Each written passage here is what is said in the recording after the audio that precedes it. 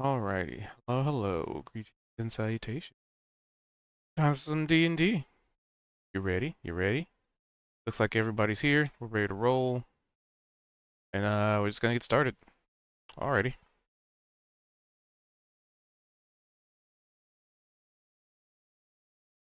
So, didn't recall what happened last time. I wasn't here last time. I got beat on repeatedly. Yeah, we thought it was going to be a big bad Skelly. Turned out to be big bad ooze, invisible ooze, kind of controlling the skeleton, which decided to split off. And I think there's a theme in this area. Like there's a Hydra coming our way now too. But yeah, basically the most of the session was uh, spent just in the fight against the gelatinous cubes and whoa, what was it? Since Gnome had been knighted by that giant skeleton knight before, thought he'd give it a try and like kneel and then like do the like special salute with like fist to chest, and the giant skeleton returned that. And then I can't remember. I don't think anything else had really happened. I think there was, oh, it had started to join in and try and I think attack the last ooze bit with us alongside us. But that was not due to Gnome. That was due to Price. Oh, His sorry. response. No, that's I was thinking of our gnome, not Oh, gnome the goblin. My brain, yeah, but yes, Price is who I meant. The bit with his billowing cloak of awesomeness. Yeah, Hmm. so Gnome did have a skelly knight sort of thing kind of following him from another room in this cave. But then there was also this second one that Price had kind of saluted um at a knightly gesture, and I guess got its respect, or at least its attention. Hmm. Yeah, because the gnome the goblin has the crown that kind of helped him command the other skeleton, and the giant skeleton Mm-hmm. seems to Mm-hmm. be buddies with you now, which is good because all of our fighting woke up the Hydra that's on its way down the corridor.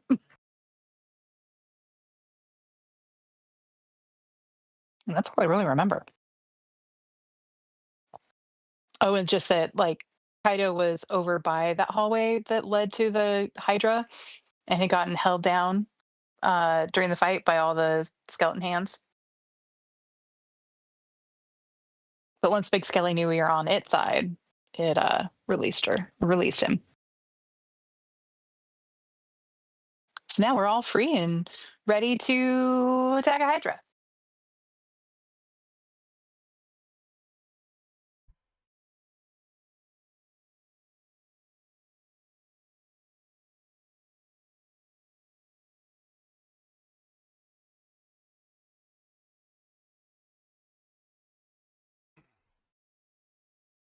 Alrighty.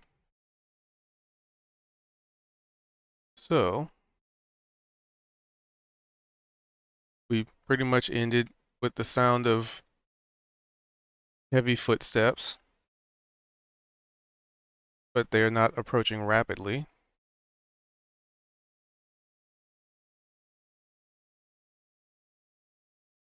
So the question being, what do y'all want to do?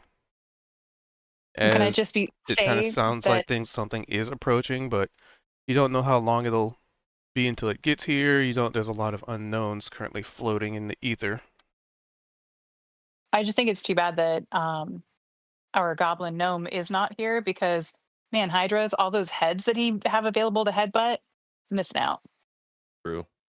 Maybe we'll have to like draw it out and leave at least one head for him to headbutt when we get done. And I guess we'll find out if this is a regenerating headed Hydra or one that we just need to take out each head that does something different. In fact, based on what I had seen from it before, I would like to think back. Hey, Price, do you recall any any bestiaries that talked about hydras in this region? As my way of requesting guide or aid or guidance, whatever would help boost my nature check. Let's see. Oh, are you gonna roll? Yeah. Yeah. I would do. Let's see, guidance and. Can I do guidance and aid? Aren't they? Those are different because aid gives advantage, guidance gives 1d4, right? Yeah. Like I guess I could. If not, I could do guidance, and someone else could aid you to get advantage. Sure. What do you think, Cubed? It's up to you guys. I mean, Well, I that's mean, that's but that's you don't know allowed? what's happening. So we're not in I turn guess- order, so you're free to do Yeah, action whatever you just economy wise. you just don't know Yeah, I how long until something happens if it Mhm. does happen. So that's a gamble for you I- guys to take. yeah, my thought Right. process was they're both actions, but if we're not in initiative, then I'll just cast It'd be fine. guidance and then also aid you just to Okay. make it easy. Awesome.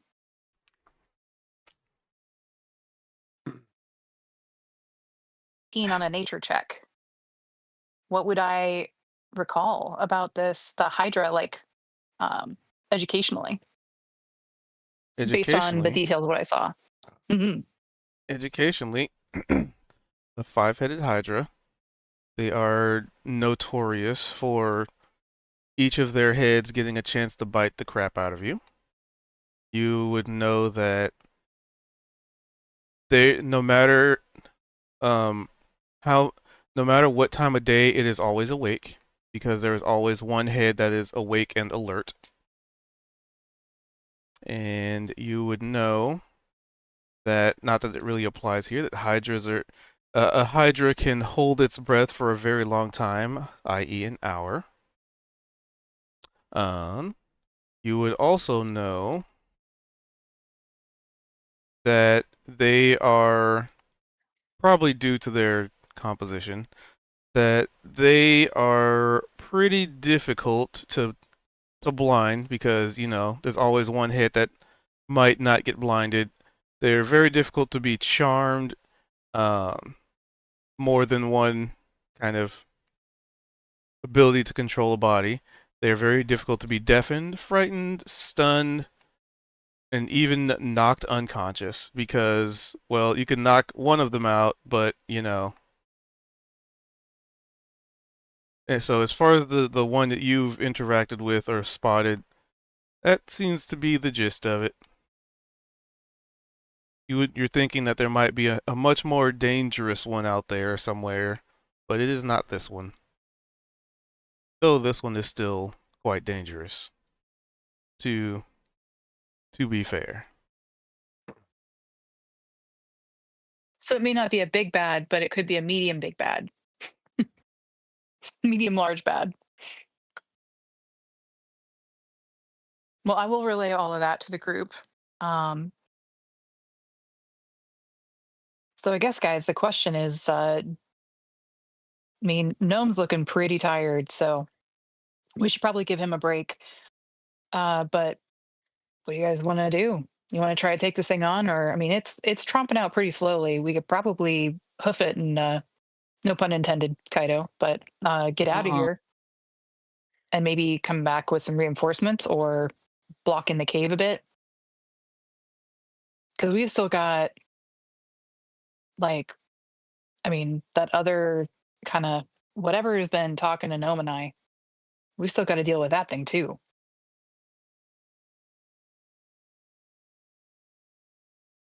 I think Yeah, isn't it yeah. like OOC? This is the last part of the cave, right? It is, but remember, OOC, when we had gone to that other room that had the sculptures in it, I had only touched one, and it wants us to touch all of them. So I think we have to go back to that room to like release or summon the thing that's the thing that's like psychically chatting with us.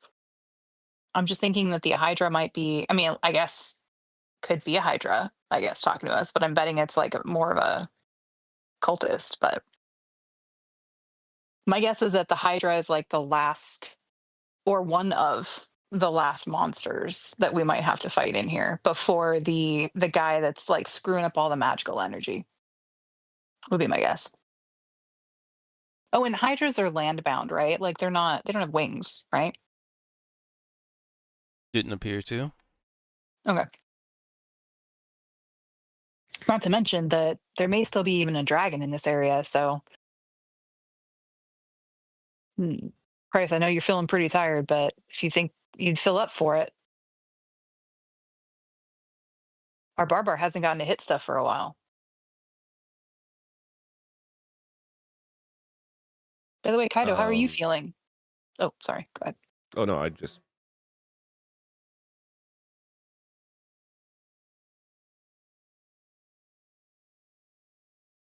So I figure I've noticed Kaido acting kind of strange. OOC, I know it's because his axe is angry, but in character, I don't. So I'm just gonna like want to check in with Kaido, make sure he's filling up for some smashy fight. Well, I mean maybe he does want to smash a Hydra, but I guess I mean fight a Hydra specifically. I don't remember if Price mentioned this just to Kaido, if it was just knowledge that everyone had, but I'm pretty sure we did a check in some way, shape, or form, and Price had the impression that I remember saying there's someone or something has basically possessed your axe. So we kind of surface level, we know something's going on, and it's Okay. seemingly kind of affecting Kaito. Is I guess having a bit more rage without actually raging, type of thing. But Yeah. But there was a little bit of Oh. info that we gleaned from that. Right. Okay. Okay. Actually, with that nature check, in putting a couple things together, Hydras are also, based on all the resistances and that it has available, it's not resistant to hallucinogens. It's not prone It's not to resistant. hallucinations? Oh, it's not resistant. Oh. Yeah. Oops, I muted myself. Well, I'll be like, oh, hey, you know what? I do remember something else. Hydra is like this. I don't think they're have any resistance to hallucinogens. We could lure this thing into one of the spore caves and at least distract it for a while. That could be the worst or most brilliant idea I've ever heard. I mean, if it's tripping, it's going to have, like at least a lesser chance of being able to attack us easily, right? Well, yeah, so speaking of the gears are starting. I'm tired, but I'm still with it. We Seem went an into one of option. those rooms. Now I know this thing can probably swim for a long time, but we went into one of those cave rooms, and the gnome just kind of lost himself for a little bit and jumped into a pool of water and just probably would have drowned if we didn't grab him out. So what? Didn't you say it could hold its breath for a really long time? Oh yeah, but if it doesn't know it's underwater and it's just hanging out under there, we could maybe trap it down there to where it can't get out. Or Yeah, well, that's true. Because it's not going to know if it's breathing the water. Do We could you certainly have try. any spells available? I've got this, and Price is going to pull out the vial of stuff that he has collected from the other rooms. I think he's got a vial or 2 vials. I think he's collected stuff from 2 different rooms and then decided to stop collecting things. But Right. Because it was like the same stuff in the other rooms I that think you already so. had samples 'Cause of. if it got all drugged up and we put it in the water, if you could cast a spell to freeze the top layer of water to ice, then it would really be trapped. I'm actually wondering if Do you have anything in your pile of goodies that could freeze the top layer? OOC, I have Frostbite as a cantrip, which does cold damage. I'm wondering. Okay. I have Elementalism. The other Says that I thing is if I needed to go be a lure, as long as I can Oh. see You have resistance through to your cold, right? ice, I could be in the water with it. And as long as I can see through your ice, I could teleport my way back out from the ice if we need somebody to lure it in.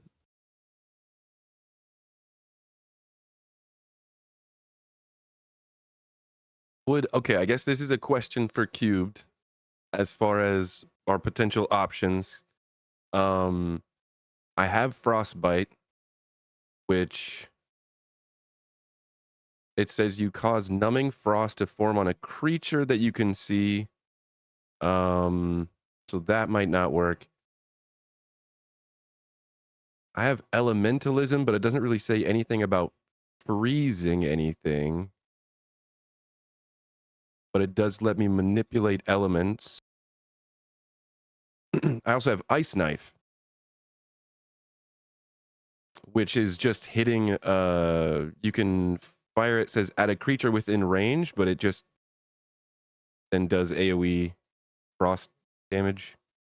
I don't know. All of these are attacks more so than anything else. I'm still looking to see if I have anything.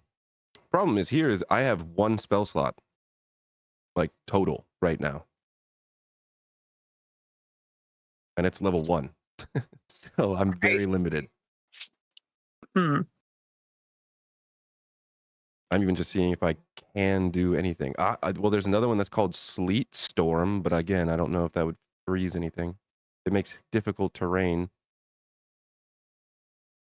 What if we retreated in order to try and have a long rest somewhere? But we know with the Hydra wandering around, probably not a good idea. I guess a question, because you've poked your head around the corner. Yeah. And kind of spotted this thing. And we can hear it moving around, but that might be like its lair. It might not be leaving that room until it needs to eat something, or you know what I mean? Like That's true. it might not immediately be impending. And so if you did want to go check out that other room, because you said that there were statues and stuff like that, we could maybe investigate that. I'm assuming we can hear the Hydra clopping around in the other room. So if it does start looming, we would hopefully, maybe with a good perception check, hear it coming, so it doesn't just walk around the True. corner on us. But True. we could also try to communicate with these Bone Knights, because this big ass Bone Knight is in the room directly before this Hydra, and there's got to be some sort of reason why it's here. So far, though, I don't think it is communicated at all with us, verbally and very minimally non-verbally. Only it's just that its not eyes tried to kill changed us. color. Its eyes changed color when it changed allegiance. But that's really the Gotcha. only, well, yeah. And then in action, it was like fighting alongside us at the end there, once its eyes changed color. But yeah, I don't think it said anything. Does anybody have like a speak with undead? Because that'd be helpful. Or speak with the dead. What If I didn't, languages do we all speak? I don't think any of mine would be helpful.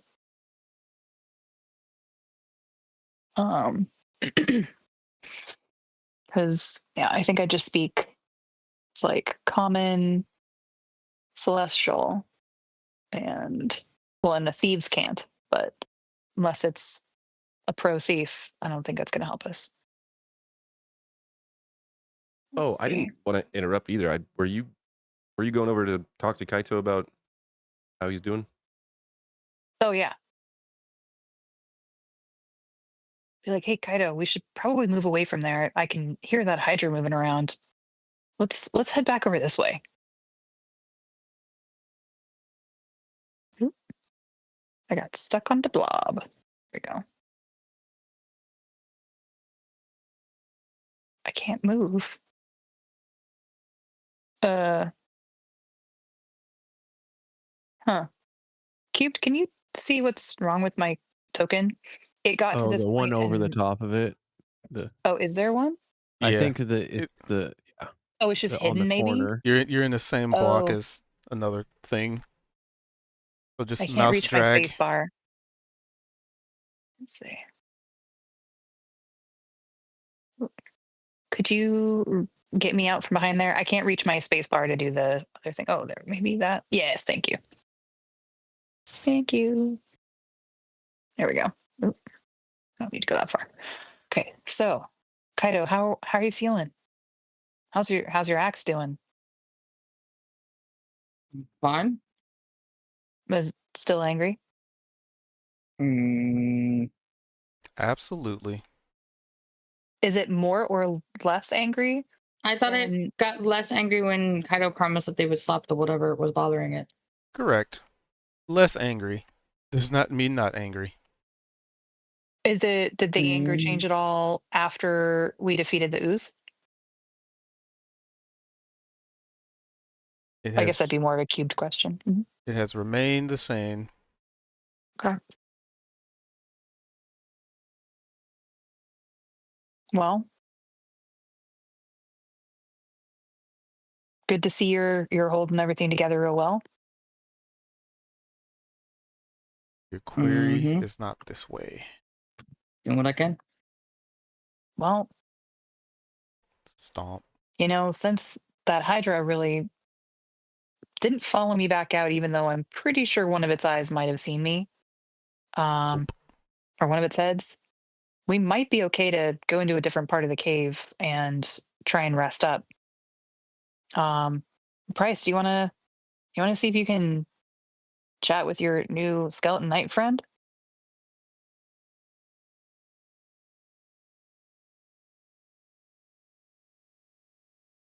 Skeletons talk. I mean, maybe there's some way that our. I stepped Ooh, I away. wonder. BRB. Hmm, would my let's see, psychic whispers chat, like mental chat, work on undead, or does it have to be somebody in our party? I mean, it works on your party. Right. But is it not common knowledge of whether or not it would work on somebody outside my party? Let's see. Whispers. Let's see what the wording is. E. It just says others. Creatures I can see. Looks like just creatures. Yep, creatures that you can see. Hmm.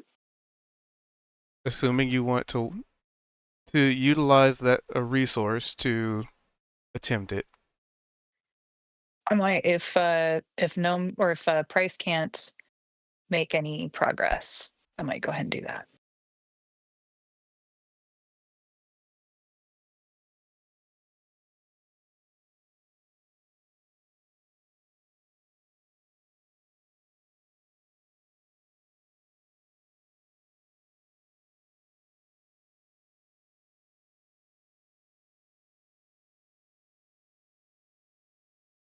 He'll be using a Because resource. after to our try last long rest, I was able to get my dice back from before. So I'm full up.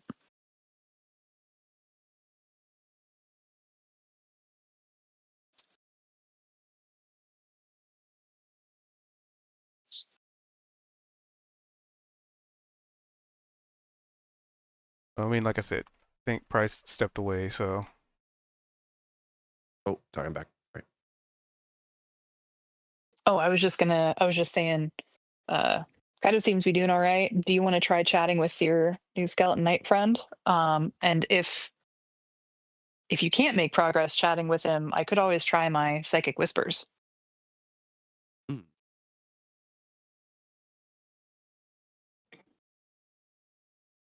But you two Yeah, I seem to guess have a bond. I guess at this point, what is the In what are both of these skelly boys doing? standing idle. Oh wait, no. The smaller one is still chucking bones at the wall. Okay. Hmm. Such a dedicated worker. Is there anything on this big bone knight that Price recognizes from the one that we ran into, where that kind of cursed wagon was, the one that basically knighted him? Is there like maybe potentially similar armor or some sort of sigil, crest, maybe a Like, similar type of armor? I don't know. give me an investigation. All right. That is. Can I give myself guidance? If and you wanna. I'm gonna, because I still am rolling the -2. That's a 10.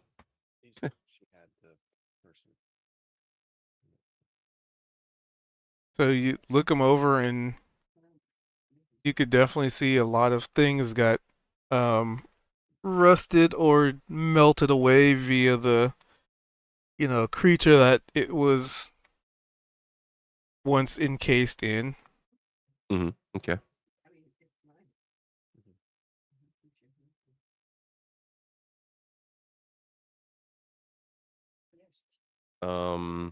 I guess then,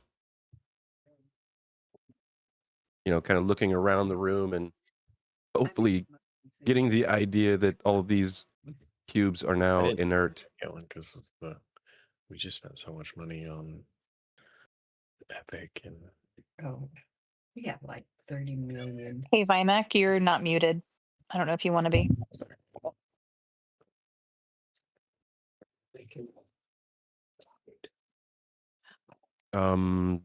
But yeah, Price would look. Price is a small creature. He's like establishes. He's like 3 feet tall, maybe 3'1" with his hat. And this is a huge creature, right? My big as his toenail. huge. So I'm assuming if this thing has like an old sort of maybe mangled, like rusted boot, the Price is like maybe coming up to this thing's knee. And is close enough to where Price is pretty much just looking straight up. And kind of do the same posturing, stand straight, one arm, his left arm straight to his side, and his right arm balled in a fist would cross over his chest, as he's looking up at the knight, and he'll attempt to speak to it in common first. If it gets a response, he'll just, as he's crossing over and standing in this posture, "Hail, knight. Can you understand me?" It just hoists its scimitar up over its shoulder.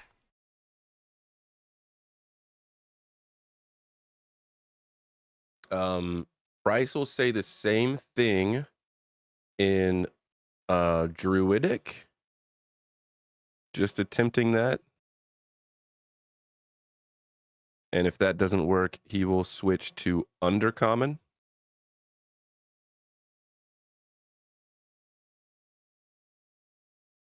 And if that doesn't work, he potentially reluctantly is going to try Abyssal. So you attempt all of those, and there's no blatant response. No change, anything? Okay. I'm just gonna move these out of the way. I'm sorry? Moving these out of the way so people don't get Oh. stuck under tokens. So at that point, Bryce will just kind of like just head nod toward this large creature, and he's gonna turn to Altani. I'm not sure if it can understand me, but maybe you could try whispering in their ear, so to speak. I mean, but I can't hurt to try. My hands Well, are full of about that. cat. Oh, what? Said, Really? Will it hurt to try? about that. Anything can happen. True. I will roll one of my lucky die once I. Oh wait, hold on. It's 1 second here. There we go. I'm double deckering cats right now. I got one in my lap, and then I'm holding one in my arms so that the one in my lap will not be too disturbed. Let's see. I had to sit back from a computer. Can you guys tell me, is it with Psychic Whispers, is it a 1d6 or 1d8 for the number of hours? I think it was a D8. D8, perfect. Let's see. So I'm going to consume one of my die and roll to the number of hours, 7. And I think it was 3. So yeah, so Price, Kaito, and Vimac. I will. Oh wait, no. Let's see. Price, Vimac, and the skeleton guy. I'm going to connect to those 3. And so in my mind, just be like, honorable knight, can you understand me better this way? As I'll look at it and kind of wave. There is no response. No twitch or anything? Nope. Hmm. Well, aloud, I'll say, doesn't look like it responds psychically. Either it can't hear or it doesn't care. Or I guess it's possible that Gnome's crown might be neutralizing something, but Gnome didn't seem to have any effect on it in the fight. Well, it might it might also just operate on directive. That's true. Do you want to see if we can get it to walk with us or to stand in the hallway? Because maybe it will kind of deter the Hydra from coming through. Before we do that, can I do maybe a perception check or something? And Price will. This creature is massive. He can probably see through its legs and probably holes in its torso, but he might take like a few steps around this way so he can see a little bit behind it. Does it look like this thing was guarding anything? Is there anything else in this room potentially near this creature? No, actually. It seemed like any interesting things were probably amidst those bone piles. So there Which was you guys have there were collected. these piles of bones, and then this was this a pile or was it formed but just stuck encased in the ooze? It was formed the whole time. Okay. I gotta look up something real quick.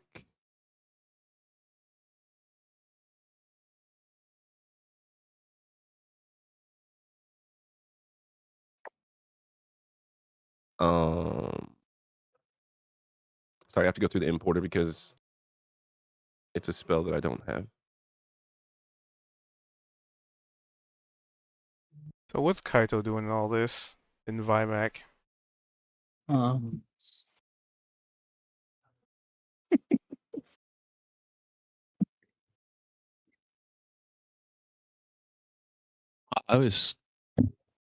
I got looped into the psychic conversation, right? Yes. That is correct. I was just thinking about, I haven't said anything to anybody, but instead of luring them back, I was thinking maybe we might be able to harvest some of those mushrooms, spores, or whatever they are, and then toss them in with the Hydra if needed, but get it high first. To that point, I was thinking about like how could we get the Hydra to consume this?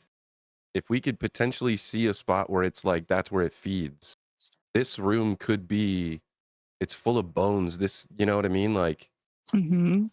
so this could be where it comes to eat things, and I don't know how that whole thing happens. But if, to Vimac's point, if we get some of these, we get more collections of these mushrooms and spores and things, and we stuff them wherever this is inevitably going to just go eat them, we could kind of that would potentially give us time to hang back and maybe either get a rest, you know, have someone on watch. So if we need to wake everyone up and move, we can. But I also, what I was looking up is I have a spell scroll that allows me to summon a guardian, and these guardians are pretty interesting. It occupies a space and is invulnerable, and any enemy that moves to a space within 10 feet of the guardian makes a saving throw, takes 20 radiant damage on a failed save and half as much on a successful one, and it stays there for 8 hours or wow. until it deals 60 damage. Okay. Otherwise, it's like it blocks a, like if I put that in that hallway, I don't think the Hydra would be able to get past it until it killed itself, because it doesn't take damage. Or Okay. it'll be wounded by the time it makes it through. Yeah. Honestly, that sounds like a brilliant idea. Exactly. And you could see if your giant skeleton friend might be directable to go to the spore cave and grab some mushrooms and take them into the hallway, so that the Hydra would have to come through the mushrooms first and then deal with the guardian. What level of spell was that? It's so it's from a scroll. I had to look it up. It's a 4th level conjuration spell. Okay.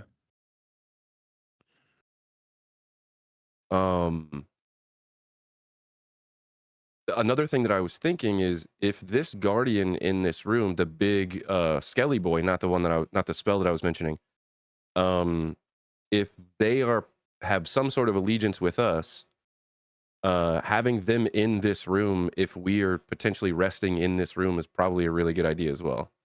Because let's say the Hydra, let's say anything happens and that thing's on our side, I wouldn't want it to be off in a different place of the cave, you know. That's true. Yeah. Price could also, I mean, I got to think about all of our options. Price can wild shape right now, and he could probably get back to, I mean, Kaito's got the most movement of all of us if we want to think about going and collecting something. But Price, you know, Price could also turn into a horse and make some distance if the goal was to collect things. Another potential is trying to communicate with the Hydra. And True. I don't know if your connection, because you just decided you wanted to have your mental connection with the Skelly and like a couple of us, but I don't know if Cubed would maybe allow it, since we're kind of maybe still in that moment. But what if you also tried to add your psychic connection to the Hydra and just whisper in its ear from around the corner and just see if it has any reaction. It might not be dangerous. Like, you know what I mean? It might not be. It's dangerous, but It it might might not not be be threatening mindless. to us. It might just live Yeah. here. Yeah, that's true. That is a good point. Well, would we okay, I think it would probably be best if we get a long rest before trying to communicate with the Hydra, just in case it is Yeah, aggressive. in case we have to run. Right. Mhm. So first I want to try mentally speaking to the skeleton knight, be like, Sir Knight, would you come here, please? And does it react to anything? Nope. Um, to Price, I'll say, you know what? If it is working on directive, maybe ask it to go stand just inside the entrance, or just inside this room, just before the hallway where the Hydra will be coming through. Can See I? if you can Uh, move. yeah. Can I insight check the big dude and get specifically to get a sense if it is now like inert, like if it is, did it fulfill its function and now it's maybe like powered off, so to speak, is kind of what I'm Like trying it's a to. guardian type rather than a worker type kind of idea. Yeah, like if it fulfilled its directive, Mhm. if its master isn't here, you know what I mean? On standby. It's now just a statue. Yeah, I'm Yeah, that's kind of what I'm curious. I mean, So it I'm gonna has do. moved because it did hoist the sword over its shoulder. It did hoist the sword. Okay. sure. Hmm. With But that it being doesn't said, necessarily mean like it. Maybe that's a which. Well, we don't know if that was like an intentional response of some sort. I mean, the only response it's made has been to you of hoisting the sword mhm. onto its shoulder. Um, so if you wanted to, you could see if you could get him to move by the hallway, and then because then just in case we could probably still put your guardian past the skeleton guy into the hallway because the skeleton's not considered an enemy, so it should be safe near the guardian, right? Yeah, I think that's a good. I would have to look into it. That's a good question. Because I'd want to keep our skeleton friend far enough away from the guardian otherwise to make sure that it wouldn't get harmed. Yeah. Well, another thought process too is if we are going to try to, that guardian is there to be kind of like a bit of a door that we can, or a wall that we can put up. Mhm. It will do damage to things that get within 10 feet. And if the Hydra views it as a threat and gets close, it will start damaging the Hydra. And that might change our ability to Oh, communicate with it. so maybe we go to the opposite end of this room So and maybe, set the yeah, maybe guardian in the room between us and the thing so that it would have to go past it would have to come into the room, cross the room, cross the guardian to get to us kind of idea. I'm thinking, Or do because we that want to go guardian is back just into an the very last action. room? So I'm thinking if we have to run, if we have to get away, we can put that guardian up, and that's going to buy us time at least. That's Um, true. Well, that's an and I'm option. Or also I thought thinking if we oh, back up into the room before this, Mhm. we'll hear the Hydra coming, even if it's not that's true. threatening. We would hear it if it came into this room. Maybe it comes in here and starts to chewing on, bones. If we're Mhm. in here, that could be threatening. So That's I'm so true. I'm wondering, like, That's a what good if we idea. try and get the big knight to follow us back at least one room? We can set up to try and get a rest in there, um, so that we could backtrack if we need to. We would always have someone up on watch, and then if we get through that rest and nothing crazy's happened, then my vote is to try and go communicate with the Hydra, or check out that other room with the statues and the voices and stuff. But we have Mhm. options. Yeah. Um, My only concern with doing the statue room first, like there's a couple ways it could go. The mhm. the entity that's connected to all of that could be completely unrelated to the Hydra. Like Yeah. it could just be natural nesting area of a Hydra, or it could potentially be able to command the Hydra, in which case we might end up with Pinchard between that Yeah, that that would be entity and a bad. Hydra. Right. But Calls then it that. again, right? So it could be that, but also possibly when we defeat the entity, or get it to go away from this area, it's possible that if it is controlling the Hydra, that maybe releasing it will gain some sort of rapport with the Hydra. I don't know which Uh, one of those it could be. An additional thought to all of that, because I think you're Mhm. bringing up good points. This entity could control this Bone Knight. Oh, that's true too. And the reason this Bone Knight is here is to make sure that the Hydra plays nice, because it's sitting be. right outside of a room that is a dead-ended Mhm. room that's just got a Hydra in there. So if That's let's say that true. there's some other magical, mystical entity that wants to do nefarious stuff and doesn't want a Hydra poking around, they have their big bad Skelly minion sit right outside the door so that it can't Maybe. leave. And to your point, if we go start poking around in the statue room, maybe the thing that is whispering in people's ears doesn't control the Hydra. Maybe it controls our friend that we're potentially having follow us around. So that could Yeah. Yeah. also be a bad thing.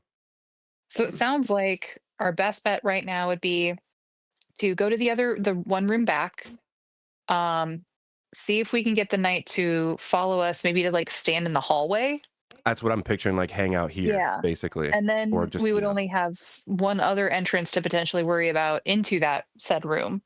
Mhm. And we would definitely hear the Hydra, but at least we'd be out of the room if it does come in to chomp on the bones, like you said. That's good idea. And I like it. similar to this room, the room before this is also very large. So even if a Yeah. massive creature comes in, we have space to maneuver and try Yeah. and get out. Yeah. Um, Yeah, exactly. I like it. How do you guys feel about it? Mac and Kaito? Sounds like a plan. Let's shot. All right. And and to that if point, I also think following up with maybe getting some of the spores collected or something like that. Yeah. I like that. As soon as we started talking about drugging a Hydra, I'm this is rule of cool type right, right, because that could also be a stuff. way to get advantage over it if we do need to fight it, and if we wanted to save the Guardian, for the entity, or Mhm. if we had used it during the entity and then we come back to talk to the Hydra, um, that could all be good. And there could be also the Hydra could be potentially another guard dog, so to speak, for something else in that big room, because If I didn't get a really chance to really wanted look around. to, Mhm. and if it really likes the hallucinogenics, we could get it addicted to it, and then force it to do Become a whatever we dealer. want to get more. Oh shit. Diabolical. We Yeah, maybe I was just maybe thinking that's why. maybe that's why it lives here. Yeah. It likes the cave mushrooms and is like it got so whacked out one night that it just stumbled back into this far, cave, and it had to chill out for a few hours. And maybe the entity doesn't want it to eat that. Maybe that's the other reason that the skeleton guy's here, is to keep the Hydra from eating all the like hallucinogenic All mushrooms. the shroomies. I think we That's figured it right. out. Yep. Yep. What we did. Oh, that's what it was. We stumbled upon a psilocybin farm, that the entity is running, and that's what it is. It doesn't want And us what it to mess with its really is, mushrooms. Luana wanted us to snuff out the competition. Right. He is a kingpin. I mean, it makes sense. She came out here in like the middle of nowhere and was like, "Hey, let's establish here where there's no distinct resources or any real reason." Go Yeah, deal with all of right, this evil that's out there. right. When she just she Cube is knew. sitting here kind of thinking that he's got this master plan that we're never going to figure out. He's like, "Damn it, they guessed it." I would have fooled you if it weren't for, well, all of you. Meddling kids. So Price will look up to this. I guess we're kind of corralling and Yeah. potentially going back into this other room. So Price will look up, and I'm trying to think.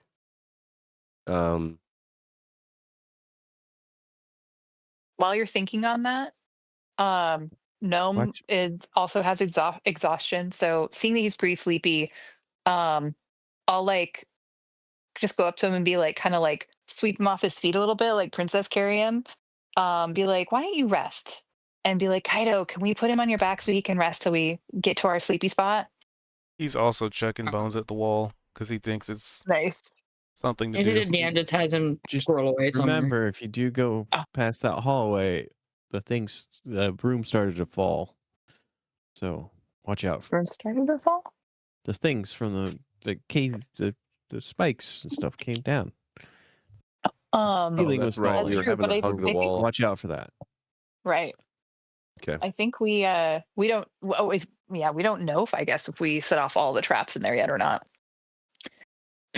But yeah, figure we could put him on Kaido's back for now. But they're having a good time. Be like, all right, Bone Crew, follow me.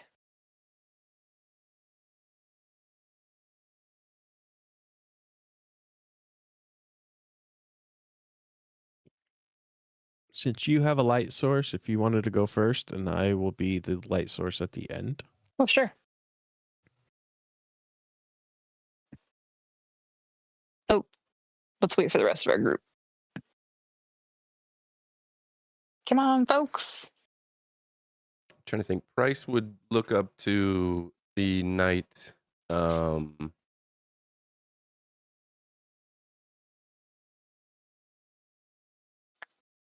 And he would say, Eddie, soldier, well, I think it's time for all of us to get a little rest, all right? So we're gonna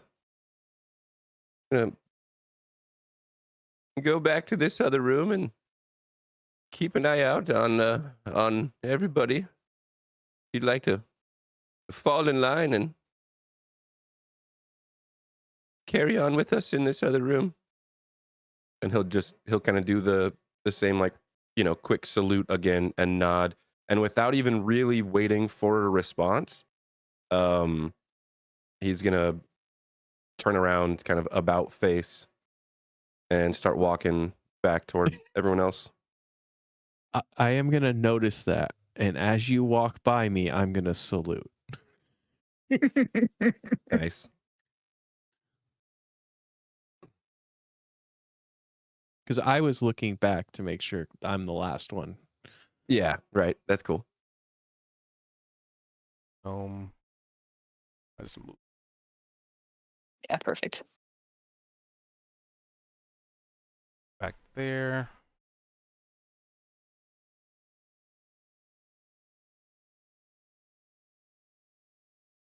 So we'll go in, I guess, into this other room. Price being exhausted, like he'll have a watch, but probably will be the second or third, probably the third, so he can at least try and get some rest. Sounds good. Before, yeah. Well, Yeah. we can have you take last watch, so you have all your rest by that point. Yeah, that works. Mhm. Kind of just hug the wall into this room. So, Yeah. and I guess as we're coming into this room, can I aid? Oh, okay. Oh, Can I The aid large guess he skeleton follows. just Altani? follows. Nice. Fuck yeah. So at this point, this is probably something cool that we would all like want to acknowledge and start like high-fiving and be like, yeah, we've got a new buddy. But Price is just keeping it, even keel. Just- keeping it stoic. Yeah, Staying like respectful. this is just like soldier mentality type of stuff. I love it. So can I potentially give assistance or aid to Altani for a perception check, as she's the first one kind of coming into this room? Just to Yeah, that'd be great. get, like, has anything changed in this room while we've been in the other room, is my thought process. Nothing has changed. So I don't need to do a roll.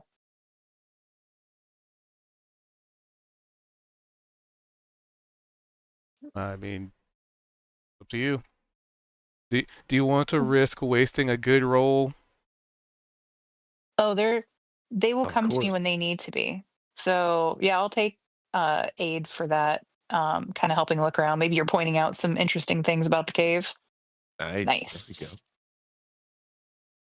Like, Mm. and would I that mean, also be like, yeah, as we're uh, walking in, Price is following in behind you. I'm kind of picturing Kaito's like right behind Price, Vimax behind Kaito, following up, and uh, Price will just acknowledge as we're walking in because he can see. He's got dark vision, but he can see the edge of your light kind of mhm. starting to penetrate into this big cave room. And he'll just kind of mutter loud enough to where all of us can hear. We might want to look around, see if something new's in here. Just in character, kind of promoting that check. Nice, good thinking. Also, better let me know if anybody hears any other rock shifting. Got to keep an eye out for any other traps in that room.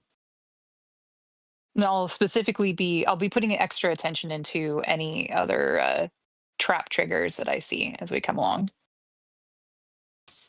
Oh, there's plenty of them in here. Oh yeah, They are all scattered like all about this room. Luckily, the okay, ones that you've followed the wall have already been triggered. okay. Um, well, I think it's probably best if we stay along the wall because it looks like this room is full of traps. And you'd notice that they are all basically falling stalactites. Okay, I will relay that to the group. So let's look for a good spot where there's nothing above us. We already know this area over here is safe, so might want to camp here.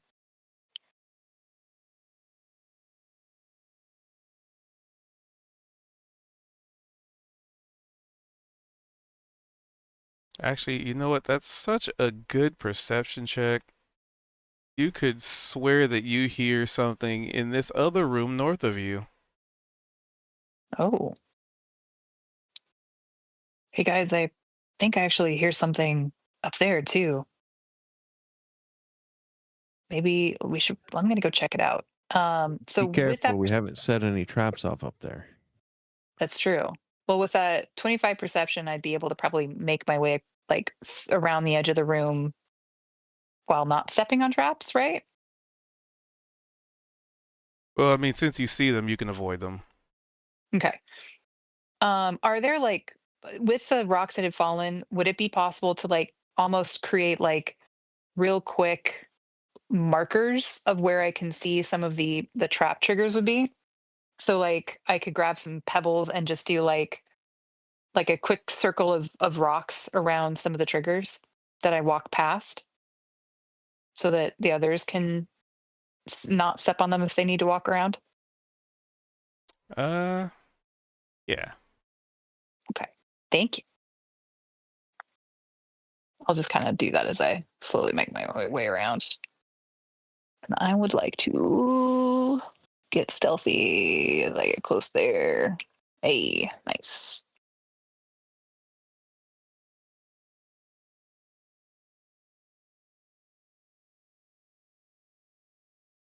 So I'm not seeing anything ahead of me. So I'm going to just very carefully creep up and around. Oh, also stealthy. I'm going to leave my torch in this room, like right over here. All right. Just note that it's over there. So we'll just pretend it's not on me now.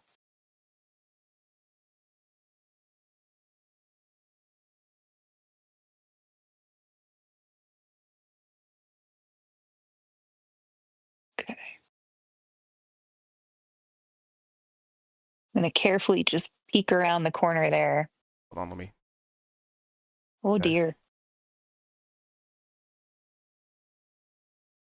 So,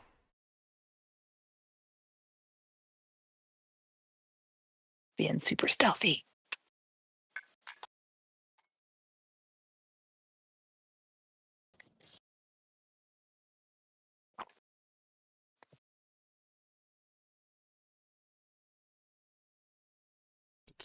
perception. Ooh, that was close. So you would see what appears to be some kind of basically like just a very monstrous horse-like creature. It's got the basically like the body of a horse, but in the upper torso of like a humanoid, but it has these extremely sharp-looking claws. A tail that looks like not a normal tail. It looks like some kind of a tail that could be used as a weapon. Like it could impale you if it wanted to.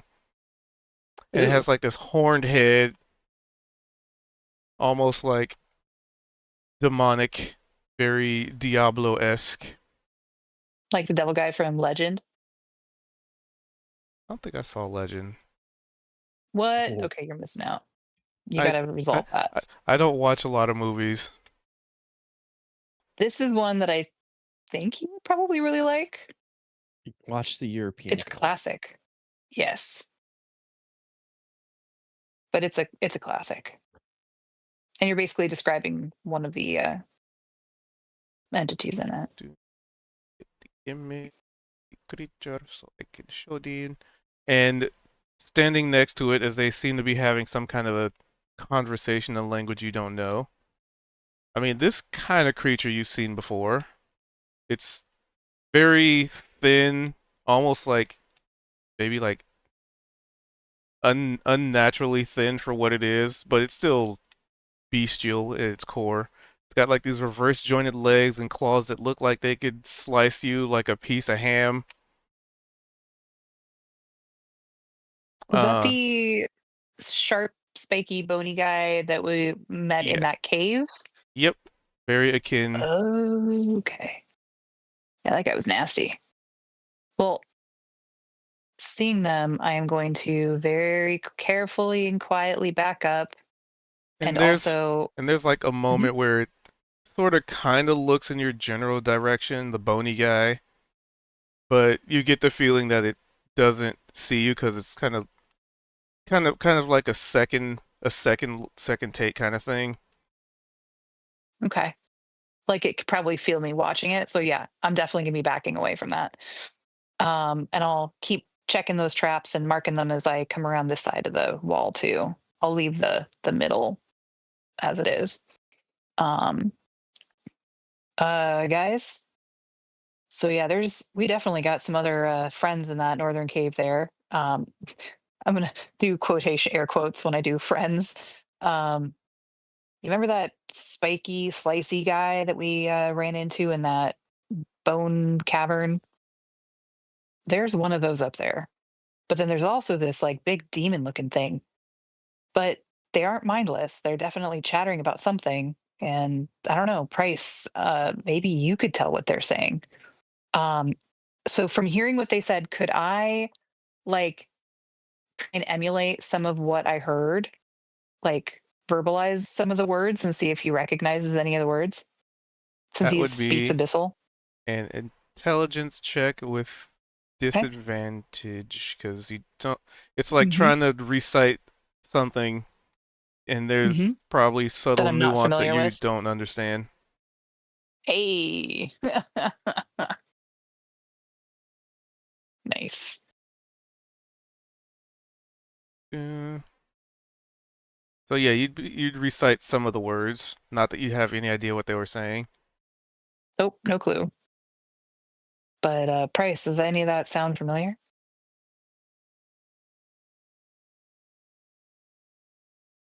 Jackie.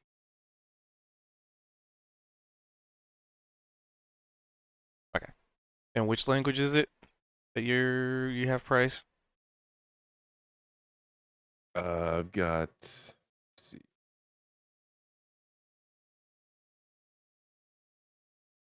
Abyssal, Common, Druidic, Gnomish, and Undercommon. And which creature were you reciting from?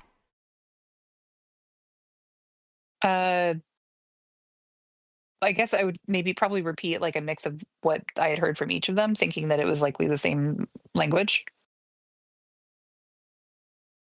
You would think that.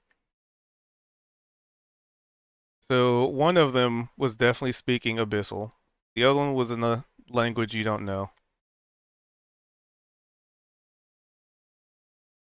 They're very multilingual.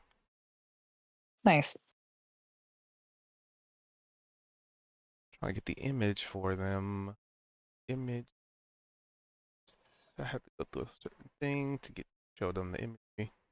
There it is. Oh. All right, so this is the horse Our guy. translator will have to step away.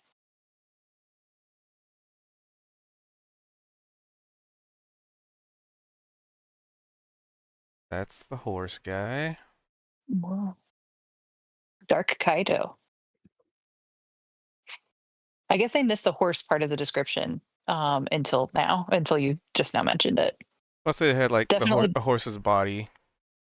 My phone must have cut out because I just didn't hear it. But Oh. so it does not look like the guy from Legend. That's pretty badass, Image. though. And there's Yeah, I old definitely remember Smiley. that guy. Smiley spikes a lot.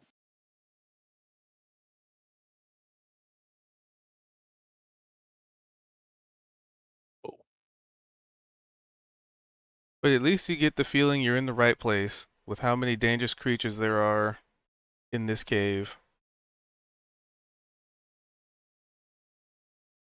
And Kaito, feel free to give me a quick little... It'll be a wisdom saving throw. Okay.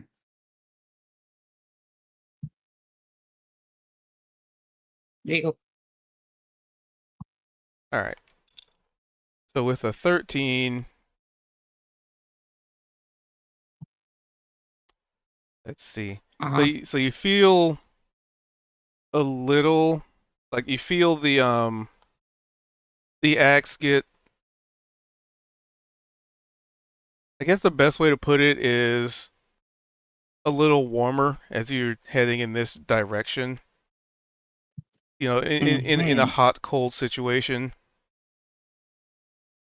Okay.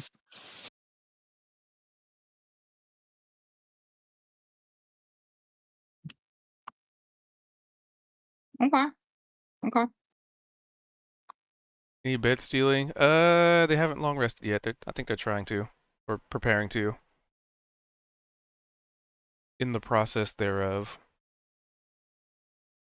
I Mayhap. don't know what to do with this information. That's just something put in the back pocket. Okay. Okay. It's in the back pocket. I mean, is there anything Kaido want to do? Because, you know, everybody's just sort of been like, Well, he knows the group planning and- needs rest, so he's not going to bother them about it. oh, you don't want to run head first into the next room just to see what's going on? That's No, the- because that's he's not suicidal. That's the best way to find out Mm, and most efficient. You know. No, not just running in. Yell at the top of your lungs before you while go running in. Yeah, that way they know and they're alert, so you could just catch them right away. That's right. Running in. Hey, you guys. And calling out your special move before you do it. I have a special move. Yeah. No, it's Smash. you call it out in the act of doing the special move. Well, the act of Not charging before. in could be part of that. Oh, that's right. I've watched Dragon Ball. I know how this works. But yeah, so what do y'all want to do? I We have remember new the information. T intersection was a safe spot. Well, we didn't go One- north in that T intersection, Correct. so we don't know what's up there.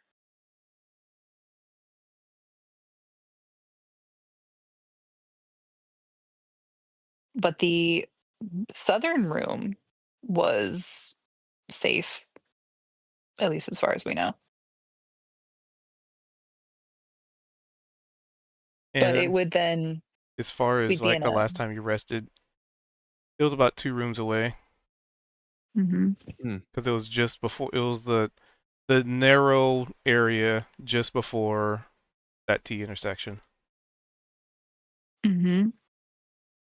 I mean, we could always go back there and rest, because then anything coming from any of these sections, we would see them before they get into that room.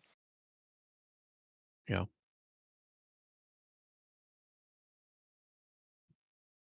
And last time you did it, you had Gnome Skeleton block the hallway while you rested. Well, Mm-hmm. if we're gonna rest, I'm gonna as Just well 'cause it's do been a this while. just to be on the safe side. They probably would have forgotten.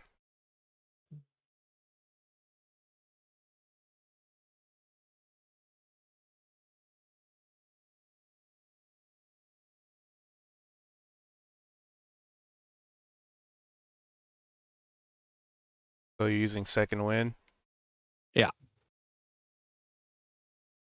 Just to be on the safe side. You can use the feature twice. Okay. Because I'm still kind of low.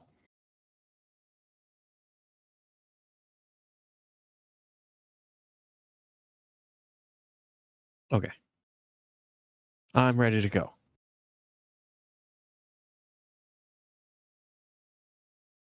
All right.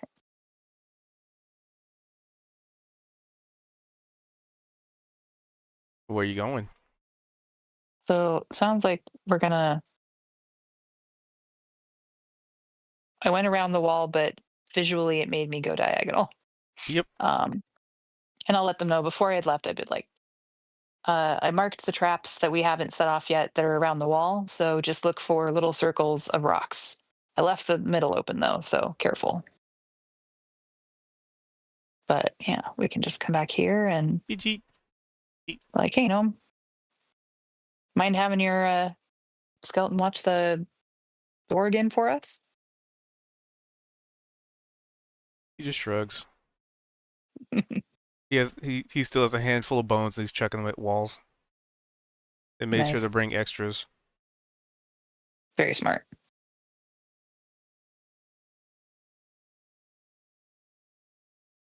Move them over here. Let's put them over there.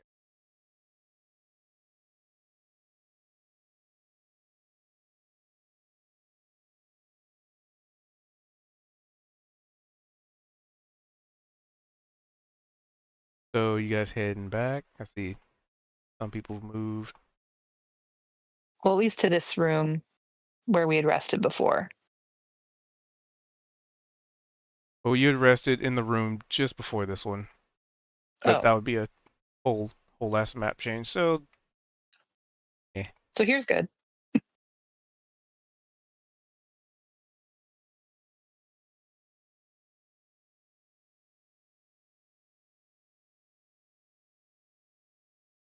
fine, Mac. Where are you at? I was pulling up the rear, so I'm waiting for other people to move. Oh, you mean me? Yeah. Okay. And I didn't realize we weren't And where the we were supposed to skeleton. be. Where are we going? Up? yeah, up No. on the left. Hanging Yeah, or well- hugging the wall, right? Hugging the wall to the left, Okay. and then you'll see my light, I think, probably as you go. Take a left see and you. just go. Yeah, just go straight over. Whee! Bonk.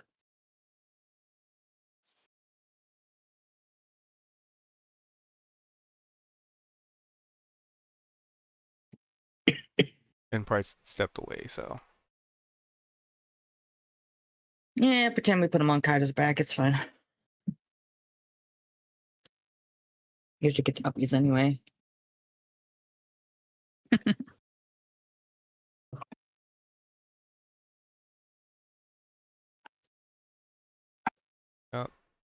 guess I'll just away.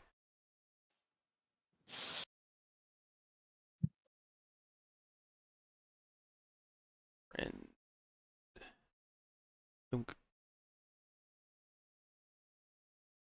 they're gonna be one room over. Okay. I mean, I could map switch, but they're just gonna rest there.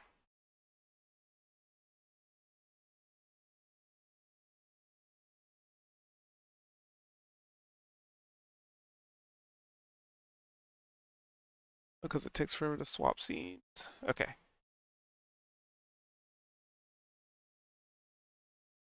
Let me grab this. Go here. Let's move them all to here. And put you there.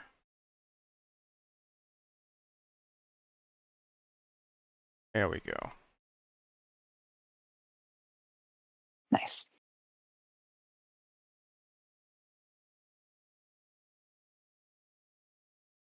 So, once again, you find yourselves in the familiar looking area.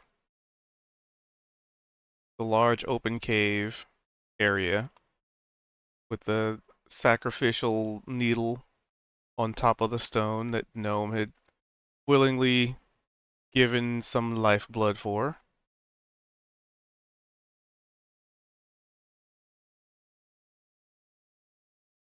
And a haunting green, very faint, greenish, like a mist in the air. Very misty. Hmm. Was it misty the last time we were in here? Yes. Okay. Well, guess we'll settle in for a long rest. I can take first watch.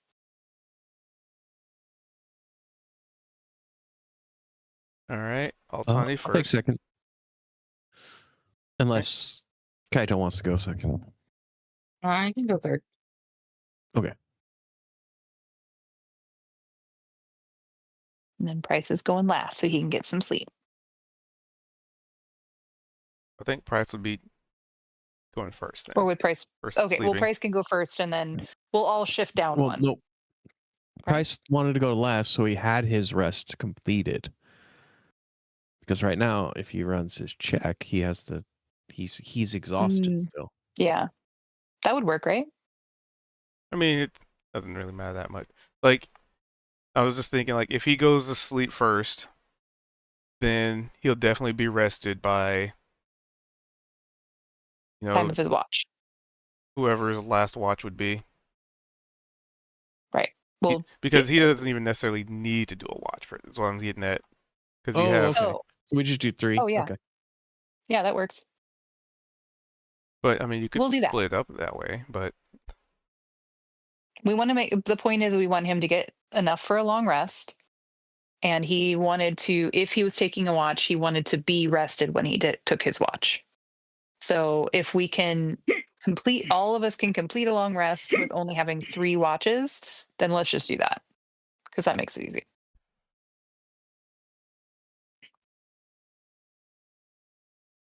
so easy. All right. Well, whoever's on first watch.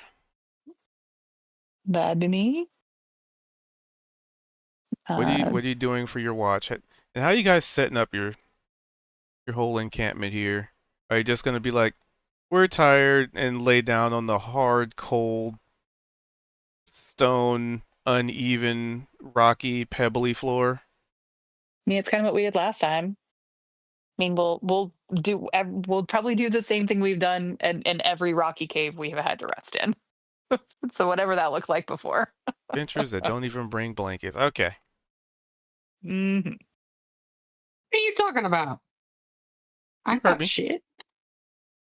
Well, shit isn't the blanket. Shit is poop. Bro. We gonna have some words? Yeah. We are. We're having words now. We're using them to communicate. you have shit Right. instead of blankets.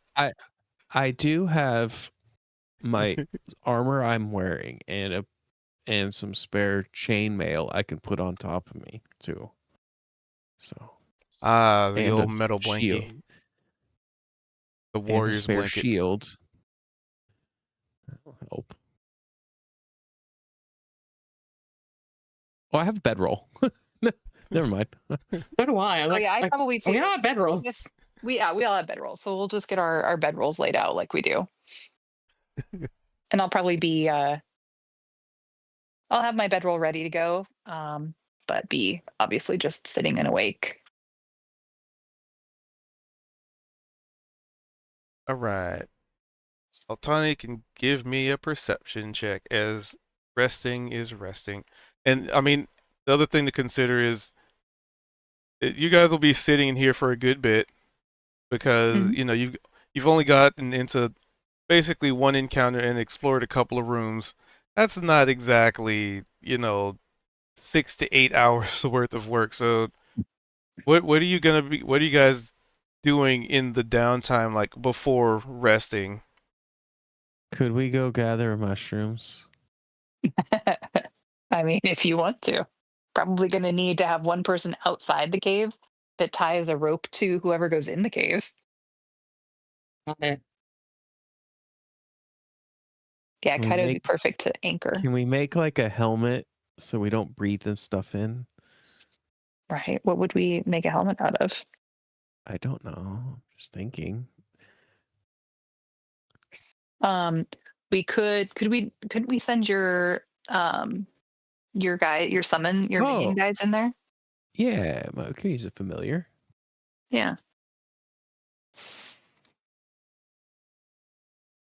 Well, I'm gonna go ahead and roll this just because I had the thing up, but And what that'll be about for your when ma- we do our long rest. Can we use your mage hand too?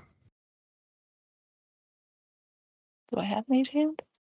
I thought you said you You had mean- mage hand. Not in this game. Oh. That's our Pathfinder game. Oh, okay. Never mind.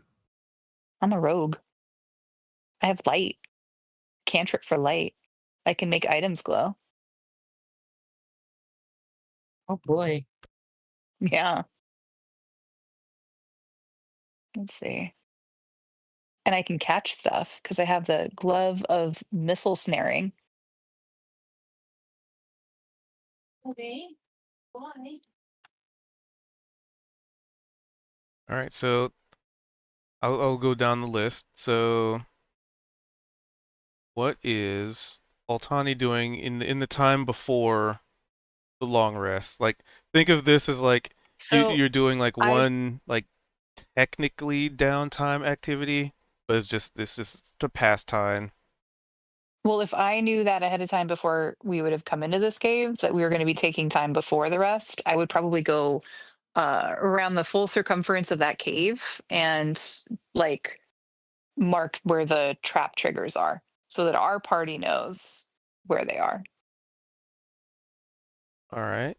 That's what I would be doing. That would definitely take me a while. Yep. I mean, probably an hour at most.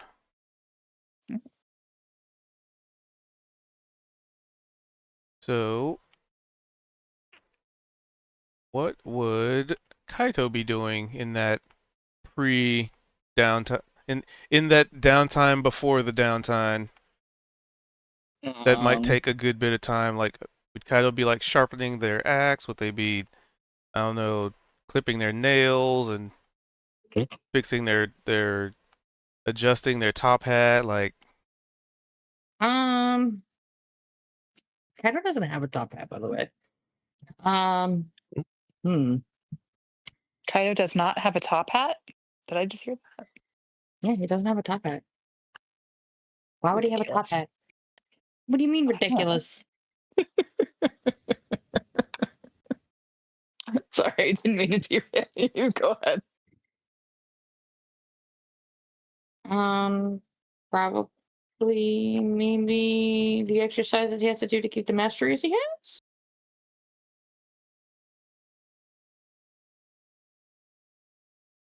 Question mark? sure. Usually that's something you do like when you wake up, because it's Yeah. it's kind of like preparing a spell for like casters. But if it doesn't, so at the end of a day, it doesn't Mhm. unattune your masteries, right? So it's like it just stays active until you do some workouts or training for the if you want a different mastery for the next day. So it's kind of like it's a permanent quote unquote buff until you essentially want to switch it.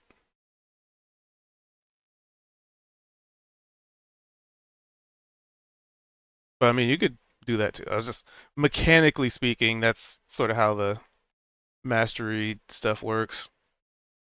Yeah, I don't know what he'd be doing. Basically anything I would ask him to do at this point. Sitting there staring longingly into his axe. Yeah, sure. That sounds like a good idea. Anyway, it's fine. Okay, okay. And what would Vimac be doing? I would be dismissing my sprite to summon A Coca-Cola. different. A different sprite.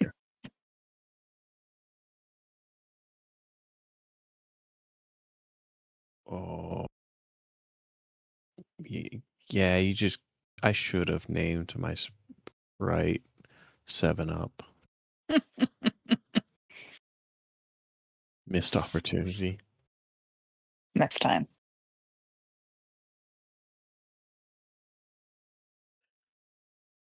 I'm going to summon my imp.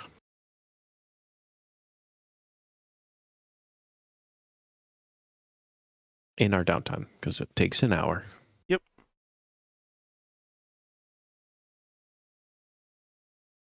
And I think Price is still stepped away. But he's super EP anyway, so he's been at this point he's about to be up for like 2 days if he doesn't sleep, so he's gonna sleep in a bit. All right, so Altani, you are putting like markers down in the Cave O traps, C. and in this time, you know, all by your lonesome.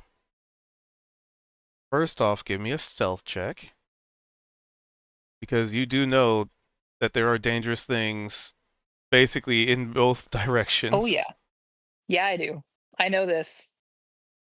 So And I am you're acting on that knowledge. so you're definitely taking your time and being very quiet. Mhm. And actually, it's your role. Describe how you're being very stealthy and quiet, and like just very cautiously taking your time and doing your best to avoid, you know, a Hydra sneaking up on you or those two demon things catching you, you know, unawares. Well, I'm definitely taking my time. And what I would probably do is like just gather enough, pebbles and rocks to mark a couple traps at a time. So I'm not trying to like carry too much. And I'm just being mindful of my footing, kind of like practicing my quiet footwork probably, to see just how quiet I can be while I'm doing all this, and every time I get to a trap, I'll crouch down and not like tossing them around, I'm just like placing the rocks down to be both quiet and accurate. And knowing that there's nothing else that I need to be doing at the moment, I have no reason to be in any sort of a rush. All right, very meticulous placements. Yes. Meticulous. Koito. Right, Kaito. I love it. So Kaido, you're just sort of sitting down here, you know, with your axe, staring at it. We're brooding. Yep, definitely some brooding happening. And you can give me a charisma check. Me? Yes. Charisma is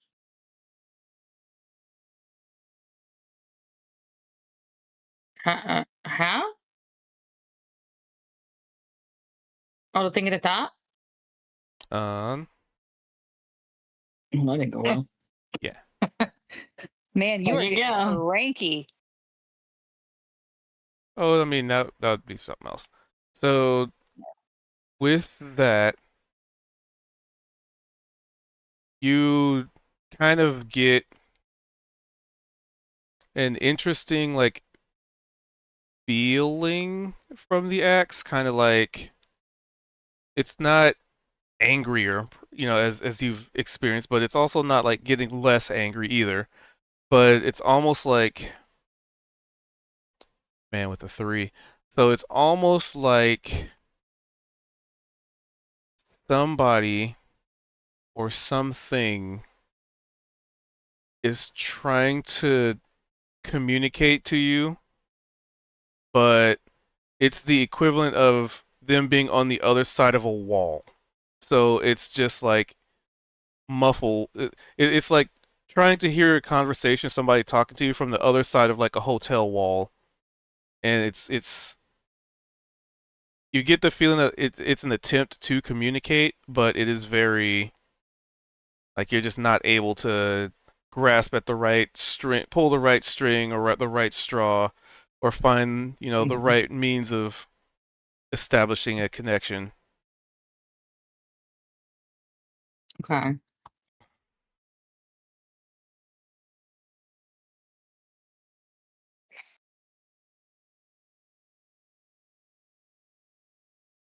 But what do you do with that information? And this is just you sort of sitting there zonking out for a bit, holding the axe, staring at it. Just you sort of just you're free to you just sort of free time kind of thinking about the current events. Okay. But do you do anything with that information? Do you talk to anybody? You just sort of bottle it in? Do you?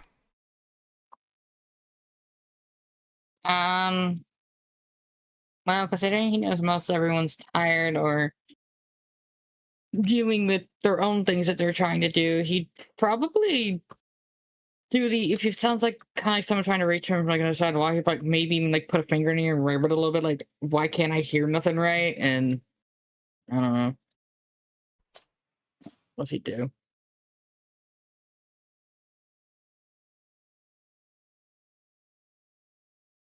He wouldn't bug anyone about it because he's like he doesn't really hear anything.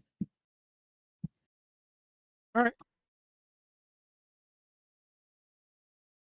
And Vimac, you are summoning you said imp? Yeah. You have an imp. After about an hour's worth of, drawing circles in like the dust and uttering incantations, your imp has returned.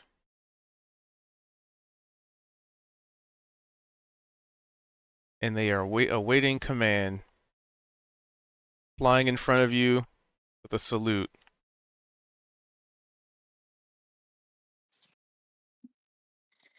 And I will instantly have him go invisible. Oh yeah, that was Clem. Yeah. What'd you name the sprite? The imp was named Clem. Clem. The sprite was also Clem? Yeah, it's Nirvana. No, That's right. I already dismissed the token.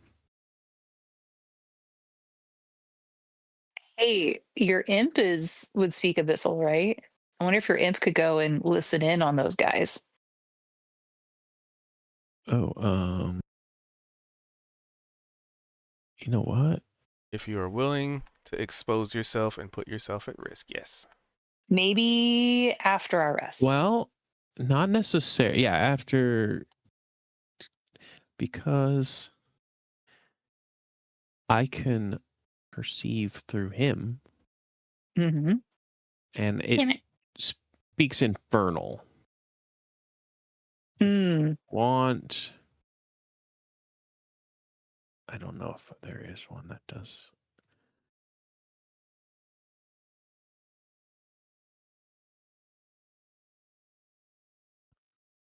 Abyssal is what you think? Well, either Abyssal or Infernal, since one I of can them do. looked demonic for sure. I can do either or, but not both. What do you mean?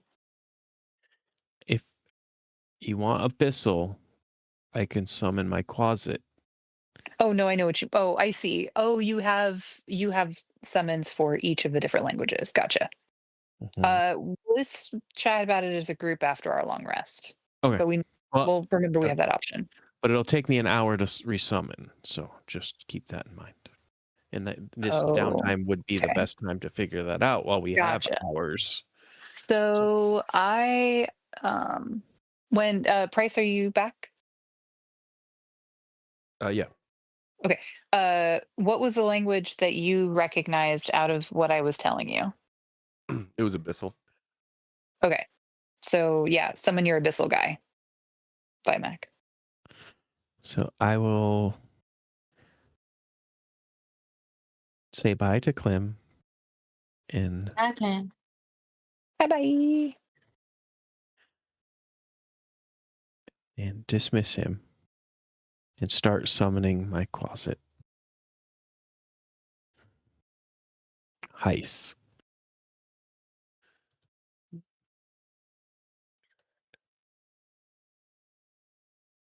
So that'll be another hour. Check back with me in an hour.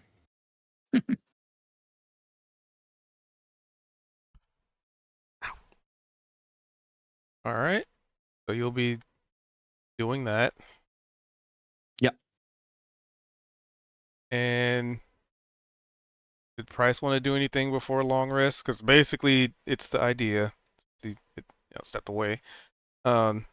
That you guys have not necessarily been in this cave long enough from when you got the skeleton to be able to take a rest. So this is us figuring out what you're doing to pass the time until it is time for a long rest. Basically, sort of trying to find a way to wear yourself out so you can actually get eepy. So what would Price Fair be doing in a pre-long rest activity?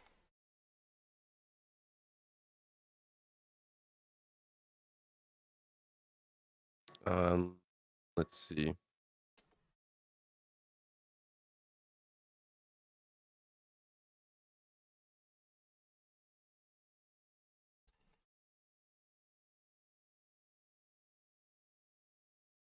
If we're in, I guess, a relatively safe area,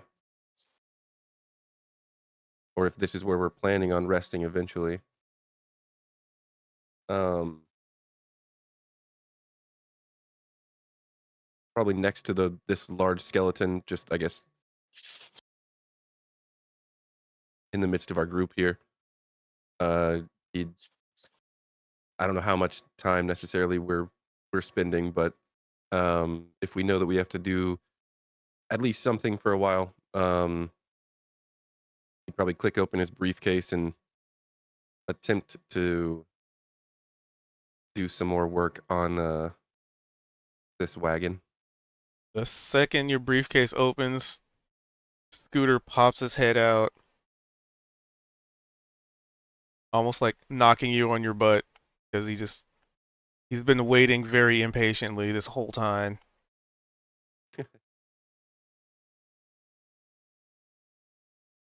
Bryce is just kind of like, yeah, and I bet you haven't done any work, have you?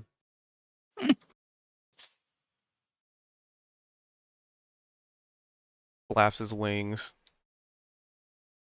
and stares at you with those usual cold, calculating, vicious, monstrous, beady little honkers.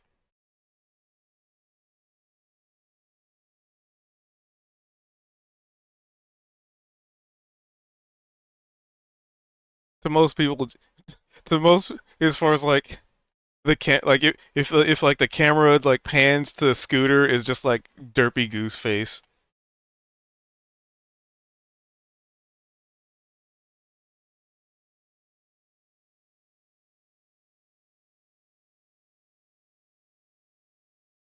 but you sort of just push him aside.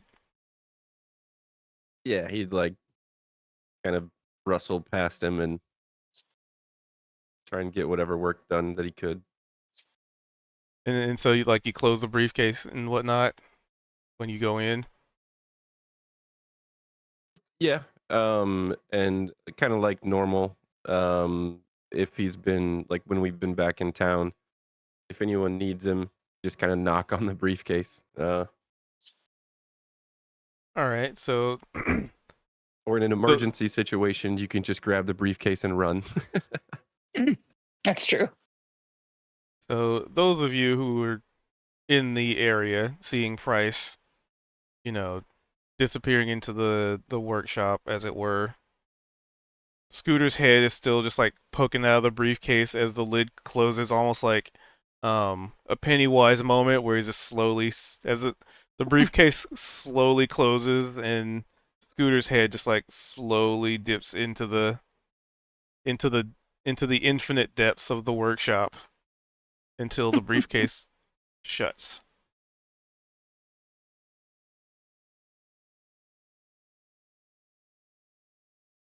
All right, so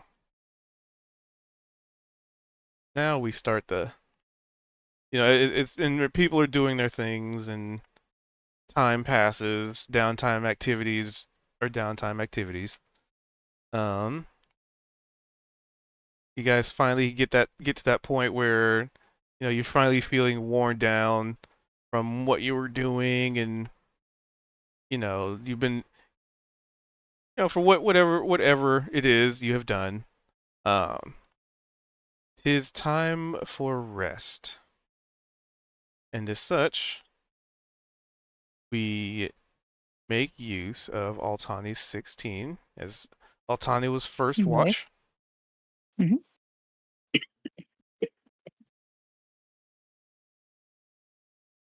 Oh, and by the way, that giant skeleton's just still standing there. It's just stunning and menacingly. Nothing more terrifying.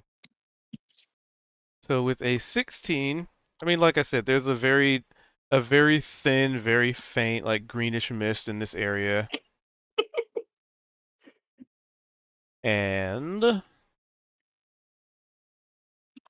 you are pretty sure you have not heard anything, seen anything, nothing out of the ordinary.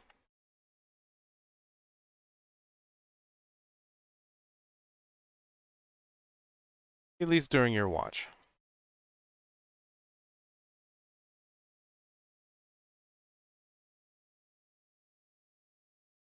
So you're confident nothing has happened. Perfect. Well, then I will wake up Vimac at the end of my watch. Is it my watch? My watch. It is. I'm all quiet on the cave-like front so far.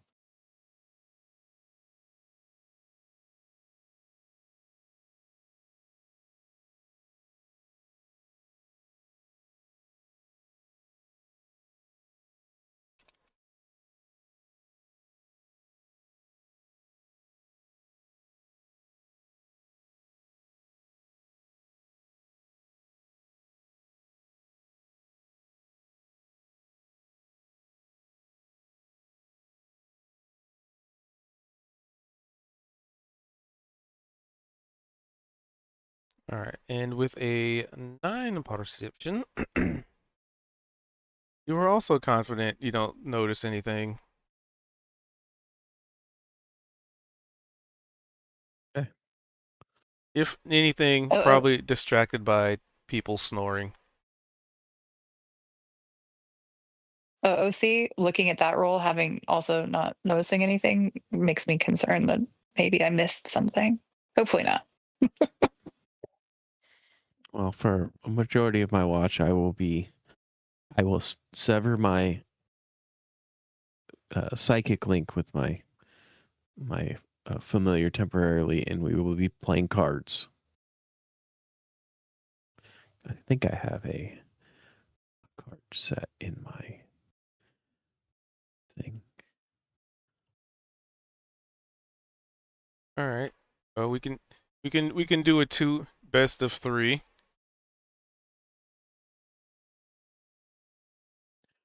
Some card games. So Playing cards. Yes, I do have playing cards. yeah.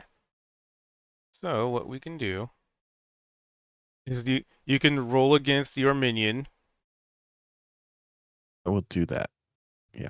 and the question Um, is, would you like to and we are. utilize luck I, or cheating?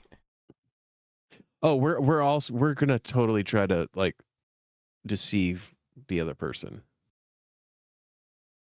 Just because we're not competitive. We're just doing it as some fun thing. All right. Okay. So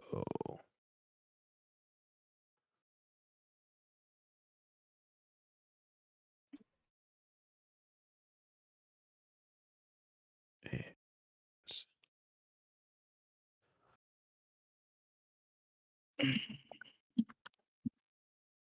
So for the first round, you clearly outsmart this Quasit, as it should be. The master should always be the more cunning and the more deceptive, yeah, proving why you are the warlock and it is but a feeble minion. gotcha this time.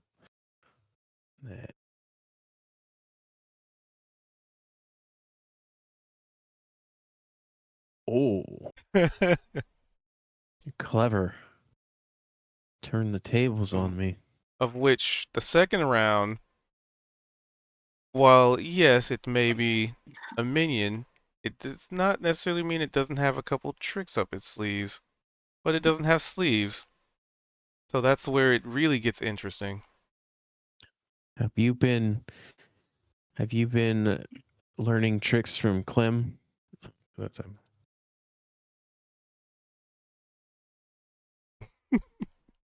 Oh no. It would appear with a natural one that amidst your game of deception and amidst the fact that this thing was summoned by you, so it probably has at least some extra insight into your inner workings and knowing how to push your buttons and knowing how to distract you at just the right moment where you go to pull a card and then you hesitate and you're just like and then you look at them and they just have like this blank stare as they're like staring at you and then a smirk, and at that point you're just like, aha, that's your tell. And then you throw down the card and then they just very nonchalantly place down the winning hand.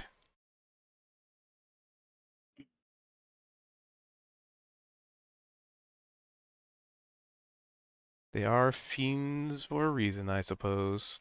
Trickery. Ah.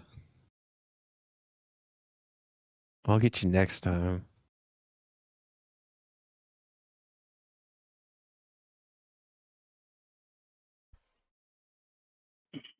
All right. The warlock has lost a game of cards of deception to their And- summon. I'm not really that upset, but I Yeah. will act it, and then go wake up Kaito for the third watch. All right. And I'll ask Kaito, do you need a buddy to play cards with? And I will I will offer my playing cards to Kaito if he wants to play cards with Heist while I rest. He's gonna look at the cards and he'll tell you, I haven't played any cards since before college. Well, you can if you want. I'm gonna go take my rest. Yeah, we'll get some sleep. All right. So as Vimet goes to lay down, we will have Kaito give us a perception check. Perception. Perception. Sorry, B. Nothing seems to happen on your shift. Why does Couple it of always hours. sound suspicious the way you say that? Everything I say is suspicious to players.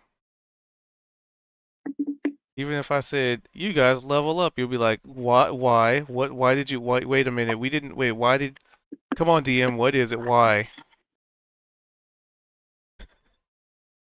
Or you find just loot on the ground. What, wait a minute, why is that? Hold on, DM, what are you planning? No, it's gotta be cursed, wait, hold up. Or, there's nothing in the room, immediately checks for traps. I feel like anything we say, y'all's are. Mm-hmm. You're just a suspicious man. Sassaroni and cheese. So, nothing seems to happen as far as, you know, stuff that you can see out here. You don't hear anybody, you don't hear anything. Nothing comes through the Grapevine. hallway or any of the other passageways. You don't see anything or hear anything. Other than the fact, like I said, there's just a very faint greenish mist about, but that has been lingering for quite some time.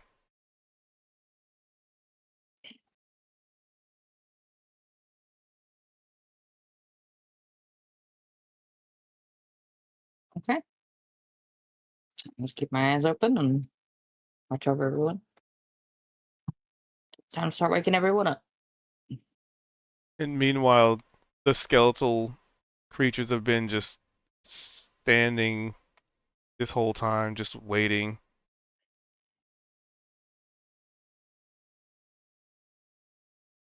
They're just chilling. Not like they need sleep, because they are already sleeping.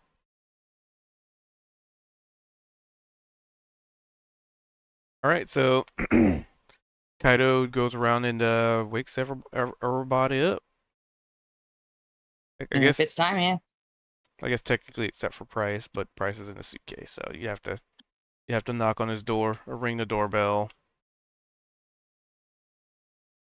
Does it have a doorbell? Yeah.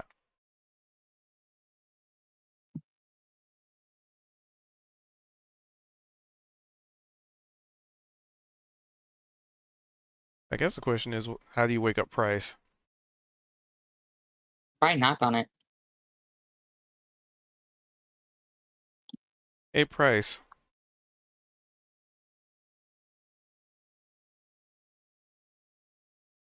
Yes. Is Scooter capable of answering the door?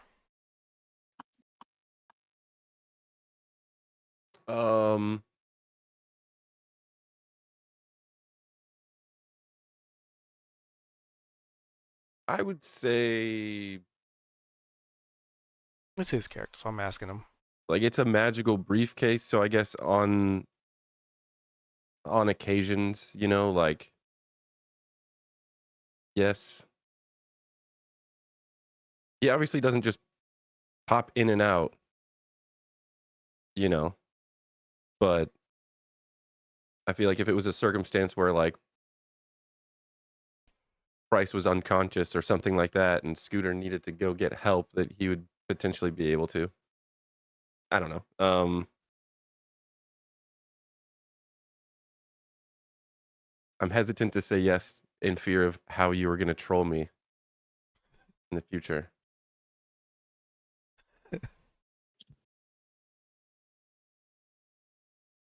Well, luckily it is your decision to make here and now.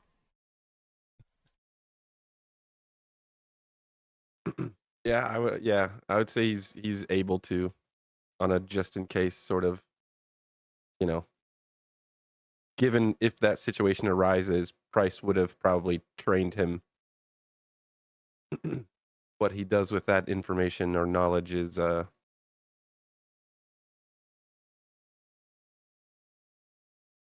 right. So, Kaido, you go to knock on the suitcase, Mm-hmm. and I guess, Price, give me a perception check, but with disadvantage because you're so damn tired.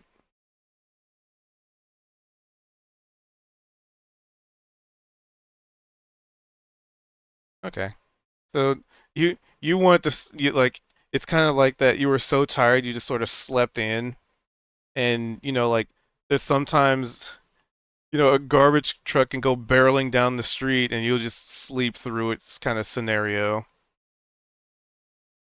Because I mean you're working off of exhaust. Like if it wasn't for this long rest you'd have been up for 2 days straight, right? So it's like of course you're probably gonna be more inclined to sleep in.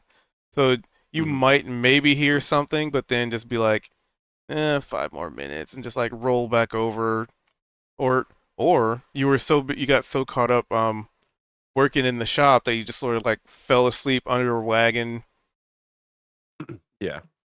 and just like nodded off. So when Kaido knocks, you the briefcase click click, and it slowly opens, and like just like before, very Pennywise in a sewer grate, the head of a goose, i.e. Scooter, just slowly lifts the case open a little bit. Hi, Scooter. It's time for Price to get up. Can you get him? Ah,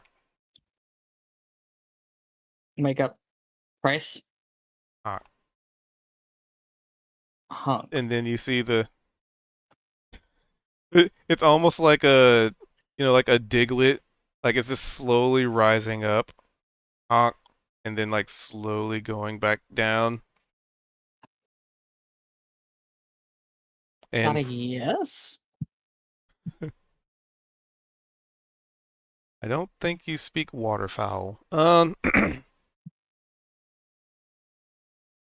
So Bryce, you are happily sleeping, having all the dreams, thinking about the best wagons, just the restful sleep kind of situation. And you are very suddenly awakened to to a very loud honk and what feels like your body being dragged across the workshop, and it's very very unceremonious. Like Scooter is not avoiding knocking things over. He's a he's a giant goose. He doesn't care. He has an objective. So you just like wake up to Scooter like dragging you across the workshop, knocking stuff over, like you like a piece of like a wagon wheel falls to the ground and just clambers and rolls, and just like what's like that sound bite where it's just like it sounds like metal crash, it's like just and you just like suddenly awoken to this as Scooter's dragging you towards the quote unquote door.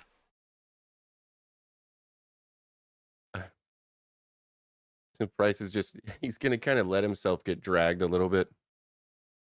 Um and then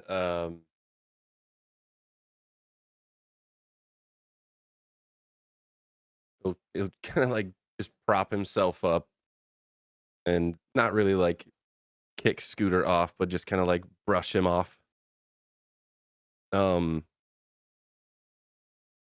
Kind of stand up and brush himself off, and then start kind of climbing up the ladder to leave the briefcase. And then as he gets to the top of the ladder, he's going to turn back to Scooter. All right, clean all this mess up.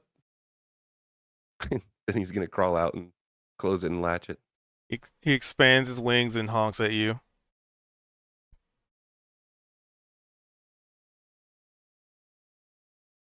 But that's, as you're closing the hatch. Morning. Oh, hello. Everyone else is waking up. So did we get our long rest? Yes. Nothing happened that you are aware of. See, totally not sus. Mm-hmm.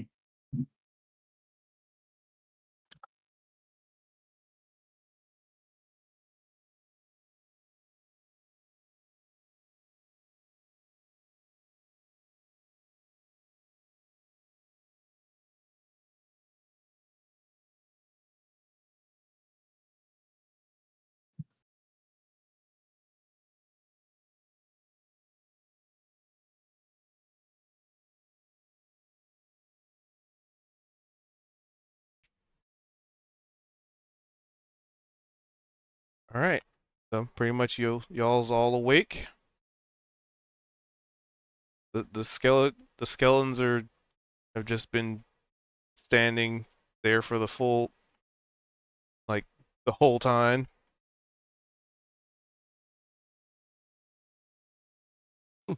Okay.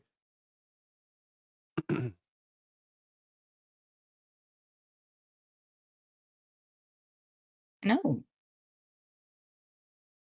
Yes.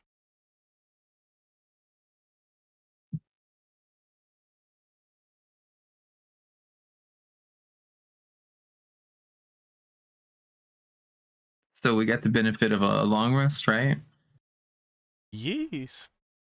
I was here the whole time, just sleepy. Yep. Held in the arms of your skeletal knight. Aw, that's pretty sweet.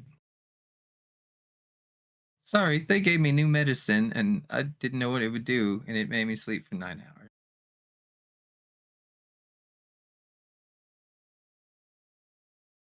Well, Y'all ever heard of Xanax? Apparently sounds it's like you pretty benefited strong. from a long rest in more ways than one.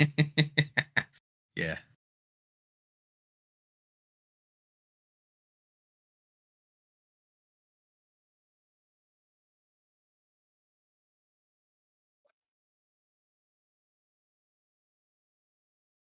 All right.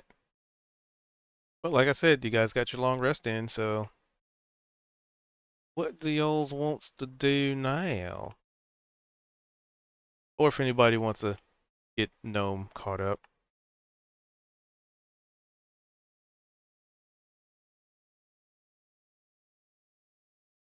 Oh, hold on. Update. While I update something in the background. Helps if I'm not muted. Well, we found out that Price has created a connection with the big skeleton knight. So now it's following us around through him. Um, we heard the Hydra moving around, so we decided to dip back into this cave to take our long rest. Um, the the cave just before the one that had the big skeleton knight. Once we got in there, I had heard something shuffling in the cave above us that we hadn't explored yet. So I went over and just took a peek, and there was one of the spiky bone slashy guys that we had run into in that bone cavern thing from attached but by the mole men. Thing was pretty nasty. And it was chatting with another creature that's like a demon centaur. And we discovered at least one of the languages is abyssal that they were chatting. So, but we thought before starting any new trouble, we would come over here and get a long rest. So, but in the room adjacent, essentially to this one, the that had the trap a few sessions ago, where the stalactites were falling. I went around the room before our long rest and I like marked where all the triggers were with just rocks. So they may not be obvious to other monsters that may not realize where they are, but they'll be obvious to us. Hopefully. Yeah. And took a little sleepy rest because we're all tired and you guys were super wiped out. So seemed like it'd be a good idea. We were debating all sorts of like possibilities with the Hydra of like, is the Hydra just like a wild creature and this is just where it lives? Or is it potentially in league with the entity? Or is it being held captive by the entity? Is it like guarding treasure? We're not sure, but we do intend to find out at some point. So, yeah. But yeah, since the abyssal guys are up there, we're thinking after now that the long rest is done, maybe Vimac could send his one of his creatures who speaks abyssal up there and see if it could like kind of just sneak up and stay around the corner so it's not visible, but listen to what their conversation is so we can figure out what they might be chatting about. But Vimac had to step away for a minute, so we'll find out if he's ready when he gets back. So, and Price was building on his wagon before the long rest as well, so hopefully that'll be closer to done when we get back to town. If we make it back, that is. So yeah, Oh, that was most of what happened. I think Kaido, you're working out or something, right?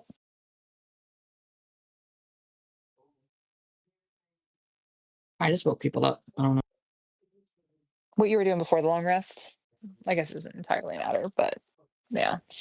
But we had to fill some activities in our time because it was not really the end of a true end of a day yet. But at least now you guys should be free of exhaustion. Oh yeah, we were talking about for the Hydra. Um, I got a good nature check thanks to some assistance from Price and realized that the Hydra may be susceptible to hallucinations. So we're going.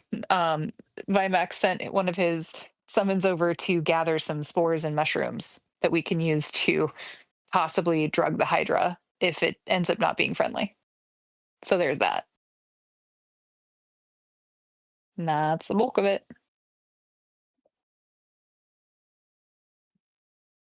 I just got back. Are we gonna Okay. send my um familiar in invisible to eavesdrop? Yeah, we should.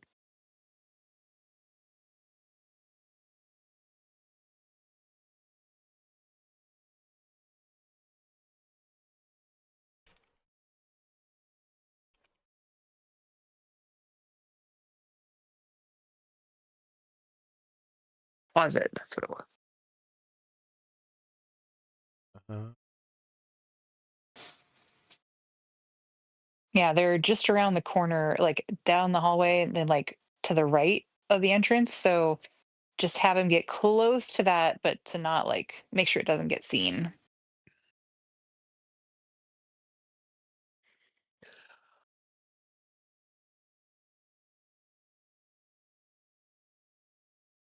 nope.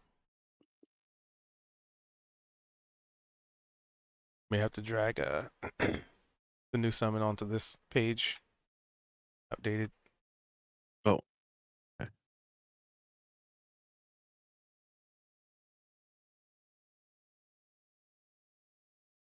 Yeah, there we go.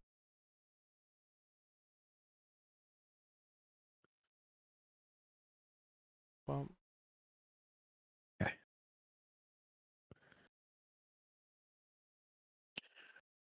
And would you relay the safe path for me? All of the traps would have been marked. Oh, okay. So I think in character you can just walk wherever and we can assume that you are walking around the traps. Because there are more triggers to make the ceiling fall down.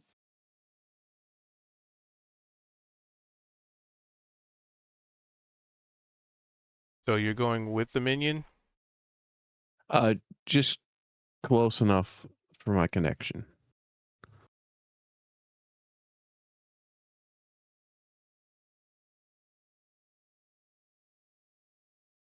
I mean, the connections are pretty far.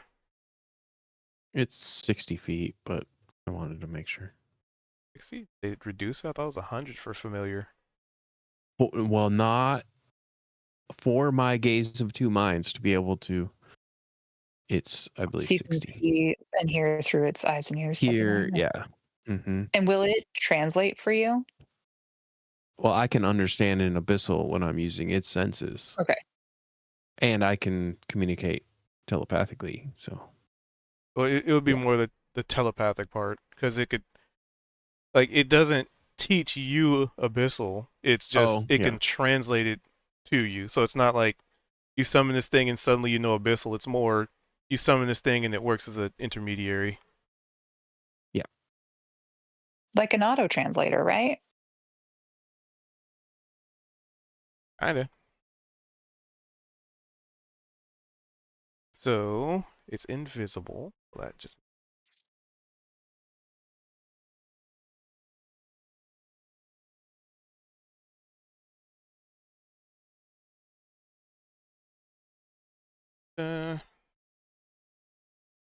buttons early. Spell. Check one thing here.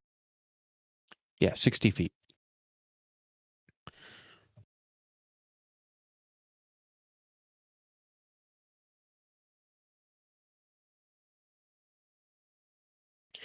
And because that will be my bonus action will be used up during that to maintain the connection.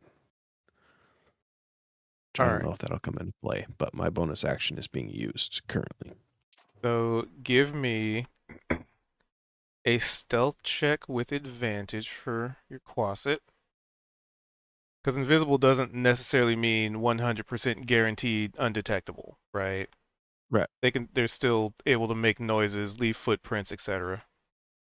Well, does the Quasit fly or is it terrestrial? Oh, It does not fly. gotcha. The- Gotcha. Imp flies. Yeah. I'll make this And the public. imp speaks infernal, right? Disadvantage. Mhm. Yes. And shit.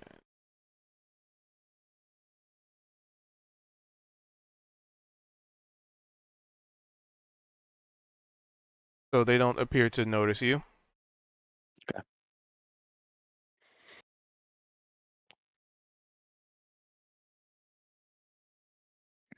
I will be dropping some eaves. So you'd only be able to understand what one of them is saying. Okay. And this is Abyssal. It would be the Demon Centaur guy. Are the preparations complete?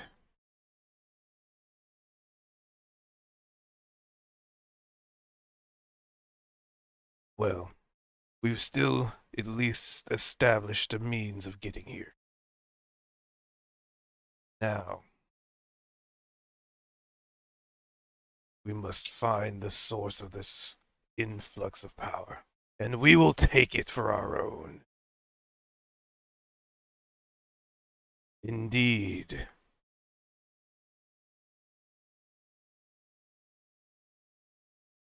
We will bring the minions soon. But for now, we will wait.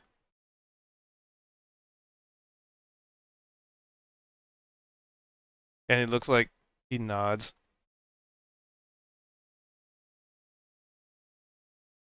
The camera so you guys can see. We can't see it, damn. And would I notice that this being the almost end of the conversation? 'Cause I mean, can see it. there's other things that they talk about, but that was the most interesting of the facts of the facts. But also, since Heist is here, they would see what looks like an unusual ripple effect, almost like a tear in like the wall / floor. It's almost like Mirage-esque, where it's like really like Mhm. wibbly wobbly. and pretty much there. Well, Okay. keep the portal stable.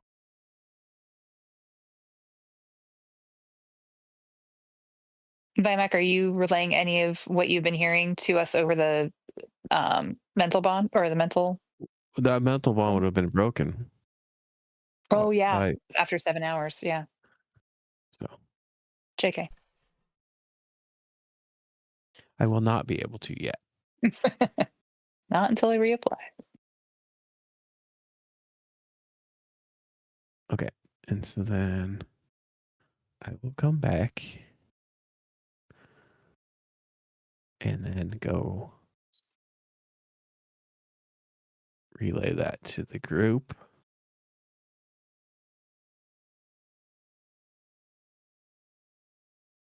So we could only make out one half of the conversation, but it sounded like they have a summoned portal and they're trying to keep it stable, and there might be bringing someone else through it. So if we want to get rid of the summoning portal, we probably want to go take out those people up top first. Hmm. Yeah, because that sounds like bad news. Because if we don't, then we may have more people kind of coming in after that. And who knows what, yeah. It was a pretty big rift. Hmm. So something the size of, I will come over here and gesture toward our big skelly friend, could fit through the portal Oh my. based on its size. Hmm. And from what it sounded like, he mentioned to keep it stable. So there might be one of them might actually be having to concentrate on it to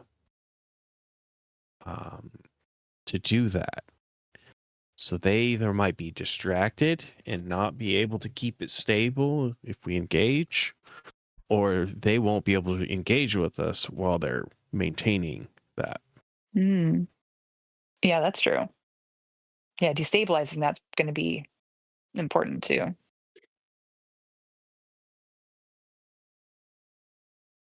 But I leave that up to the group. So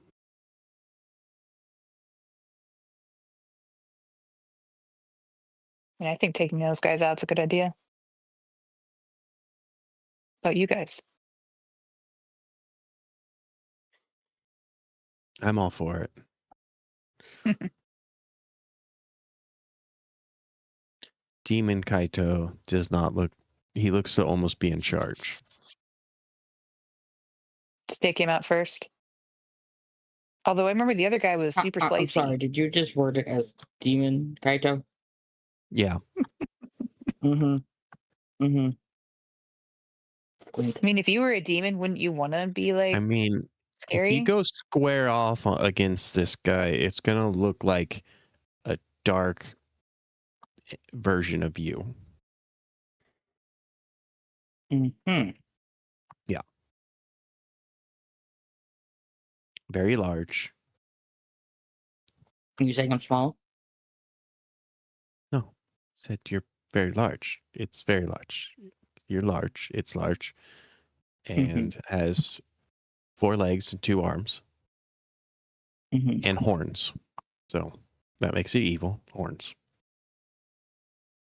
Well, I mean, not all horns are evil, but it looks pretty evil. Looks bloodthirsty.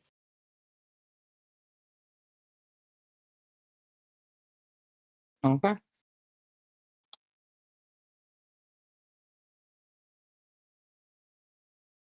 And I don't know about you, but I don't necessarily want something coming into our plane of existence and taking power to possibly try and invade the rest of our existence. Sounds like a bad idea. Waking up on Mondays also sounds like a bad idea. Big What's a Monday? Steve. I don't know. It's pretty good, gnome. So yeah, you probably don't want it around. You said it would be bad. Yeah, it'd be bad if it went away. And I'm just gonna have I'm gonna be looking around because I'll have forgotten that you were listening in. Yeah, it'd be really bad if it went away. Yeah, those It's not quite as evil guys just happen to be the good guys. yeah, Like Kaido. way more good than Kaido. Yeah, Kaido needs horns. What?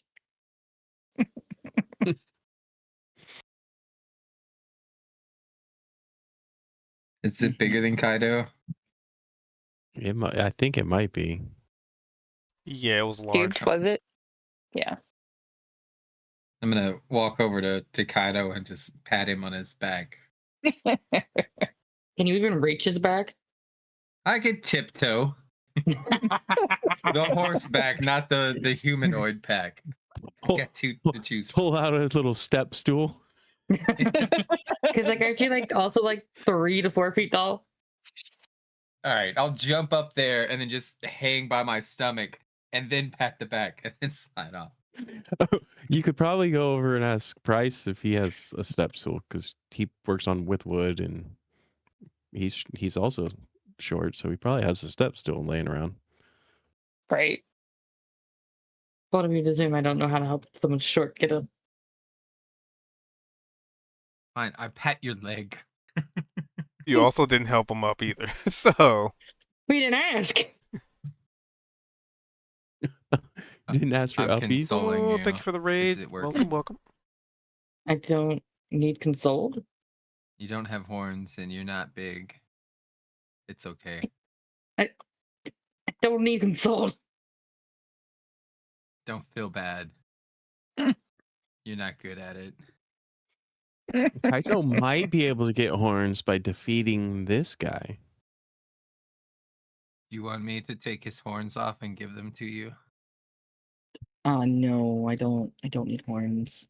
But weirdly, thank you. I mean, they look I you could could pretty probably gnaw badass. them off. We could probably form drinking horns out of them, and you could have a set for you two. Oh, there you go. The hell's a drinking horn? It's It's a like horn. a Or cup. you drink Hollow out horn of. that you drink out of. Yeah. You can toast each other. Shouldn't you just use a stein? What's a stein? I mean, it's also a vessel to drink out of. I might But be able drinking to make horns, you they're a cool. hat that you could just have the horns Oh, there you go. Nice. You pull them That'd off be and use awesome. them like to prop. drink Okay, with when you why do need. you want and me to then- look like a demonic Kaido as you're coining it? You have I a lot mean, to learn it'd be about badass. this world, Kaido. Mm-hmm. And I'm gonna point to Price. and, Me and Price are Kaito, gonna work together to rip those horns off for you. and Kaito is the one that went to college. The most educated person here, probably. Fuckers.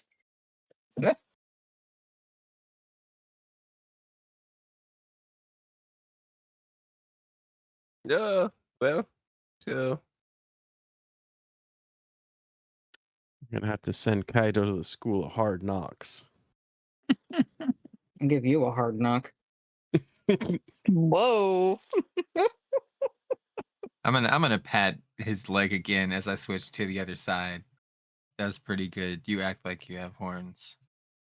You don't need horns. Nope. But we're gonna get him for you. No point in saying not to do it because you're gonna do it anyway. Yeah, I'm gonna use my teeth. Oh god, don't use your teeth. That sounds like trouble. Take about an hour. We'll gnaw them off together. And he points to Price again. Uh-huh.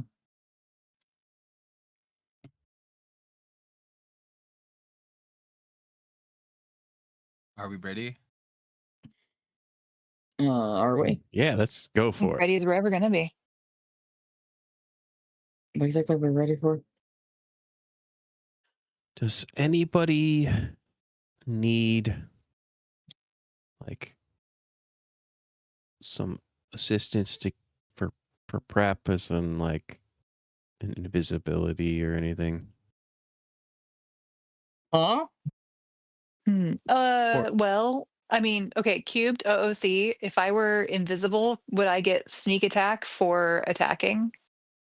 Because they wouldn't see Just me coming. just for the first Just a attack, one time. because once you attack Yeah. from invisible, it breaks it. Right. It would be like the same thing as when you were attacking from being hidden. Right. Like you being invisible is basically you're hidden Oh, unless okay. they detected you. So yeah, you'd have Yeah. advantage, but it would break your stealth or it would break your Right. invisibility. Save it because yeah, I could just hide. I forgot about that. Okay. Yeah.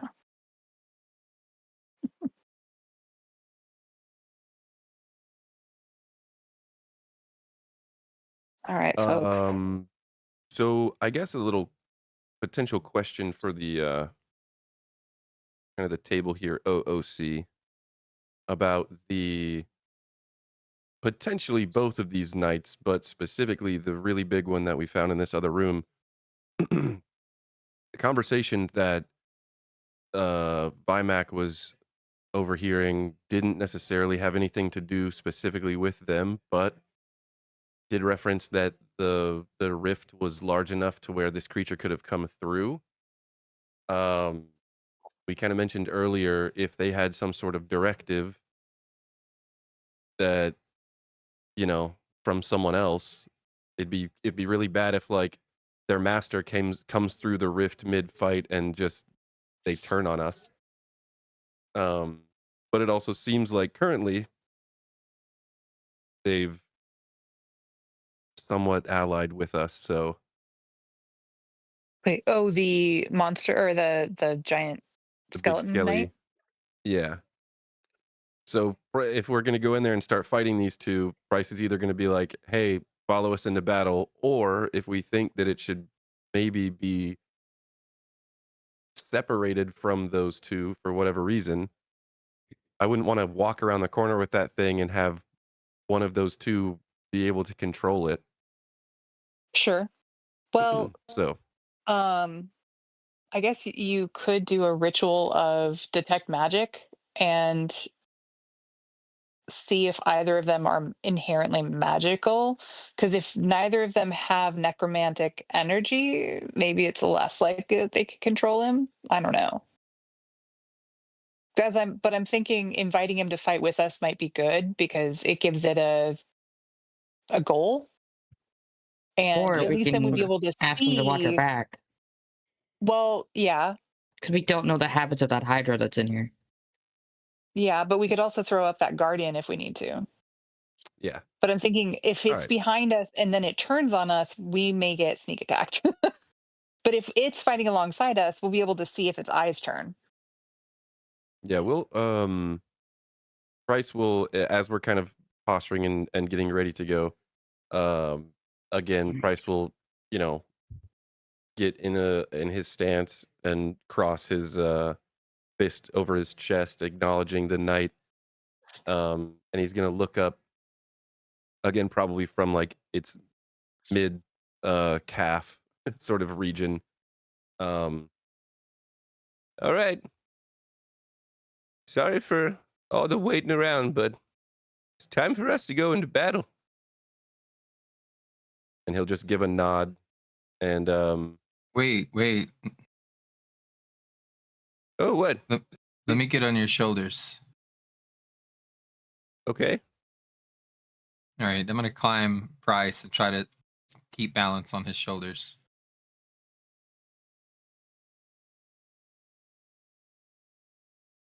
And And if that's Price is gonna successful, kind of having this stance. The last thing Price was gonna say is as he was saying we're going into battle. He's like, "We need you, big fella."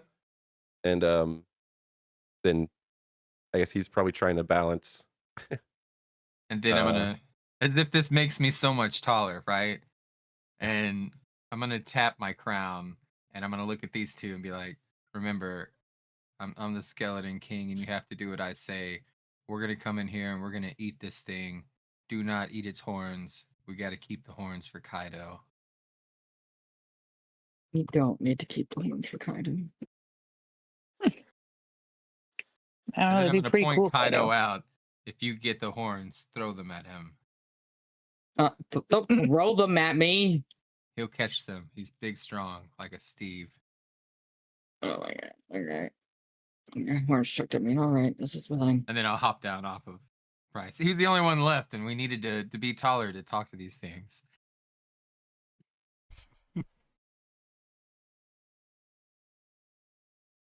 Teamwork. Yeah, Bryce, and then Bryce will start. He'll catch up with everyone else. There we go. So you command the knight to follow. Yeah, that was the Yeah. command towards both of them. Even if I don't have the ability to command, it's still like, we're gonna go eat this thing. And then following everyone up here. Okay. I'm assuming Altani's marked where the traps and things are, but Yeah. probably So- also Bryce is standing back just to kind of watch the right path. Well, you should be able to see him because there's like circles of rocks around him. So if you're just paying attention, yeah. I guess if you rolled like a 1 on perception, then you might be in trouble, but it should be pretty obvious.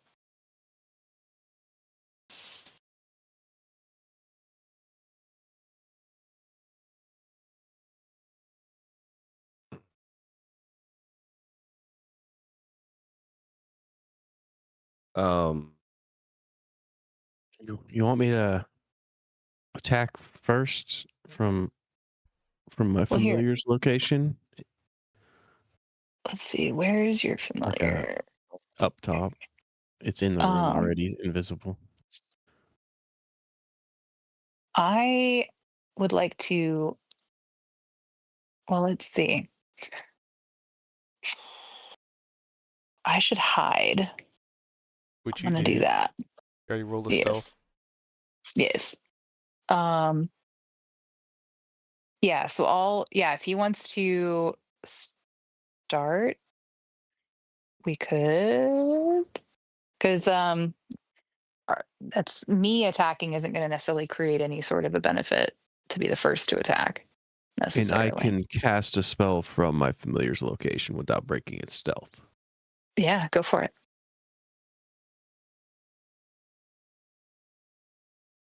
So I will give the signal. Are we ready? And I will. Oh wait, Okay, let's let so- Kaito get up here too, so that he can charge in. So currently we have 2 large individuals. One, the demon, 4-legged, 2 arms guy, and the other, the bony winged insect thing. Yeah. The closest one is the demon guy.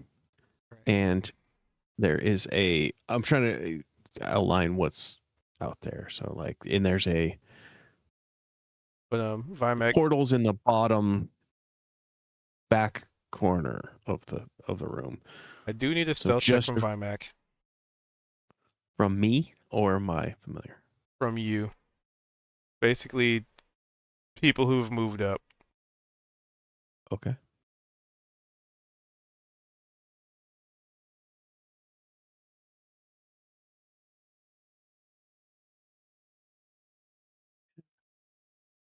They're like practically inside. So as you're trying to describe things, they both cease like whatever they were talking about, and they kind of look in the direction of where you're coming from.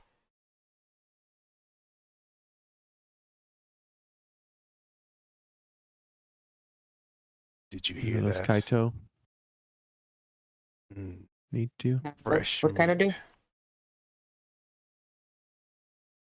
All I need to do is tell. Yeah. Oh. And they actually start maneuvering. Oh. Guys, I think they heard us. Attack. Yeah, they're moving. So I will go ahead and cast from Familiar's location. So And let's roll for initiative. Just roll for initiative. But also Hey. the familiar's attack, because this is the initiating action. initiative, yeah.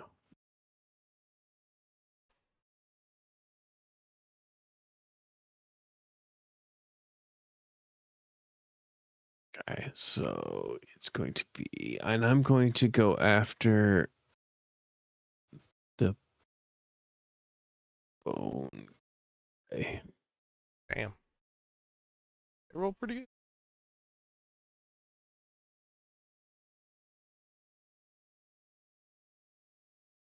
There's my spells.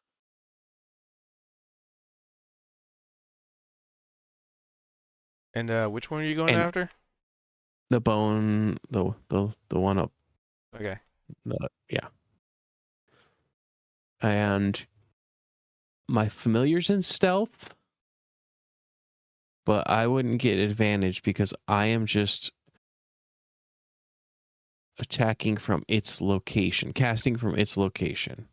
So I wouldn't get advantage, correct? No. Just make sure.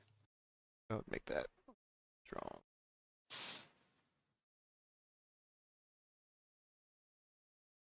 Both of those will definitely miss. Okay. And As they just after fly that- right past him.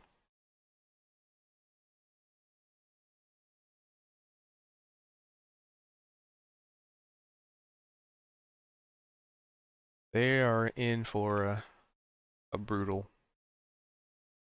All right. Anything else?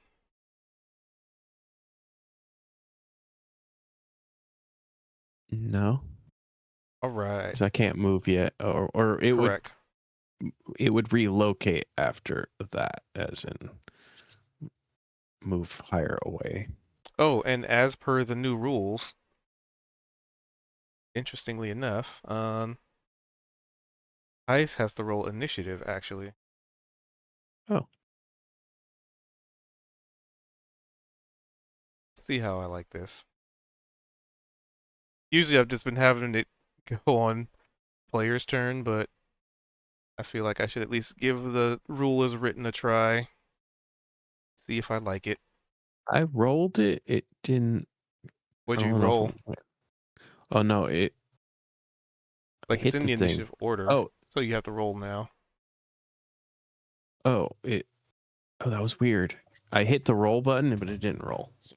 Yeah, so for players it usually just automatically rolls it for you, but for monsters it puts it Okay. in the initiative and then you have to do like a separate thing how it's coded. All right. So Altani. All right. All right. Well, I will attack from hiding. And I will, let's see. I'm going to attack the farther away guy, the spiky bone guy, with my psychic blade. Oof. Alrighty. It's a 15 hit. It does not. It goes Oof. well past it. All right. Well, I will attack with my offhand then.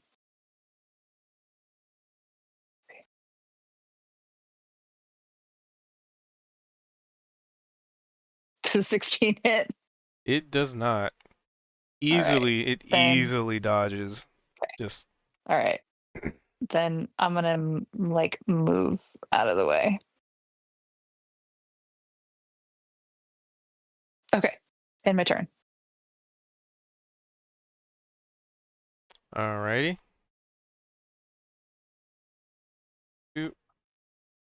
Vimac.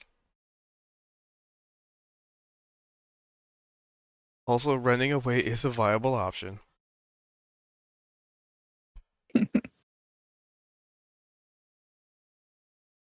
I will cast from my familiar's location again. On which target? This time I'll try the bone guy or the demon guy. Alrighty. Okay.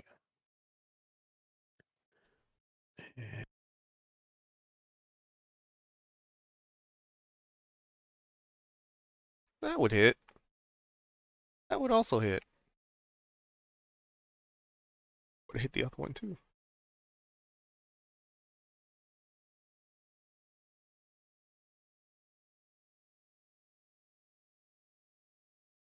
It snarls as it's hit once in one arm and kind of reels from it and then gets hit in the other arm from the force.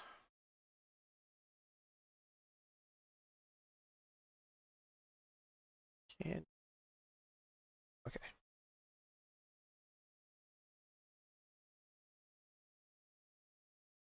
Okay. All right. You staying where you are? Move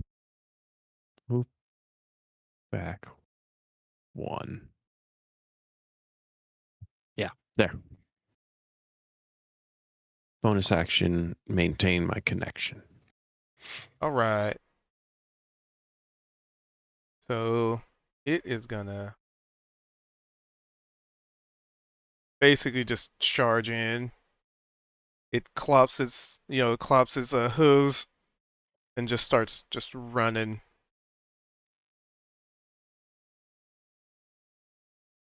Reach 5 feet. Okay. And it sees Kaito, Alright. and it is gonna go ham. Going for my giblets. Ooh, hold on.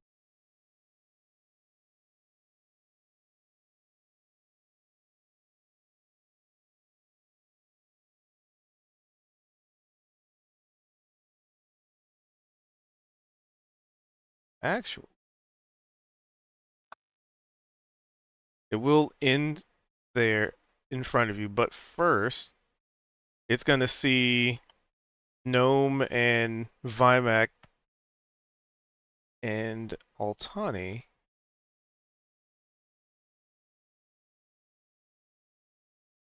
Oh yeah. And it's going to as it gets to this point, this perfect, ever so beautiful line that you guys have formed.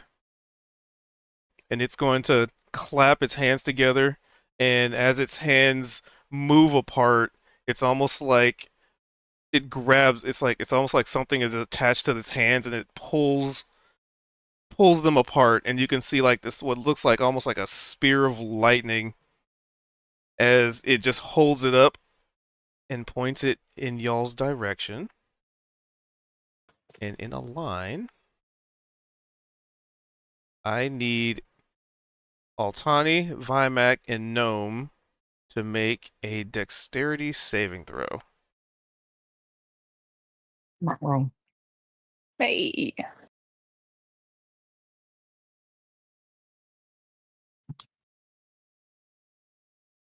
All right. You got a 21, 16, and 19. Okay, you all pass. That's good because it's only half damage. Two of us have evasion, so if we fail, we take half damage. If we succeed, we take none. So just Vimac would take damage. So that would Wait, be Since I Rogues succeeded- and monks have evasion. Yeah, so but I succeeded, so I don't You're take any, fine. right? Yeah. So the two of you jump out of the way of this bolt of lightning, as it almost looks like a spear that he pulls out of like his hand and then just holds it like a thunderbolt, and as it crackles with energy, just sends it just in a line down this hallway of which Gnome jumps out of the way. Altani, you like duck. Oh, probably Altani jumps out of the way, and Gnome just stands there, and just like does like an epic like dodgeball moment where he's just standing there. And he just shifts his head a little bit to the side to get out of the way. But Vimek still takes half, which would be 14 damage of lightning. Oh. Unless you have evasion. No. But I do have a reaction.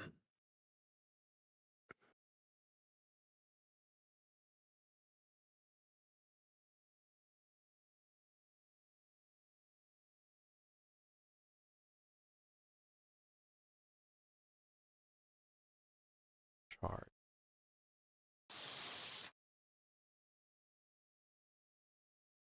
Guessing it's a recharge.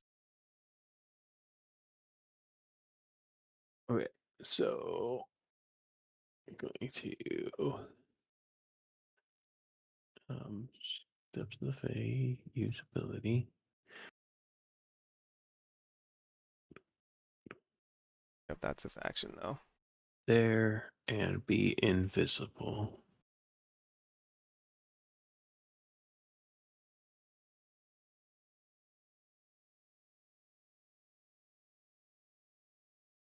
Alrighty.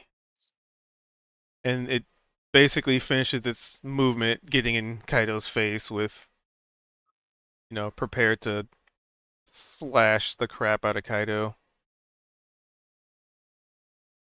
Alright, so that was its turn. Then the other one. Let's see here. Gotta roll quick. Okay, doesn't charge.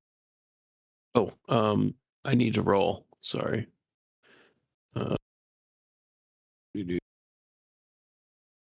Wait, no. Let me check something. Alright, well, while you're figuring that out. Oh no, it's not a concentration, so never mind. I do not. This other creature is going to hang back a bit. And it looks like it starts taking its giant bony claws and just scratching into the stone. Let's see if it can do what it wants.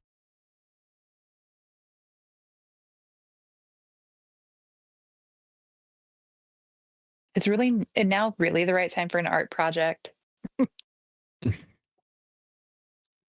I think now is the perfect time for its art. Yeah, that's true. Let's see. It's like I can't be 40% bothered to does attack not. you. I feel the creative inspiration hitting. And it would appear that it is unsuccessful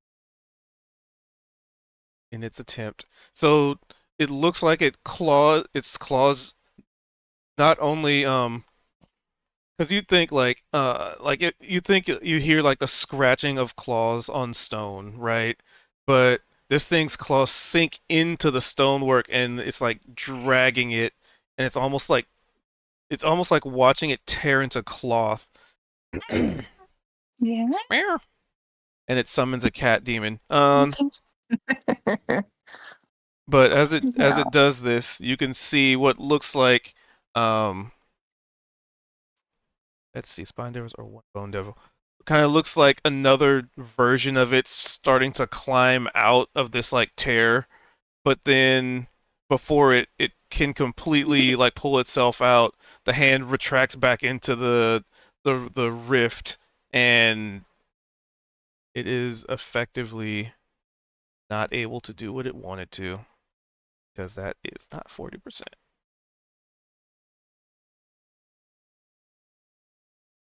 That could have gone horribly, horribly horrible for you guys. Horrible for you guys. All right. What's your Quasit doing? Because you're packed to the chain, right? Yeah. Yep. So I believe that's the one the one way a familiar can actually get an attack. But it would break Okay. invisibility.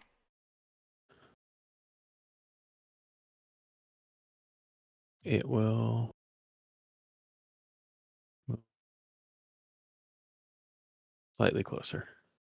And then end its turn. All right. Gnome, you definitely felt the charge in the air, the fizzle of electricity, and this thing looks like it's ready to just start wailing on Kaito. How tall but is no, it? this thing is easily like probably 7 or 8 feet. Cause I'm trying to think of a large creature. I can't remember the exact Okay. numbers, but I don't know, somewhere between 7 and 10 feet. Okay, how tall is Kaido? Kaido would know that. Hold on, I know this. Hold on. I'm Yeah, totally not going to my bio to remind myself what it is. I think it's like 8 foot tall, but I don't remember. It's not in the bio, but I think he's 8 foot. Oh no, wait, it's in that picture. Hold on. Where? Hold on. I'm processing your request. Uno momento, por favor. Oh, where did I put that? So a large creature is between 8 and 16 feet. So I'd say this thing is, yeah, probably like 10 or 11. Uh,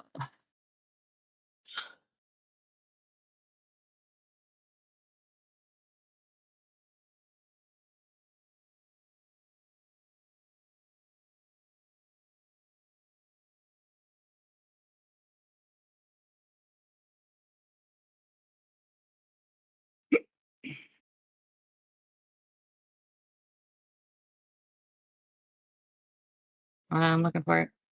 I'm going to find it. I just need you to be 6 feet tall. Oh, I'm pretty sure more than that. Okay. As a bonus action, then I'm gonna use Step of the Wind. This is gonna give me a dash. It's gonna double all my jumping abilities, and it also gives me disengage. So Cat I'm gonna demon go. right there. My little 5. Right, hold on. Oh, I wasn't in a thing. That's why. All right. Yeah, Kaido's 8 foot. 10. I'm gonna jump on top of Kaido because I have a 6 foot height jump and a 20-foot long jump. But he's 8 foot tall. I don't know. But your butt's not. That's the top of your head. That's fair. And so I just say, here, let me backtrack it so I can make sure I'm counting right. All right, so I just say, don't move, Kaido, and then that's 5, and this will be 10, 15 because I got to account for the 5 feet up, Can't pet that 6 dog. feet, whatever. And then I would also like to do that high jump another 6 feet and 20 feet forward to land. Make sure that's right. 5, 10, 15, 20. Okay, so that's 20, 15. But does this And not there was provoke an another attack guy of in op? here. No, because I have disengaged with the Step of the Wind. Okay. It's, yeah, double your speed, double your jumps, and disengage as a bonus action, all of this. What do I have for movement speed? 110.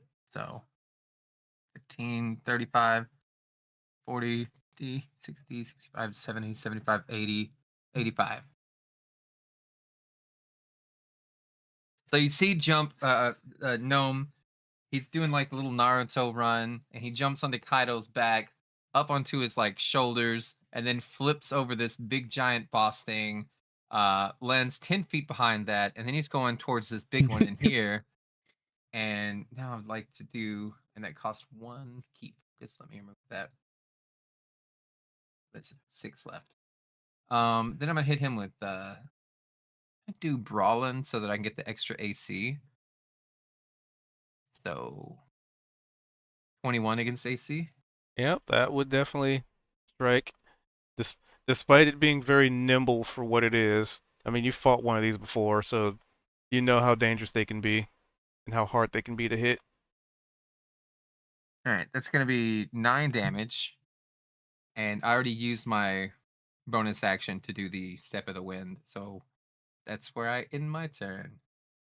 And do you Just and the bouncing around Super Skelemans? Mario Brothers. Yeah, I shout, "Rip his horns off," and then just hit this thing like I'm not. I mean, I'm gonna go classic. I'm just gonna headbutt it. I'm just gonna crack my head against whatever I can reach, uh, and then end my turn. All right. Upon you saying that, now it gets to join initiative. Oh, I was unaware that it wasn't in initiative. Well, we could fight 2 at a time, right?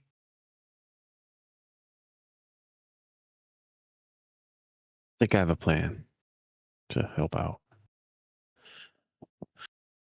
All right, Kaito. This thing's in your grill. What are you doing about it? I would like to rage. As soon as I find the button, there it is, the button. And then we're gonna whack on it. Because what else are we gonna do? And Motion should go- have advantage, right? Yes. There's one whack. 2 whack. Ooh. Nice. Do they hit? Yeah. Making sure. I don't know what the thing Yeah. is. I mean, that was a nat I'm going 20. to use other formula for the first one. So that includes the rage damage of +2. But the other one, I'm going to use the damage roll for the critical hit, and it needs to add +2 added. Right? Hold on, I'm doing the I think that's math. how it works. I think that's how it works.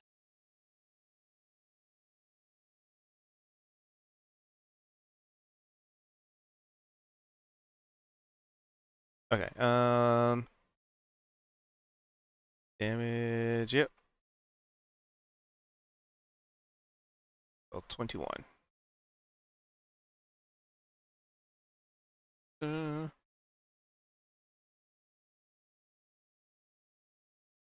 All right. So with And a that's it. series of strikes, you do a good chunk of damage to it. All right. And that's all I do. And don't forget to give yourself an inspiration for the crit. Oh, yeah. Thank you. Yep. So, boom. So, I guess you can give me a little perception check. Yeah, I'd say it'd be a check because you are raging.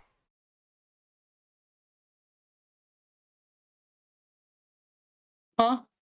For Kaido, perception. Perception.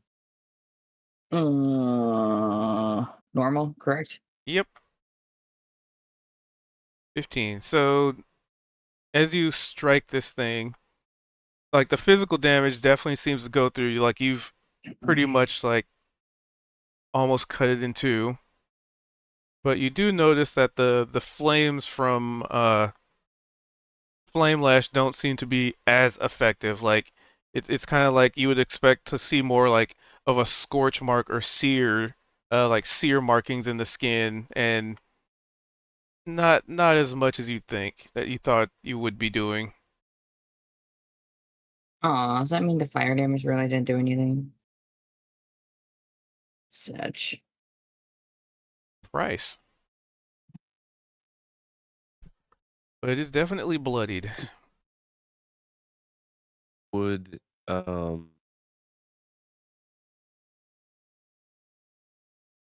I know Gnome had just kind of bounded over Kaito and jumped over this thing. Is there room to squeeze around it? It is Or is taking it up the hallway at this point. blocking? Because I think Vimac did a teleport, right? Yeah. And Gnome did a Step Okay. of the Wind to get over it. Gotcha. And what I missed why Kaito had advantage, but I'm on the other side. Blinking. oh, I can't even see you. I'm Okay, well invisible. then- okay, perfect.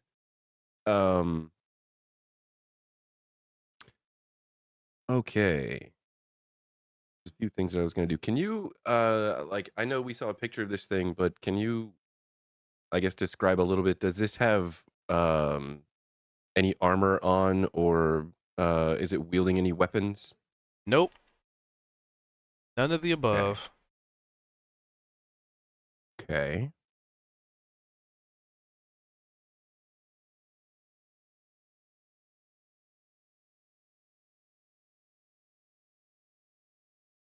Um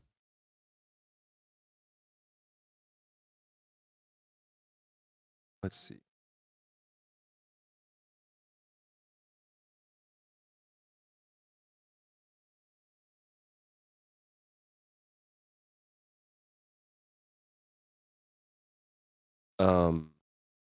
So Price is going to cast a spell that he's not cast before. But before he casts a spell, again he's going to turn around to the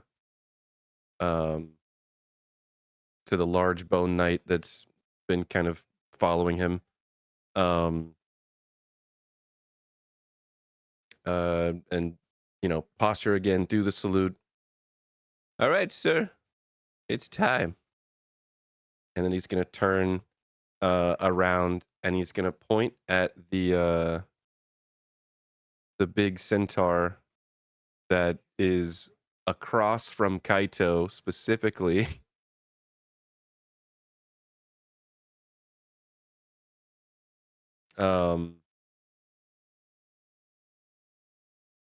And I don't know if this thing is looking at Price or not, but he's gonna like point at the big centaur and then just slowly bring a thumb back to the left side of his neck and just rake it from left side to right side of his neck and then put a thumbs down.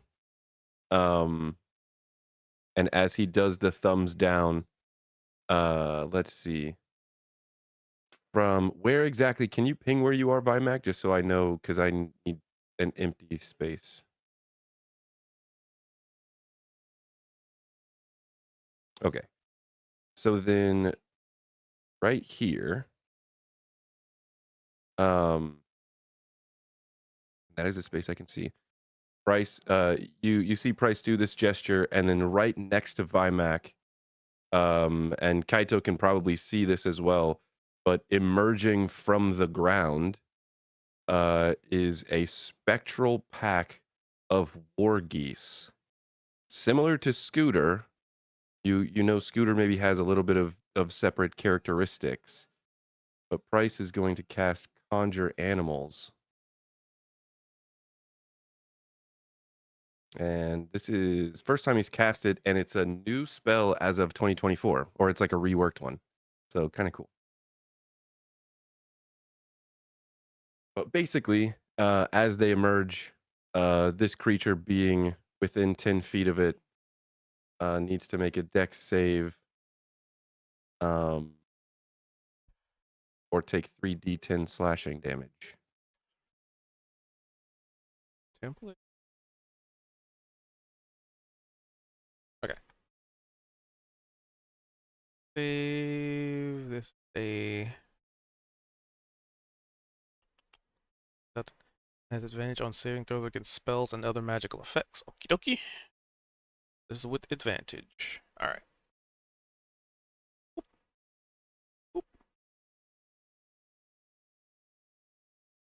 Oof. So it saves.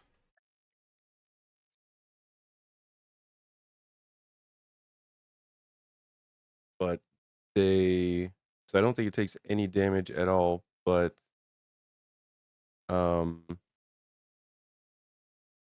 they are there being menacing. And then bonus action, I'll cast Shillelagh as a cantrip just in case. And you say they're what?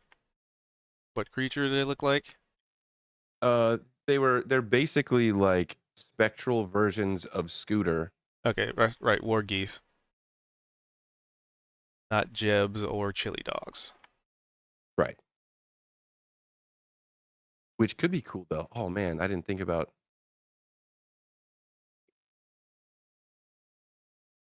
We'll go with.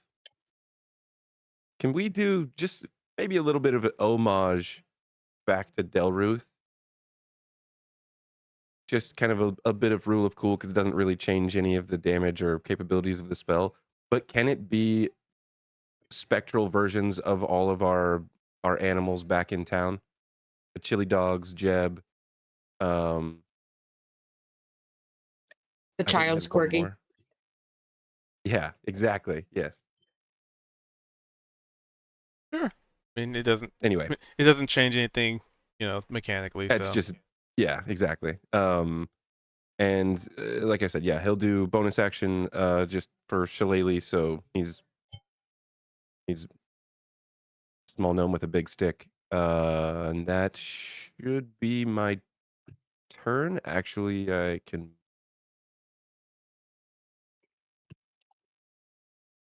here. all right. And as you attack the giant skelemans that has had this scimitar hoisted over its shoulder, starts moving forward.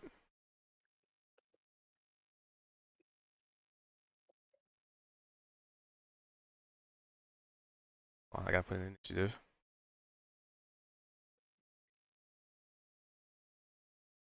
Get to do that on its turn. All right, so top of the order would be Altani.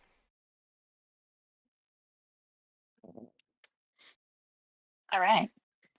So, well, I'm learning my lesson. I'm gonna see. Stand over here and attack him with my soul blade.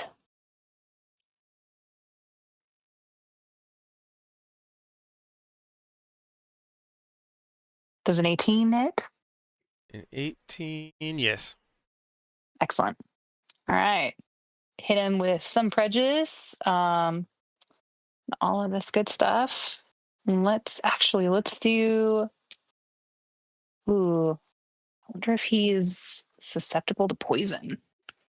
Not susceptible, or he's resistant to fire. But let's try 3d6 and apply poison. So 19 hit points and poison. All right. Also, poison is it's not like a damage type; it's a condition. Oh, is it? I thought it Yeah, also so- did a so, little bit like, of damage each time. It's Okay. a good damage. It's a- like yeah. It's a really, really good condition. Like you don't versus doing a type of damage, you're basically giving them disadvantage for like the next minute or something like that. Oh yeah. Okay, It's perfect. ridiculous. Excellent. Well, then I'm also going to attack with my offhand, and it'll be with advantage because of Vex. Hey, Oh yes.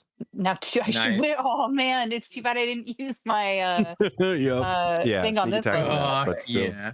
I know, but that's okay. Oop. But that's not a crit damage. Does it just double it? It doubles it the would- D4. Yeah, kind so of. it'll be One more Okay. D4. Okay, I'll just do that. Let's see. Oop. Sorry, one sec. And you don't get the off No, I- +3, right? I do. He put in a Oh. special. Yeah, you do get the Okay. +3. I do. Yeah, and that's why he put in a special damage thing for me It's- so that I wouldn't have to remember it. Got it. So yeah, so 10 That's damage specific on top to of that. the psychic blades Yeah. versus the dueling Yeah. thing. Oh, nice. And and then I'll stay where I'm at. all righty. Okay. Okay, you guys got this. Oh. The poison condition, it's a DC. You'd have to roll to see if you're poisoned. Well, I mean, first off, Unless- it's almost dead. Secondly, you realize Fair. it's completely unfazed by that anyway. Okay. Okay. Ooh. I will Steps of the Fae to Misty Step away. It's gonna break my invisibility, but I don't care. And Are you trying to do something with it? The step away, because it can't see yes, you, so it wouldn't get no, an no, no. attack of It op. was the I needed to Misty Step to get closer, so I am doing the Taunting Step. So that creature will have disadvantage on any other attack if it's not against me. Oh, and that's the one that you're teleporting away from? Yep. Oh, Since you that's were nice. invisible, you could like run to right here, right? And then Oh, no, from well, see, here, Misty step to people I behind think you. he's doing it to get the But I taunt. wanted to do that to give Yeah, he's giving a disadvantage. disadvantage to this creature. Yeah, that's nice. And then I'm going to go Oh. here and here to attack with advantage. With my greatsword.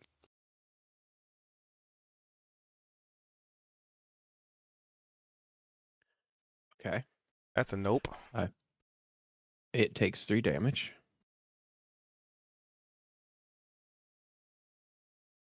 Oh, let's go. And that Nice. is actually a 4 more, so 19. Minus. Because those ones turn into 3s. And keep track of duration. Oh yeah. Unless you already have one. I already had one. So who wants mine that I would have gotten from that nat 20? I have one currently. I think at this point, based on the Okay, yeah, crits that we've go had, for it. only 2 people that don't are Gnome and Bryce. Yeah, I'll give mine to Gnome. Price, you can have mine. Or, yeah, Oh, whoever wants it. Nice. Okay. Gnome sounded like he claimed it, so on Yeah, mine. all good. So any more inspiration just gets thrown into the garbage. Not if we use it immediately. Yep. So hopefully you Hmm. need to use it immediately.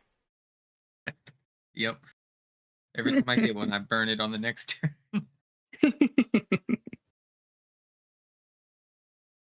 All right. Were you done, Vimac? Or is there something else? Anything?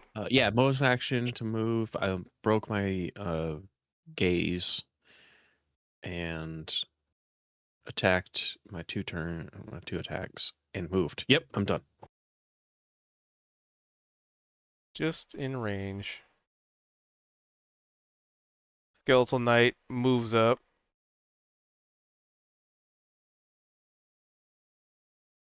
And will.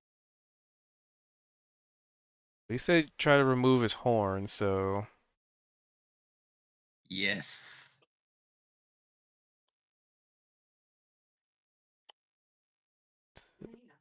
Gonna, let's use its. He's out of my line of sight. Otherwise, I would have just been like, climb on Kaido. He likes it. I have a photo of them sleeping together. Ooh, innervating blade.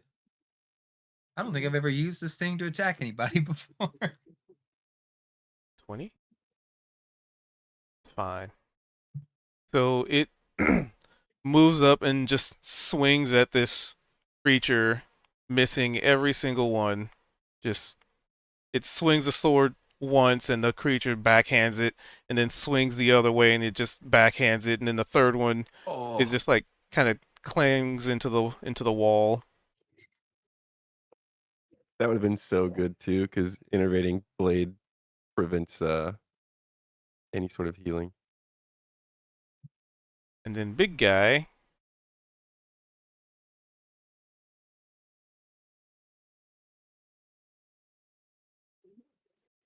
can't really reach anything. That's his turn. This guy. Dang Let's it. see. Yeah, you guys have clogged the hallway. Let's see. You know what? It's gonna look at what it's got. Oh, yeah, and I was going to, as I ran by Gnome, I was going to say, I like the way you're thinking, and like try to give him a high five, but that was. I've only got 4 fingers, but I return it. Checking. It makes one serrated. Okay. So this thing is going to attack Kaito.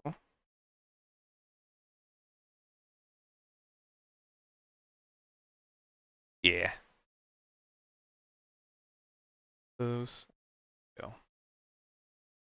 Basically just a whirlwind of actions. Disadvantage, Kaido. I'm pretty sure 19's gonna hit. Disadvantage because it's taunted. A 20, okay, that's gonna hit. I tried, Kaito. I tried. Then the tail. Disadvantage. Oh, that might miss. What's Kaido's AC? Let's see.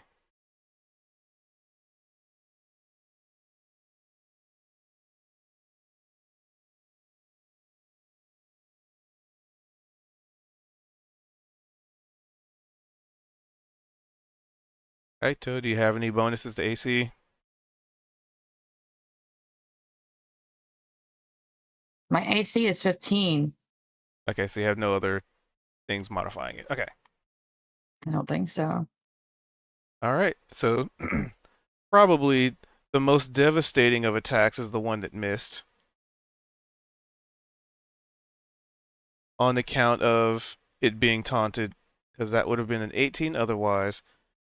So this thing rips into you with its claws for 17 damage, slashing. And then it just sort of just tramples you, just lifts its hooves and just tries to give you the old Goomba stomp.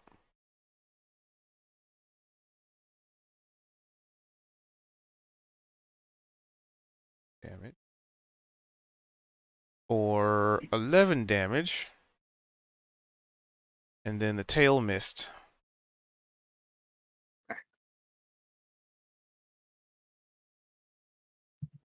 And that is I will all it say- can do in its turn. Oh, the At way the end you of its said that, I turn- heard tail mist, not as in MISSED, but MIST. Like, what is that? I wasn't paying attention. Brand new ability. At the end of its turn, because of those spectral animals, it has to make another DC save. I think it's a 15 for Dex.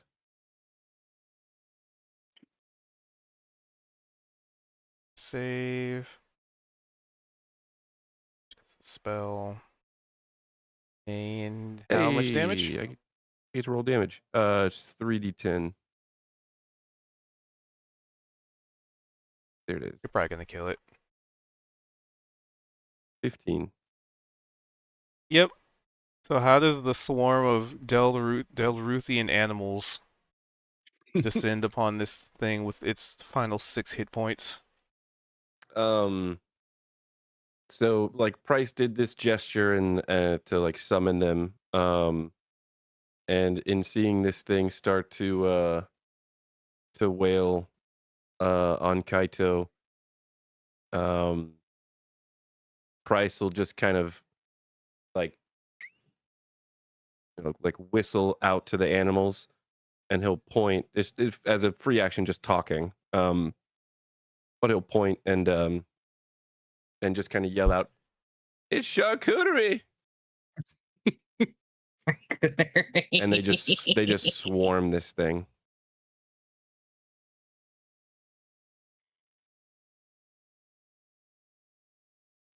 And it is indeed charcuterous.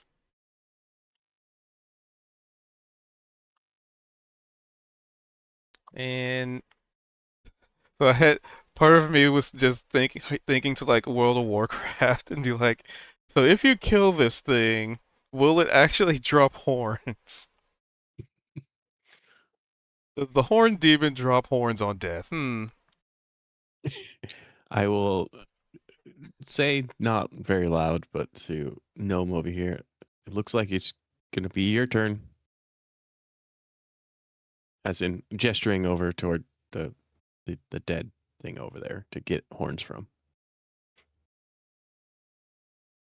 All right. So you've dealt with one creature, but this fella is the nasty one.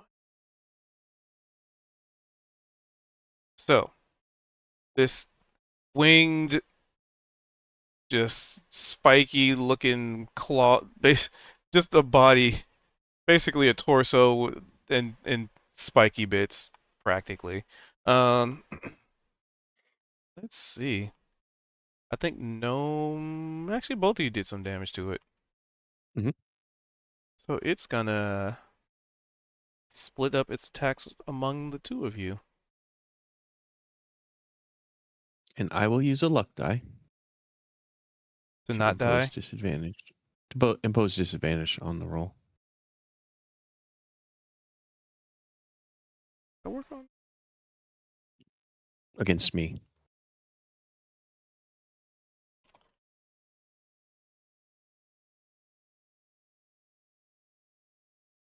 I don't think the luck die affects the attacks again. Let's see.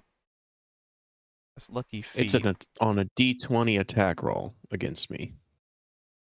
I can impose disadvantage. Against you. Okay, I see.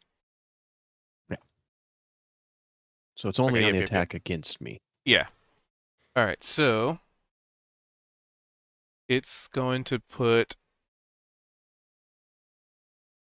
So it's going to put a claw on both of you just to spread the love.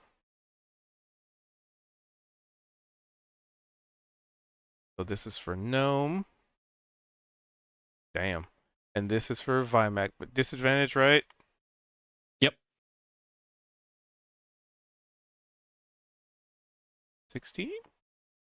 Oh, it does just enough. And you crit on this thing, right? That was your crit. Uh-huh. So it's going to designate its third attack to you, as you were the one who did some extra damage to it. So it will return the favor in kind. Let's see if this hits. As it whips its... So it basically almost does like a whirlwind attack. It extends one arm and then another and just does a quick spin. And then at the end of its like spin, it's just like a tail, just this very nasty looking tail swings towards you. And the luck won't affect this one, right? I'm gonna luck this one too. Okay.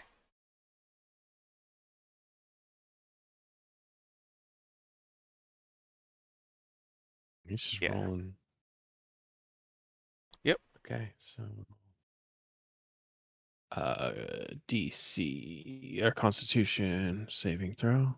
All right. So this will be the damage for no.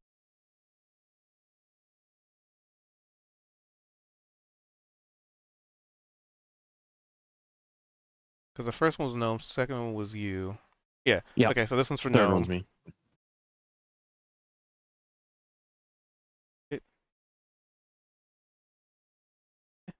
Okay. So 17 damage for gnome. And then this will be for Vimac's claw attack. 8. And then the tail attack. Okay. Yeesh. Okay. Let me make sure it's calculating this right. I know how Foundry tries to front load numbers. Okay. Yeah, there's a So save in there, I think. yeah, because it's gonna be based on a save. So give me a Constitution saving throw for the sting.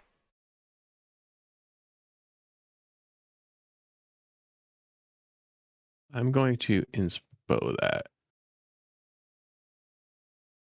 I have a +5. What the? I'd say use my inspiration as well. Okay.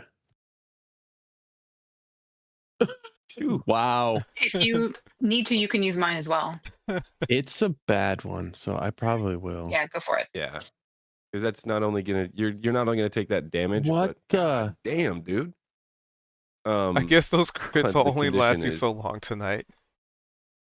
Yeah, right. Easy come, easy go. To all that inspo, I guess. Oh, my microphone's been muted this whole time. Yeah, okay. I'm using when I got attacked, I'm using my reaction to deflect attack. So it was Alright. 17 points of damage, and I reduce it by 21, which means I get dealt 0 damage and I get to counterattack.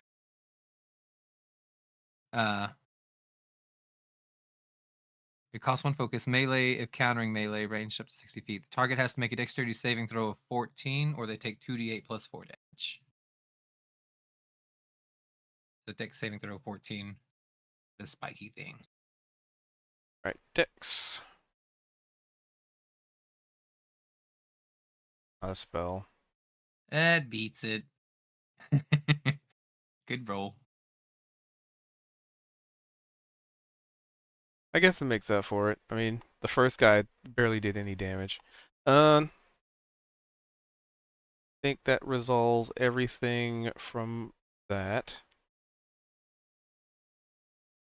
Alright, Heist, what's the Quasit doing? I'm just gonna hang out. Alright. Gnome. Okay, so this thing had just turned around and tried to claw attack both of us. I definitely pull out my long sword defensively and kind of like push the claw attack like off, right? And then I try to do a swish back at it, completely misses, and then I look at everybody around us, right? And I get this idea, and I'd say, just give me 1 second. It's morphin time. And then I have you have disadvantage on opportunity attacks against me just passively. So 5, 10, 15, 20, 25, 30. I'm going to move 30 feet. Mighty Morphin Goblin Ranger. And then I would like to turn into Nomosaurus Rex. Yep. Polymorpher. Do I have the ability to drag that out? I do.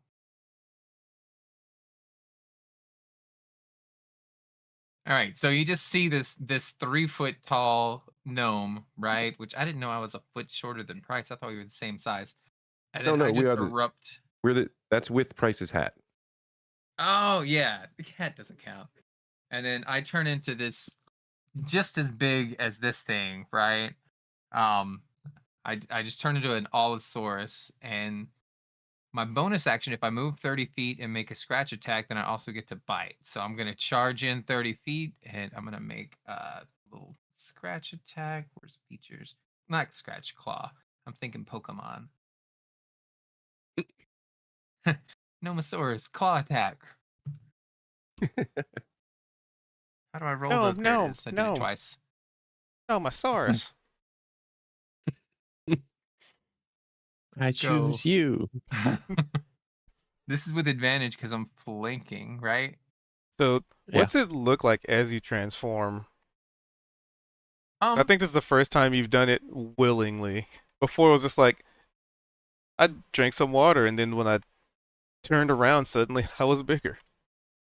Well, at first it looks like the most horrifying thing I've ever seen. You see my arms and my legs just grow like 3 feet long, like Talia used to do. And then I dangle those hands out. My fingernails are like growing and growing like a witch's. And then as I think I'm kind of done with the transformation, I just shoot up another like 15 feet. And we'll say it's green instead of red, right?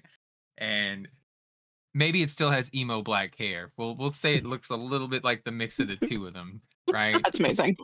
Holly would be so proud. Then I charge this thing. I get advantage on this, and it's kind of a baby attack. Ooh, 23.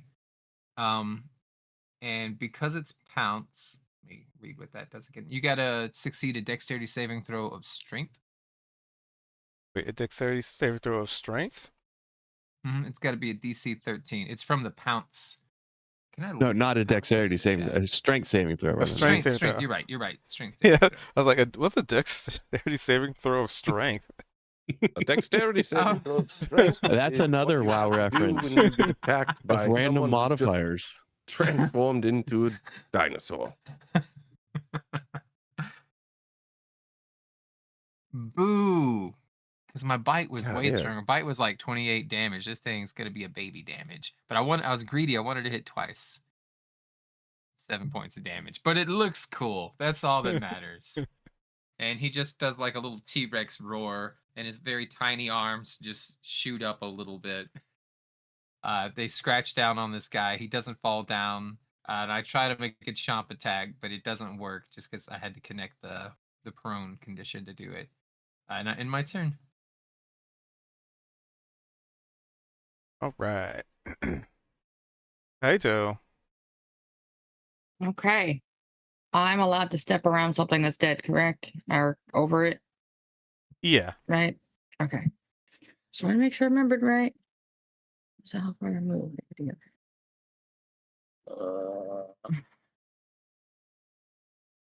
20. So 30. Does this count as flanking? Yep. All right. It begins. And you will also get, where is it? Where is it? Where is it? Where is it? Funk. All right. I assume a 19 and 23 both hit, or just 23? 19 just barely hits. Like it looks like it was but a split second from dodging, and you managed to, zig when it was gonna zag. Okay. Here's one. There's two. So he gets 5 from the hooves, 19 and 12. And that's it. I'm gonna BRB, so hopefully you guys don't need me. Do I need to do anything else before I skedoodle for a moment? Nope. Okay. Oh.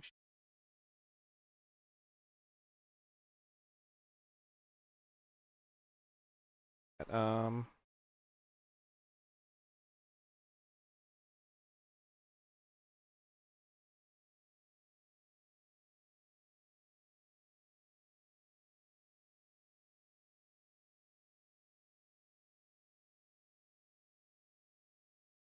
Is my turn? 7. So.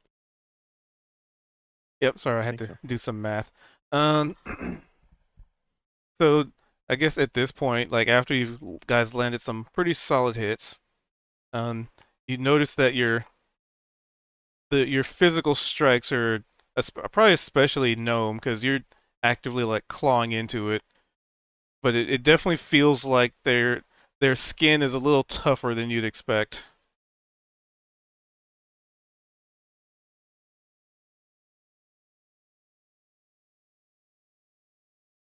Yep, but it is Bryce's turn. Right.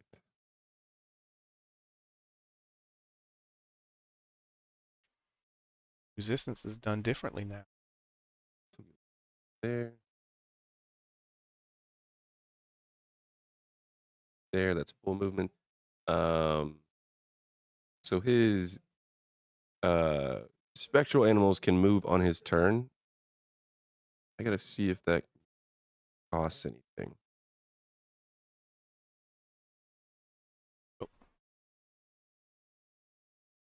We're pretty far up at this. Scroll up.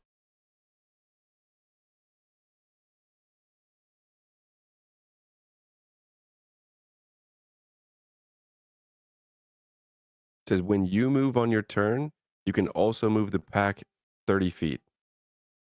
So I guess they can move 30 feet as long as I move, and not take up any sort of action. So Yep, because you are the pack leader.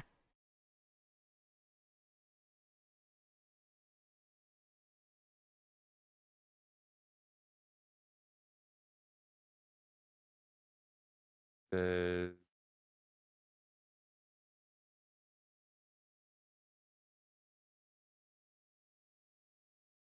says within 10 feet.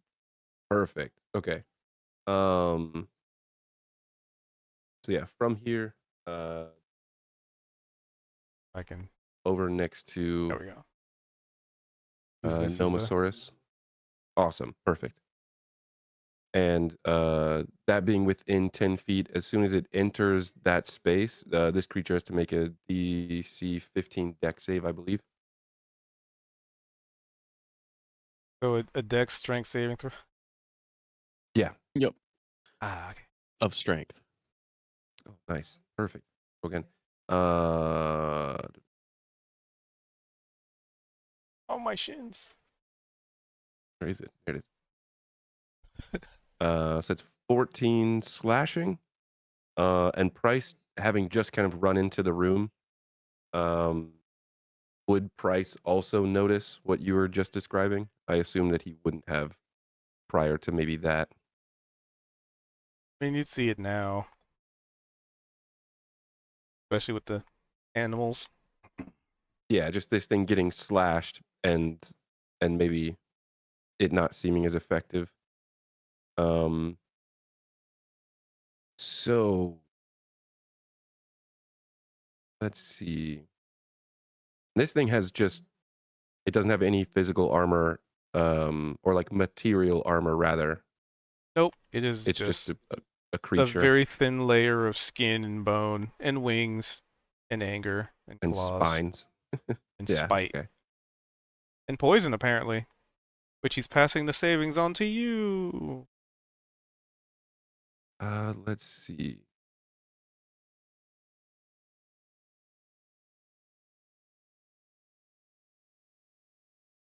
I'm out of a whole lot of other options, I guess.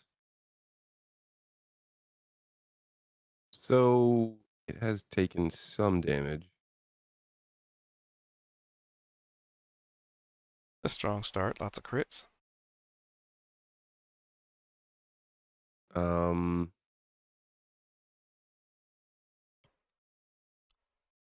all right, what's my range here? Oh, I'm within range. So I'll also do then, as my action, Toll the Dead, which is another saving throw. It's a wisdom saving throw. DC 15. Waiting for that so I can just have. Yes, you do. Oh. Mm.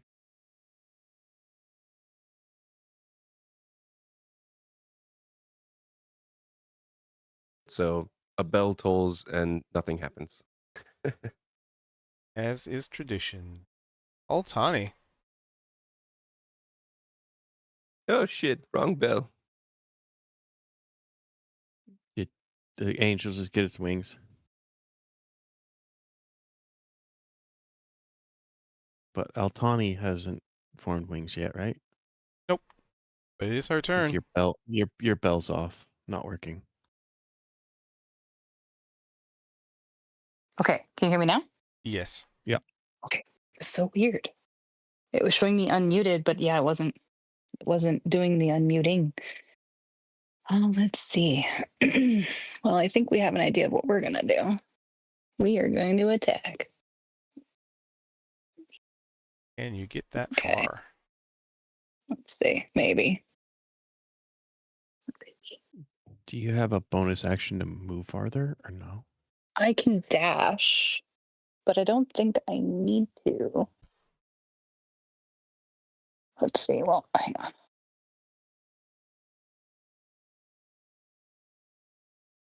Would it be just to there? Where you just measured?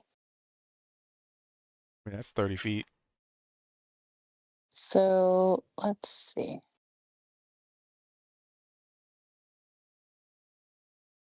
Yeah, I can see him. I have line of sight. Okay, but that's the back. So yeah, I will zappy zap the Ooh. bone guy. A potential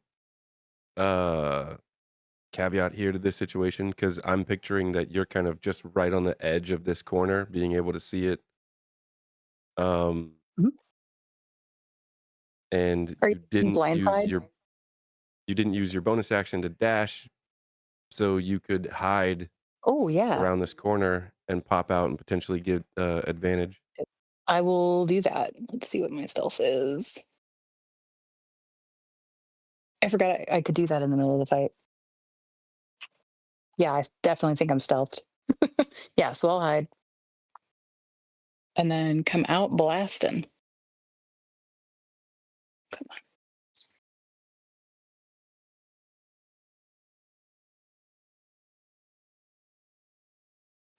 Yep, doesn't see her. Oh. Did you end up using my inspiration? Yeah. And I Okay. rolled a And then 4, 4, 5, 5. oh no. Does anybody have an inspiration I could use? I got one.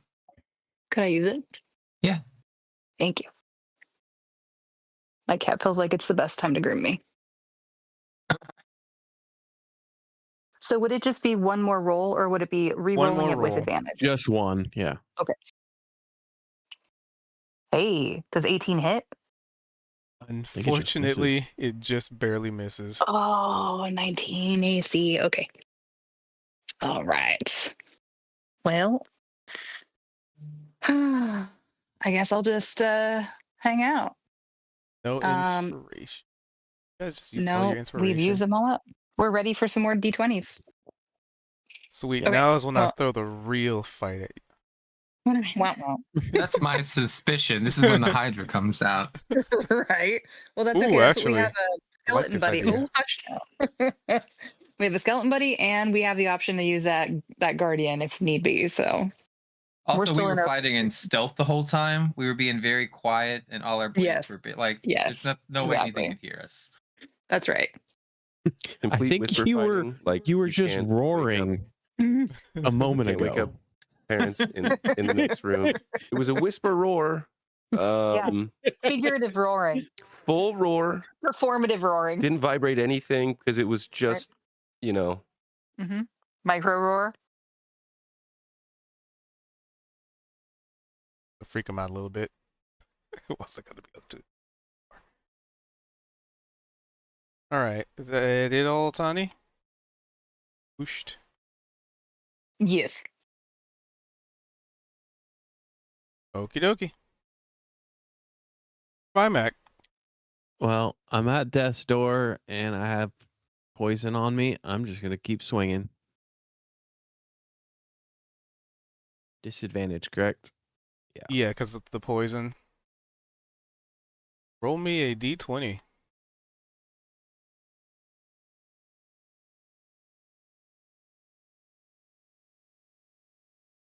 Wait.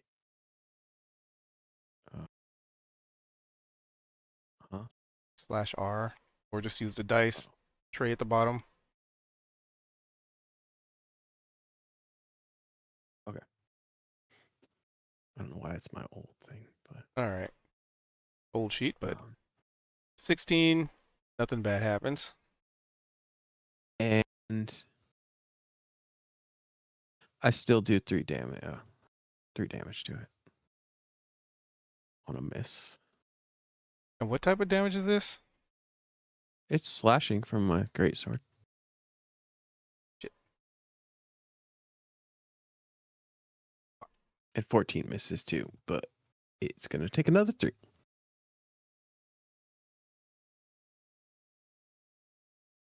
Alrighty.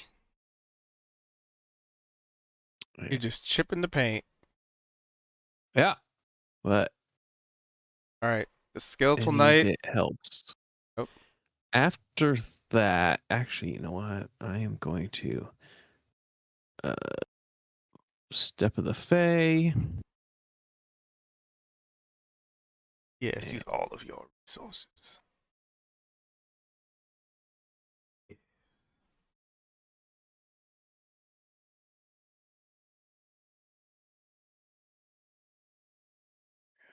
I feel like this is Vimax just constant state is always getting smacked down the low health.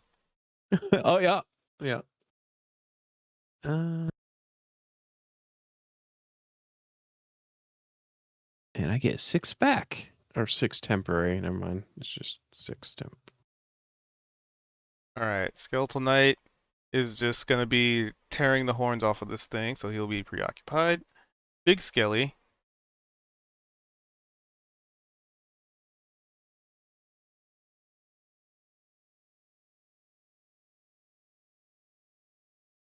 $30. Go there. Right there. I mean, it's big enough. It could technically end its turn. Price is square, honestly. Yeah, I was gonna, Price is like standing underneath it. Let's see. It and it would have to double. So it moves up to Price and seems like it's searching for target as it did not actively see Price attack this thing. So it is actively looking for threats. But that's its turn. All right, big boy. Let's see, we got 2 targets in front of it. Let's see, do we want to attempt to murder Nomosaurus or do we want to attempt to murder Kaito? You know what? Let's beat up the barbarian. Wow. Hey, that's what you're built for. I said, bring it on. So the claw and the tail attack for barbarian, and 1 Okay. claw for the Nomosaurus. So this will be the barb's attack. That'll hit. Gnome.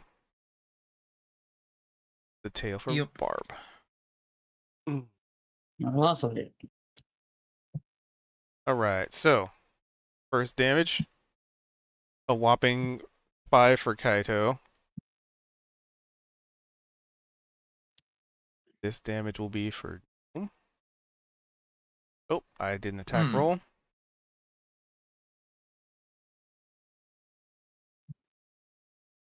That's the button I want to hit. A whopping 5 for Better. Nomosaurus.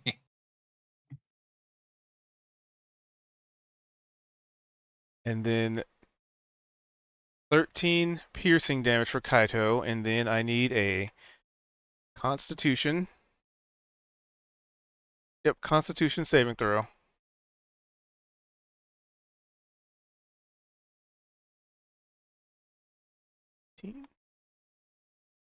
Unfortunately, you needed more than that.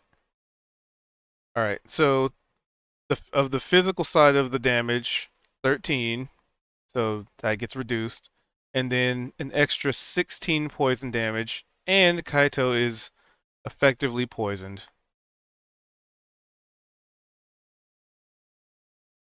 Okay. As you feel like you of the physical damage, you felt worse than that, but there's something in that tail that's just like it stings more than any physical impact. I can find a stupid poison condition. There it is.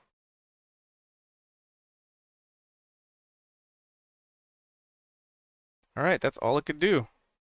Heist. Moving back. So. And end. Gnome. Asaurus.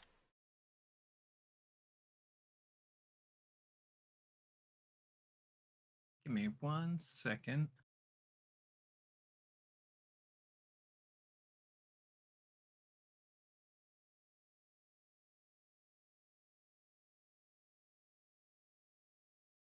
They gotta really gang up on this thing. It is. Okay. I still want to try to get the double attack on it, so I'm gonna allow an opportunity attack.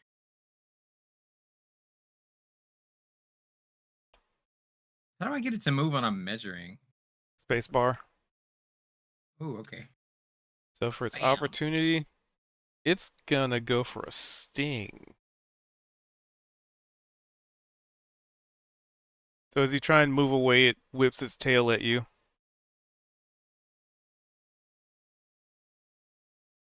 That's gonna hit. And you take 25 damage and give me a Constitution saving gotta- throw. Yeah. Unless you have something Uh, to counteract. No. Let's see. How come it's not letting me click? Click it. You can't deflect. No, I'm a dinosaur. Still a Can I monk. still use my monk abilities? Yeah, being a dinosaur doesn't I keep would've you been from using all using a sorts monk. of stuff. You know, I skipped all of that. Okay, yeah. Yeah, the only thing that Just changes takes a your reaction. physical things. It might be hard to hold a sword, but monks use their body, and you're just That means I can use my Body. martial arts too yeah, you'd just be a to get unarmed attacks. martial arts T-Rex. All right, good, because this thing's a lot weaker than Gnome. I just wanted to look cool. Yeah, like Get a doing little this more health, doesn't that's it. change your class, so you'd still be able to do class things where applicable. A martial arts dinosaur. Yeah, I linked a picture in there on the Wednesday so you can see his Which is dinosaur crazy. emote, I so- can't cast spells while wild shaped, but But if you were a monk while wild shaped, Yeah, you could be a this kung fu multi-class is a horse. monk. Everybody was kung fu fighting. You know, I Alright, was so just I thinking how reduced it. hilarious would that be if we all multi-classed as monk. That'd be pretty cool. So it takes 8 damage instead. Now I got all sorts of shit I can do. I didn't even need to back up. But I'm gonna try it anyway. So I'm gonna charge forward, and then I'm gonna make a little scratch attack, claw attack. Oh, did you Constitution? Oh yeah, did I do my Constitution? I did not. Uh, Saving. But throw. so just think, as far as like the move sets, it's still Mhm. like action economy limited, right. but it gives you the option if you want to use certain monk things. It's just the limitation is. Yeah, this one's like if you charge 30 feet and you also make a claw attack, then you get the option to knock it prone. If it knocks it prone, then you can use a bonus action to take a bite. All right. So it gives me some options. 8 on Constitution throw. What happens on that? Poison. Poison, and you take the Disadvantage full. on everything. Yep. So poison condition, and you take the 25 from the sting. Right, minus 17. oh, I forgot. It should have at the end of its turn done a DC, a dex save for the animals.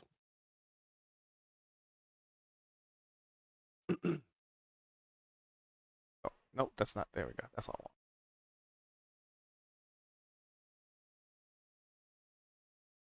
All right, carry on. Carrying.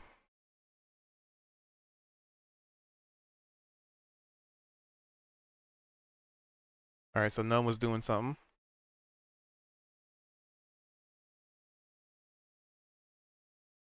No, the Nomosaurus was doing something. There is no gnome, only Nomosaurus. So is that with disadvantage?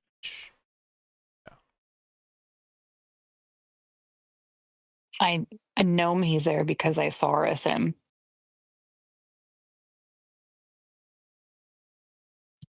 All right. Oh, there you go. So Yeah.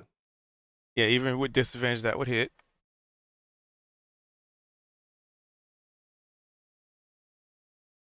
And then what's it gotta do? The trip or something? Also, you muted, so Oh yeah, I've been talking this whole time. I was like, all right, that's 9 damage, and then it has to make a DC 13 strength saving throw, or it's knocked prone. And then if it goes prone, I get a cool action or bonus. Ooh, It failed the is dexterity perfect. saving throw of strength. yep. Yeah. Well, So its since dexterity that is lower, knocks it so prone, still and would if it's fail. prone and I'm in melee, I get advantage, which is going to cancel out the poison. So now we're going to do just a straight up bite attack. The hell? Why does it say or versatile? This isn't a versatile weapon. Does it just always say versatile? Sometimes it just does that. Okay. 17. Half of that. It's either 17 or 18 was AC, right? 19. 19. Fa. All right, so you watch Nomosaurus just start like it's just like Jurassic Park. The water's shaking in the cup somewhere, like thunderous footsteps, and then I just charge and I jump on this thing like feet first. It didn't say where the claws had to come from, so I'm clawing him in the face with the kung fu kick, right? And then as it falls down, you hear like this like a dinosaur version of laughing. It's this husky, like very loud kind of chuckle. And then I just dive face down into this thing, and somehow I guess it rolls out of the way, and I just get a bunch of rocks in my mouth, and then I crunch them anyway, and I end my turn eating rocks. So is it prone? Yes, So range have disadvantage, right. Yep. But melee but have advantage. melee have advantage. Okay. Sounds like Vima's getting back into the fray. Is Vimac alive? He's got a skull and crossbones on him. That's poison. That's poison. Oh, okay.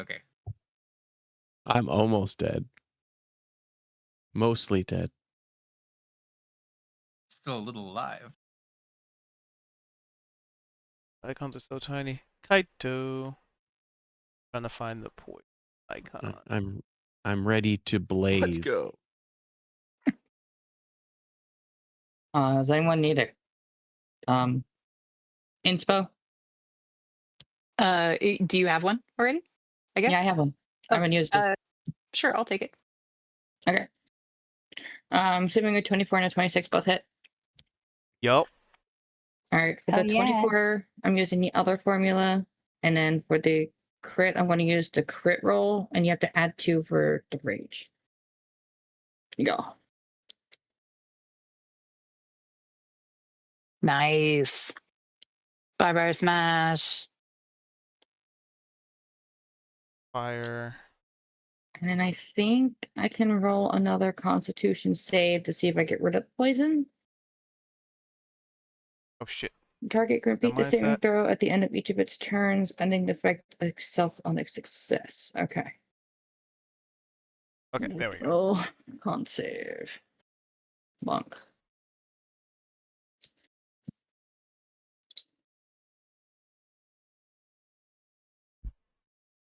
Yep, so you managed to shake off the poisonous sting. Yay. And I end my turn. Wait a minute. Wait, are we supposed to do Constitution saving throws after each? At the Yeah, it says end to of do your it turn? at the end of your turn. Oh, I didn't do it for mine because it doesn't say anything. Oh, So that's I was so like, okay. he's just- You had to read it I- where he posted the sting attack. It says melee weapon attack plus blah blah blah blah blah, and at the bottom for the target can repeat the saving throw at the end of each of its turns, ending the effect on itself on a success. So you just gotta beat a DC 14. So And I don't know how to remove that symbol. with that, I'll fix it. With that flurry of attacks, the creature seems bloodied. Finally.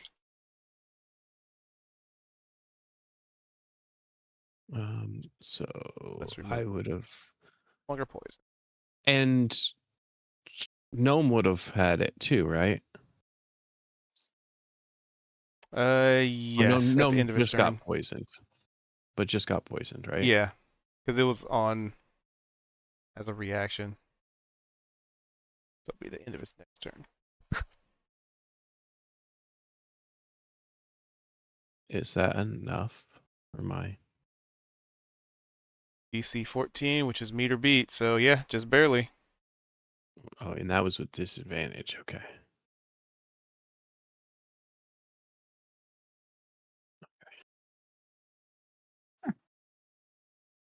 Price. um, He has fun with that. Price is going to take steps forward.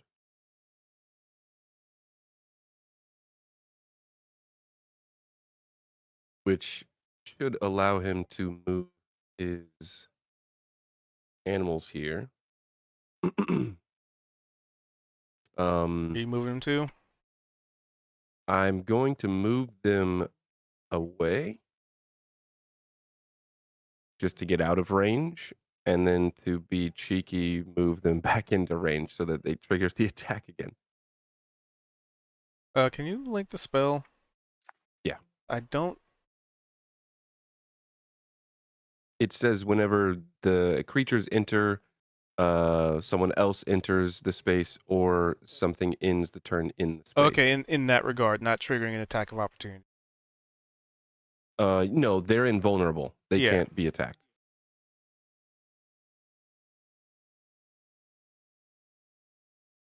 So it's what was it? Just let me just link it again for the sake of.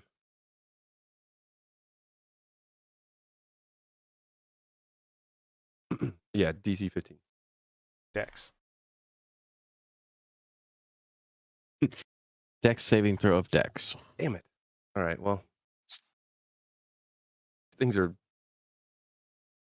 getting all the saves. So that was just based on movement, though. Price again is going to try and toll the dead. I don't know if necromantic or necrotic damage is going to be effective against this thing, but might as well. So another wisdom save, and fuck. All right. The bell tolls. All You right. just see Price has got like a tiny little bell. It's got, like a small wooden handle, and it's so small that just the pitch of the bell from where he's standing is probably not even heard by this creature. Shit, wrong bet again. All right. Altani. All right. Well, I'll go ahead and do what I did last time and hide. Let's see. So you'd have to move back like 5 feet to get out of break line of sight. Oh, yeah. And then Oh. Let's see. There we go. Okay. Hey, that will hit though. excellent. Oh right, I have to have big guy move. Wait, it's not his turn yet. Well, that was my stealth for hide. Because I have to roll yeah, stealth yeah. to hide, right? Yeah. Yeah. Yep. Yeah, I wish that were my other roll. Here we go. And so Oh, womp womp. Okay. So what, Mike? oh, it was going to be at normal, not advantage because it's prone. Oh, right. It just wouldn't have been a disadvantage. Okay. Either way, I didn't get it. So, well, that's well, and then I guess I'll just move myself back so I can do that again. Next turn. I'll end my turn. All right, Vimac. It's prone. Totally easier to hit.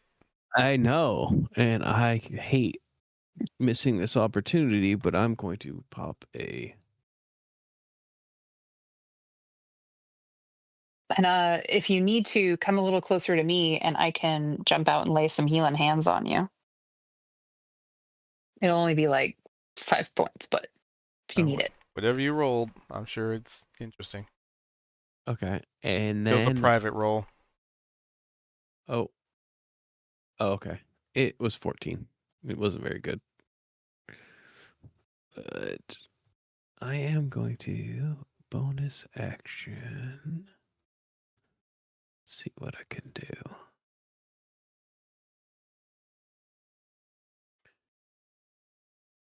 Busy ripping. Go after. Going to hex it. Oh, is this still private or? Didn't see anything after that first private roll. Okay, so Have to say it to public. price wisdom or dex disadvantage. Ooh.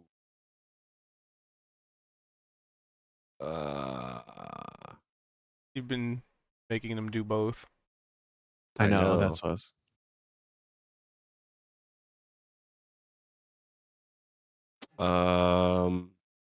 Can you link Hex? Wisdom.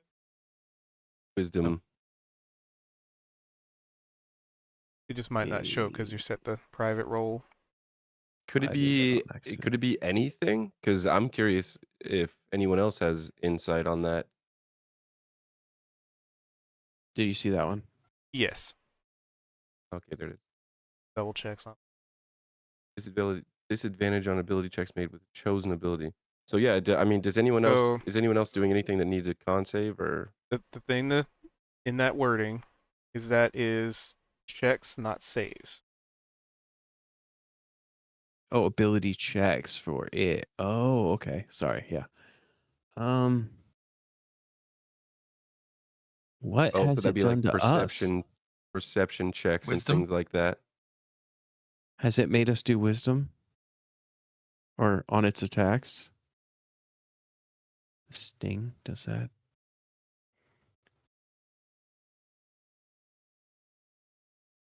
I don't think I it would was just benefit us. thinking for when Altani wants to hide in stealth, it has to have perception to see her, right? Mhm. And so with a disadvantage to Okay, perception yeah, I'll do checks. perception over because cons is a good one, but maybe not for this one.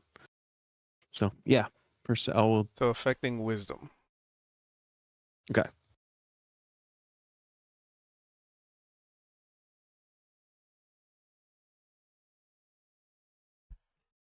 All right. Anything else? Mm.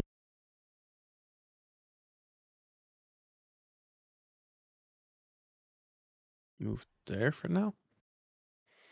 All right. Skeletal Knight ripping horns off. Giant Skeletons saw Bryce at this Bryce point attack. would I forgot on my turn, but I just if you would allow for this just sort of direction. When they were the large skelly kind of came up almost to Price's flank and just paused. So Price probably would have like with the back of his hand just kind of tapped the leg of the Bone Knight and pointed pointed again at the spiny creature, trying to give some direction. That was going to do that. Now, whether or not it was a result of you tapping on it or some other factor. Fair enough. Since we're making a horny hat out of the other guy, We should make a necklace out of this guy. Actually, We need to chop off its tail. Ooh, yeah. so this hulking skeletal creature with sword hoisted over its shoulder just brings it down and slash.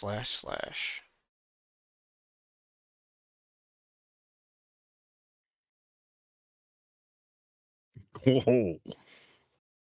Let's go, big fella. Oh, man.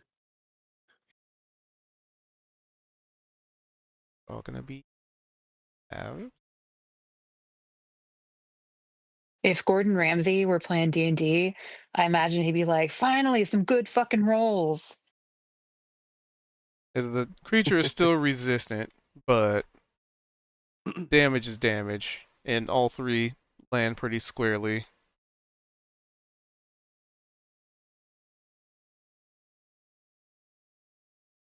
All right, Bone Daddy's turn.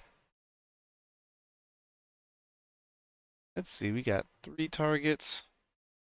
So it gets to stand up, right? Yep. I mean, it's just half its movement to stand up. Let's see.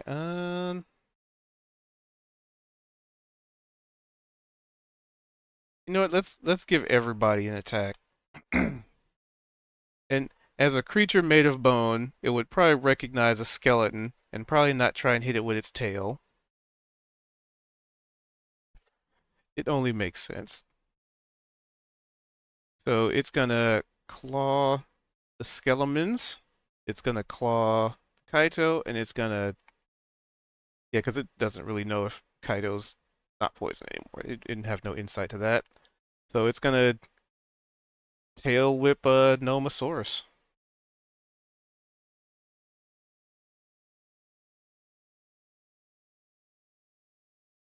Let's see, so the first claw was Skelemons.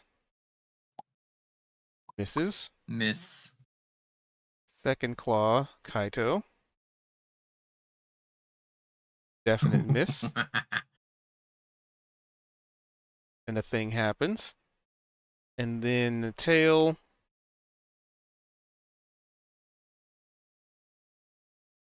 Fuck. Who's that against? Nomosaurus. All right. Let me use the reaction. For deflect attack, roll 1d8 plus 11. We'll reduce it by 19, so it just takes 11. But the poison part of that is con save. Yeah, so you Already So you- Already poisoned. poisoned. well it's, Oh, it's it's poison poison damage, damage and a condition. Oh, Oh. yeah. But you effectively do block all the physical damage. All right. So if I can resist the poison, then I could retaliate. Um I can only do it if I Prob- block all the damage. Typically, yes, but I'm gonna say, let's see what the dice say. Let's say if you can, then you can deflect it. All right. So with the disadvantage, that's a 16. That is enough to resist the poison. So I can What- attack back. Yep. So that resists the second poison, but does it remove that- the first one? I don't. No, it doesn't That'll add be the more. end of my turn. Yeah, at the end of the turn Oh, is to remove the condition. All right. Well, I happen to be feeling lucky right now, so that I don't have to do. Wait, no, I don't have to do that because I'm flanking, right? So Yep. it'll just be a normal roll. Yep. Baha. In Well, Lucky doesn't say anything about using it for your attacks. Well, it gives him advantage, but he's already getting advantage from Kaido being flanking. Oh, I know. But for a D20 test. yeah, It's an D20 attack test. test? Anytime you roll a D20 for any reason whatsoever. Okay. I should be using Saving throws and lucky checks and die attacks. instead of my hide so that I get 2 attacks. Just Good occurred idea. to me. Yeah, I should do that. Just by using lucky, you grant yourself advantage, which gives you access to sneak attack, which you would have it anyway because you got allies within 5 feet of a monster. But just like if there's ever like one thing you want to pick off, if you have a lucky die, Mhm. you can be like, let's just grant myself sneak attack real quick. All right, that was a stinky 12. So you don't deflect. Right, but I also don't take any damage. Yep. And as for the bad thing that happens to it, because it did its claw attack and critically failed, it swung and missed so badly that it kind of knocks it off balance. And as far as what that represents, you are uncertain. But it swings and it goes it swings so far over your head that it's like spins unusually far, and like its wings start to beat and it's trying to like gain its balance.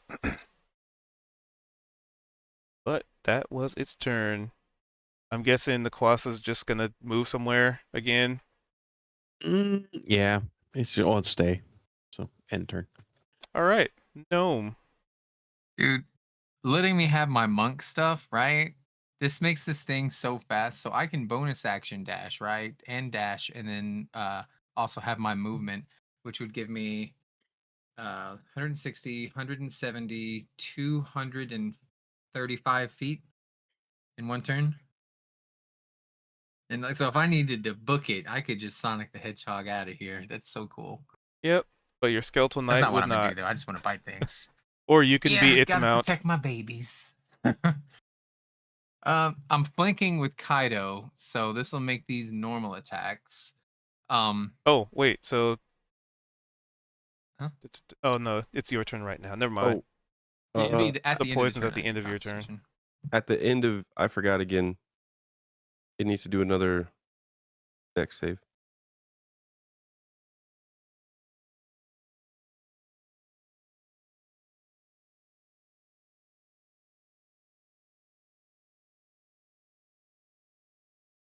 Eighth time's the winner. Yep. Right. There we go. So 20 slashing. Flashing so staff. Yeah, this thing's pretty beefy. Alright, so anyway, Gnome. Oh, and I also forgot, all of my attacks do force damage. But that's on me for not bringing that up. So this time, definitely, I'm going to be like, I'm not going to do bludgeoning and slashing and piercing. We're going to do force. That's a monk trait you get at level 7, I think. All right, so I'm tired of doing the run and jump on this thing. I'm going to look at Kaido. Little tiny Kaido comes up to my waist, makes me want to pat him on the head, right? If you could reach him with your tiny little arm. Yeah. And so first thing I'm going to do is an unarmed attack for bite, and the advantage for flanking will cancel out. So that'll make this just a normal roll. Fuck off. All right. So now as a bonus action, I'm going to also use my martial arts, and then I'm going to I'm going to do a stunning strike. Oh, that's only if I hit. Okay, well, let's see. We're going to do another attack. Fuck you. I'm going to burn a focus so I can do a third attack. Come on. Okay, it's like 19 the AC, right? You're aware of. Yeah, or ish. It's better than 14. Okay. So you see Nomosaurus is like in a stance at this point. It really is doing martial arts, and it chomps with its teeth forward, trying to go for what I imagine a jugular would be if it had blood and muscle tissue, right?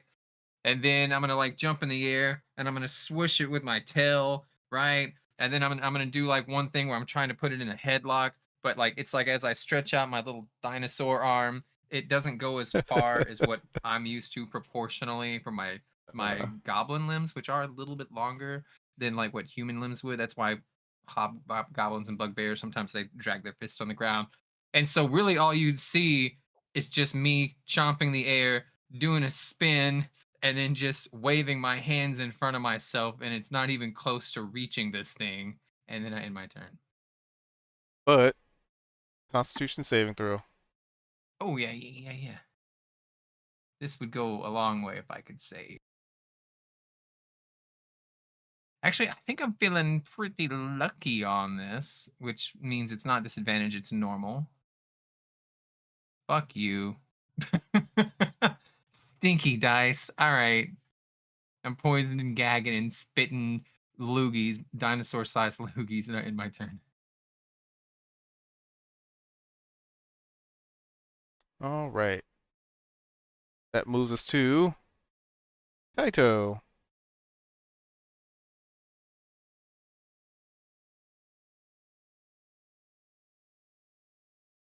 Okay. Whack. And whack. Oh, really? 10. Oh, this 20 hit.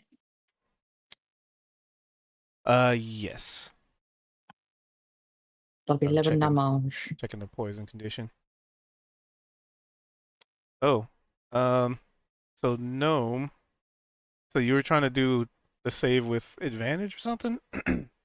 Yeah, with my luck die. So you would have But advantage then, because the poison condition only affects attack rolls and ability checks, not saves. oh, okay. Well, let me get. I have to double saving check that. throw. All right, never mind. You gave me hope. And your dice took it away. Yeah, like it's not even like the condition that's hurting. It's just I rolled a 6 and a Okay. 5 and a 4 and a 3 and a 5 and Hey. like boo. I rolled a 4, 4, 5, 5. Yeah. This game's rigged.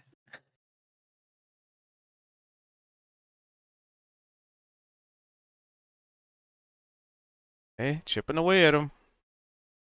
Chipping away. All right, so Kaido did your 2 attacks, slashed into him. Yep. Getting there. Price.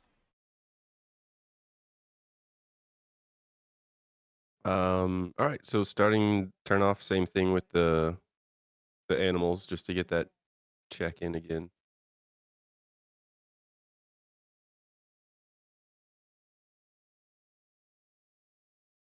All right.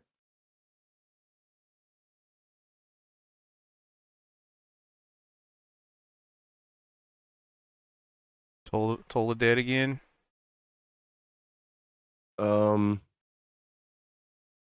Yeah, I can't miss for a 5th time in a row, right?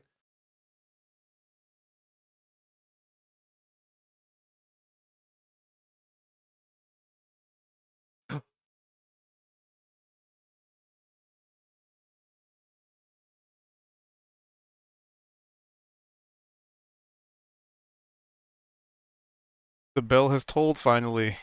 At last. Oh, this bell. And this time he doesn't even have a bell out. It's just like he snaps his fingers and it's just a bell, is like echoes through the cavern.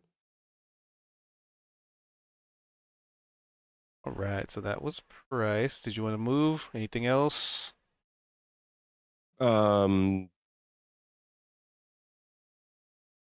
Let's see.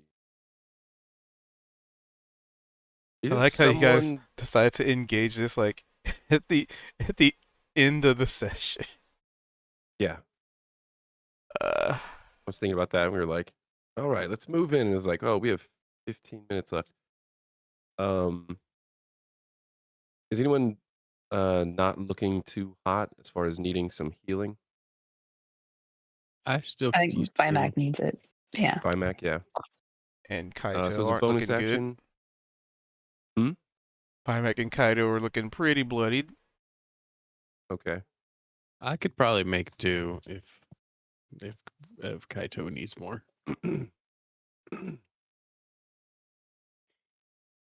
Yeah, what I guess based on if Vimac's not in an immediate threat or immediate danger rather, Then I'll use my bonus action to healing word on Kaito. Okay. Yeah, I'm going right back in though. So, but whatever, it's my choice. So, yeah, heal up Kaito. I guess, yeah, just like in this moment, Mm-hmm. where is it? Yeah. Do it second level. That is 15 health back.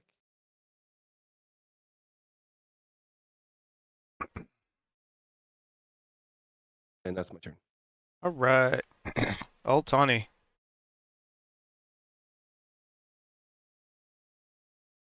As Kaito gets 15 hit points. Nice. And remember, you need to Uh, use luck dice. Yep. Thank you. Let's see. Jesus. Okay. Oh, but I don't know if you need to because you get advantage, right? On this. No, because I haven't hit him yet. Are you No, but already? everybody's in range, or there's multiple. That means I get people. sneak attack, but Oh, sneak advantage attack. only Okay, is yeah, if yeah. I'm in melee range. Got it. Okay. Yeah. Yeah, as far as flanking, you could, but Mhm. yeah, like that's why you could use your bonus action Lucky. to hide. You could also use your Mhm. bonus action to do steady aim, or you could use your lucky dice. So you Yeah. have a Okay. bunch of options for But being able to get advantage. the lucky dice is not a bonus action, though, right? I think it's a free action. No. Yeah. Yeah, you Yeah, only have which- 3. Three of Well, them. as it's your proficiency bonus. Yeah. Yeah. But I just figure it gives me my full 2 attacks because I'm not using a bonus for anything else. So Yeah, for sure. that's why I was wanting to do that. And I'm feeling lucky. So let's see what happens. Hey, A 19 would right. indeed Nice. land. excellent. And heck with using any variables on this bad boy. We're just gonna all the damage. 22. It had 21 hit points left. Oh, Let's go. excellent. Well, after all of the tries that I have had throughout this fight to attack him, finally I'm just like, enough of this hiding bullshit. And I just walk out and I just take a breath, kind of like draw my hand, like I close my eyes and draw my hand like down in front of my face, like zenning in, right? And I just I like hold my arm straight out and brace with my other arm as if I'm like bracing my arm holding a pistol. And I'm just like, and it gets him like right between the eyes. With all the Yippee-ki-yay, motherfuckers. with all the psychic damage, so Yeah, literally. Its life flashes before all of its embarrassing moments in its life flash before its eyes to the like so intensely that it keels over dead of embarrassment. Just something I realized. You do know you have steady. Oh, and then that's your bonus action. I though. You do, don't wanna get rid of your exactly. Yeah, bonus it's the action. same. Yeah. It's the same Yeah, thing. no, I That's what did was think of thinking that. too. And then, yeah, Price had mentioned that too. I was using that a lot last game. But again, I wanted to have both of my attacks this time Yeah, around. Because So, AC's so high, you probably need Yeah. the 2 attacks just to get lucky. Mhm. on it. Okay. yeah. all right.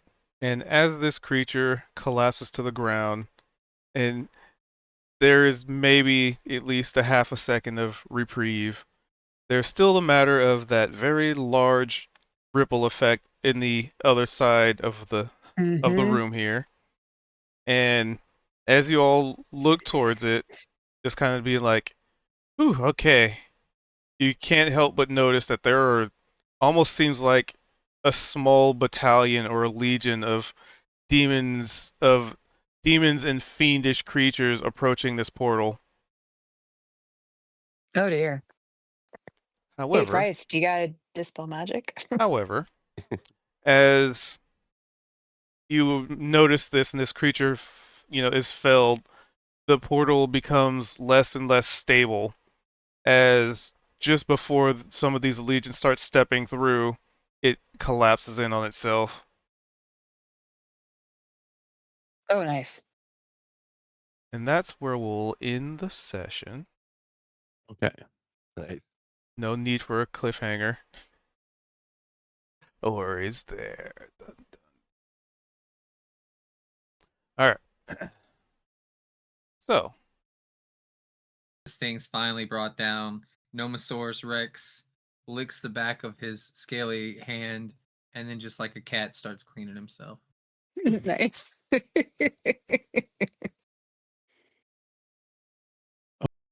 And I will come over. At start of the next turn, I'm going to come over and try to take its tail to make a club for Price. all right. That'll be stuff we deal with next time because we're already an hour and a half over.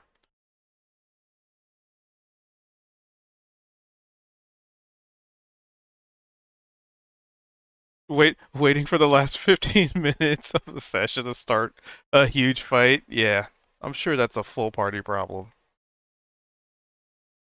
Anywho, with that being said, thank you guys for being here. Thank you guys for hanging out. I'm gonna do a quick wrap up. I got a dip. But yeah, so for those of you watching the Yubles Tubles, we do this over on Twitch, Twitch TV/Cube222, every Wednesday at 5:30. We're kind of nearing a bit of a wrap up, so they still have to do a big fight. But yeah, hope you all have a wonderful morning, evening, or whatever's in between for you. And the plan is we'll be back at it tomorrow at 6 o'clock Pacific to do some variety stream. And yeah, I'm gonna go get some food. My face hurts.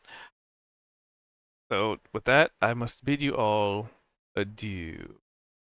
And as such, until next time, fare thee well.